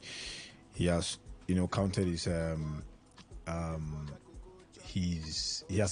achievements, his eggs, and that's him. But for me, I think you don't need to praise yourself. Allow people praise you, and you would know that you've done well as a leader. So for me, it's part of it. Oh, he has come out to praise himself. That's what it is. But for me, I think Nigeria, the national team have really thrived under him. A bit. He has done his part. His flowers should be given to him for what he has done. So for me, I don't know what to make of it. But coming out to praise yourself, I think others should be the one praising you, not you praising yourself. All right, Amaju Melvin Pinnick stating there that he had a good time with human capital development during his administrative periods as the president of the Nigerian Football Federation. Do you agree with him? Also, you could let me know from the phone lines and as well as the SMS and the WhatsApp portal 0701 933 9962. That's the SMS and WhatsApp portal for you to drop your thoughts to. For the phone line 0817 0000 951 0810 9510951. You could call any of those numbers to talk to us right here in the studio as we are still looking at the Super Eagles of Nigeria. Benjamin, on Thursday, we talked about something regarding the Super Eagles of Nigeria, and I was like, if we're given the option, if every football lover in Nigeria was given the option, let the Super Eagles of Nigeria qualify for the World Cup, just pick one. Super Eagles of Nigeria qualifying for the World Cup and having an abysmal performance in the African Cup of Nations come December 2025, or the Super Eagles of Nigeria winning the African Cup of Nations and not qualifying for the World Cup. Which would you be going for? I think for me, I think I would go for the Super Eagles winning the Nations Cup, and then using the World Cup qualifiers, they could actually, use that to see how they can build the team, and then for gets to hope for the next World Cup. For myself, see, if they qualify, it's good. But for me, I think they should forget about the World Cup qualifiers. They should forget about going to the World Cup and build a solid team. That's why I said they should get a coach. A coach should be brought in, build a solid team. If you can win the Nations Cup, fine. Forget about the what's it called? The World Cup. The World Cup for me. Yeah, so Mm. it's going to be that way. That's my own. Because you can decide to get play anyhow, not get good performance in the Nations Cup, and then go to the qualify for the World Cup. And when you get there, you cannot put up a solid performance. So for me, put up a solid performance with the Nations Cup, and then see how you can build a team with the Nations Cup winning team.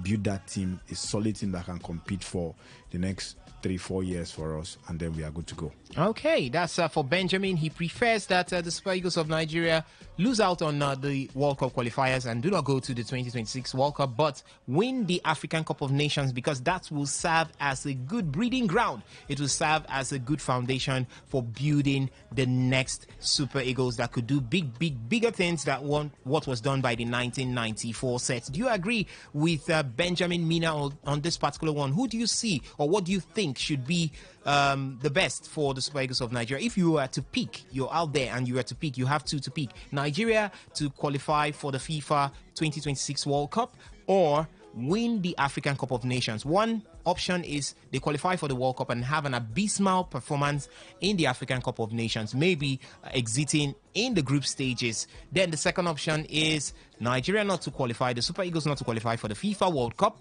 and also go on to win the African Cup of Nations in December 2025. Which would you prefer for the Super Eagles of Nigeria? 0817 0000 951 0810 9510 951. You could also join us on the SMS and the WhatsApp portal by dropping your thoughts to 0701 933 9962.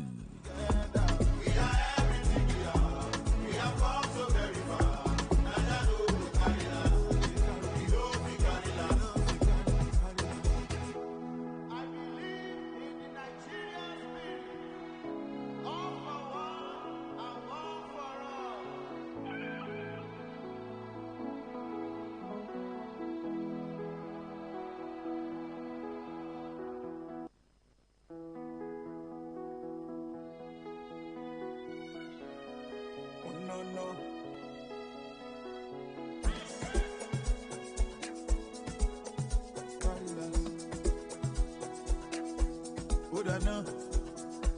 From the east to the west, now we they carry first. From the north to the south, go reach the south. We go see say we get mouth, cause we know they carry last. We dey ball like Okocha, or Aziza to Shola, Agba Bola, and we fit carry shoulder, cause we know they carry last.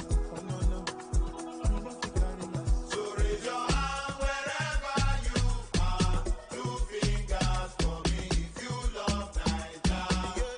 We going higher till we reach that top, one thing is sure, Naija know they carry last.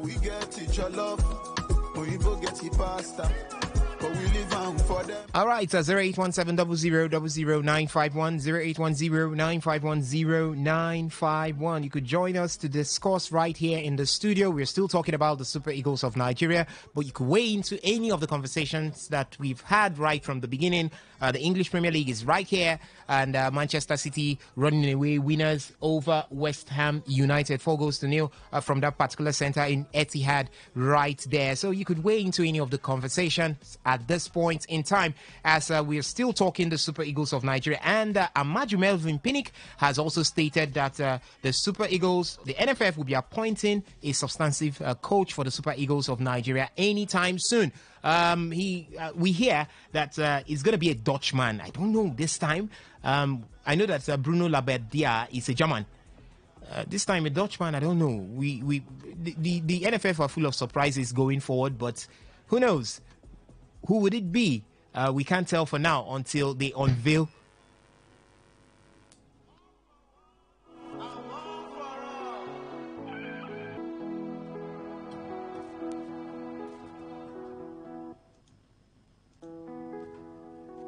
All right, so as I said before, Amaju Melvin Pinnick has stated that a substantive coach will be given to the Super Eagles of Nigeria anytime soon. So the NFF are definitely working to ensure that we get a coach. So what a way to start off preparing for the World Cup qualifiers. Well, I think it's going to be a good one if we get to get a coach. But again, what time does the coach really needs to actually inculcate his ideas into these players? And you look at it, how, like I said, what time, because it's good for a coach to actually, before the tournament, before the qualifiers begins, you know your players, you know how to use them, you start watching your players and who to call, who not to call into your team. So for me, I think it's a little too late, but no time is too late to actually start. So they've said we need a coach. So they said it's a Dutch coach. We don't want to be excited until the coach, even when they've named the coach, we don't want to be excited until we see the coach on the dugouts, because we've known how things pan out when the last time when Labbadia was named a coach, we didn't get to see the man. We didn't get to see anything from the man. We didn't see the man in the dugout. So right now, if NFF names a coach, I myself would not be excited until I get to see the coach on the dugout before I believe this is the coach of the Super Eagles, because once beaten, twice shy. They've done that to us. And while we were talking, West Ham actually scored a goal. Shushek with the assist. Fulcroft has just scored to making it 4-1. That is Manchester City taking one again, and can they just go? Right, Victor Osimhen has gotten himself on the score sheet. Another penalty for Victor Osimhen this time, but we will be doing that when we come back from this timeout as we go out to pay some bills. Don't go nowhere. It's still the marathon edition of Today Sports Live. for packaging, so you go dey move sharply. We get shopping sacks, agro sacks, weaving sacks. They are available for different sizes. Weaving sacks they are available for different colors. We also dey print on top of weaving twine, nail sacks, plus inclusion of general PP woven sacks. When they carry last, our company dey industrial layout off Atani Road behind the former Paul Mike Sports Stadium, Onisha. For more information, knock us for phone 0913 966 3639 or 0813 928 4850. Bentoni Bags Limited. Uniqueness now our name. 95.1 FM, voice of the people. And we're back.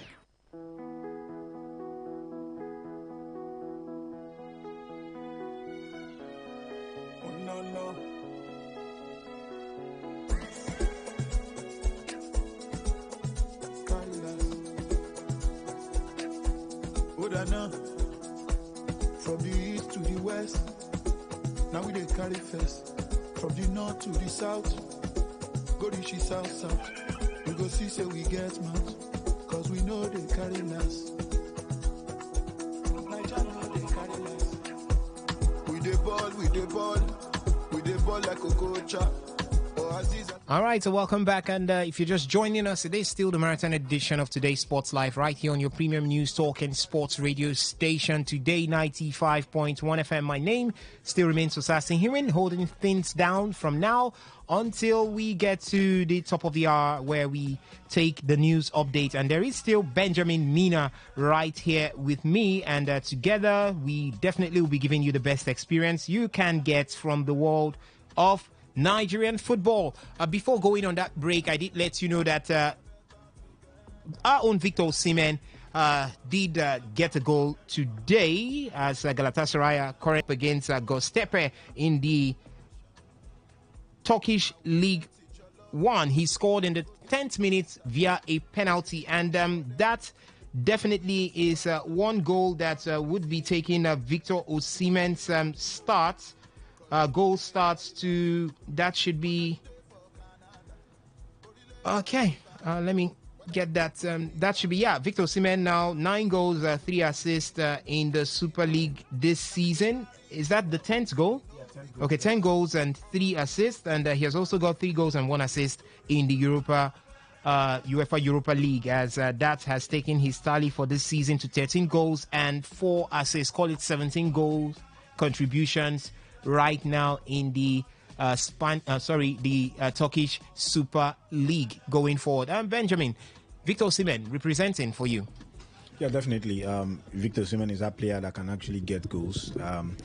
He can get goals anywhere he plays. That's one good thing about him. So for me, I think the man is actually representing very well. He's, one thing that limits him from Napoli is the fact that he doesn't take penalties, and the man is actually taking penalties. Shows that he's now learning how to take penalties. He's good. He has not lost the penalties since he started taking penalties for Galatasaray. So it's one thing he has added to his game. Good for him, and let him just keep scoring. It's Victor Osimhen, so let him keep scoring so that I can get good offers and move to a better team. All right, talking about Victor Osimhen moving, we hear Manchester United are very, very much interested in getting Victor Osimhen because we are going to be seeing, most likely see Marcus Rashford move the other way, and if that happens, they've been scoring, but they really need a goal scorer. They really need a goal scorer. It's lacking in the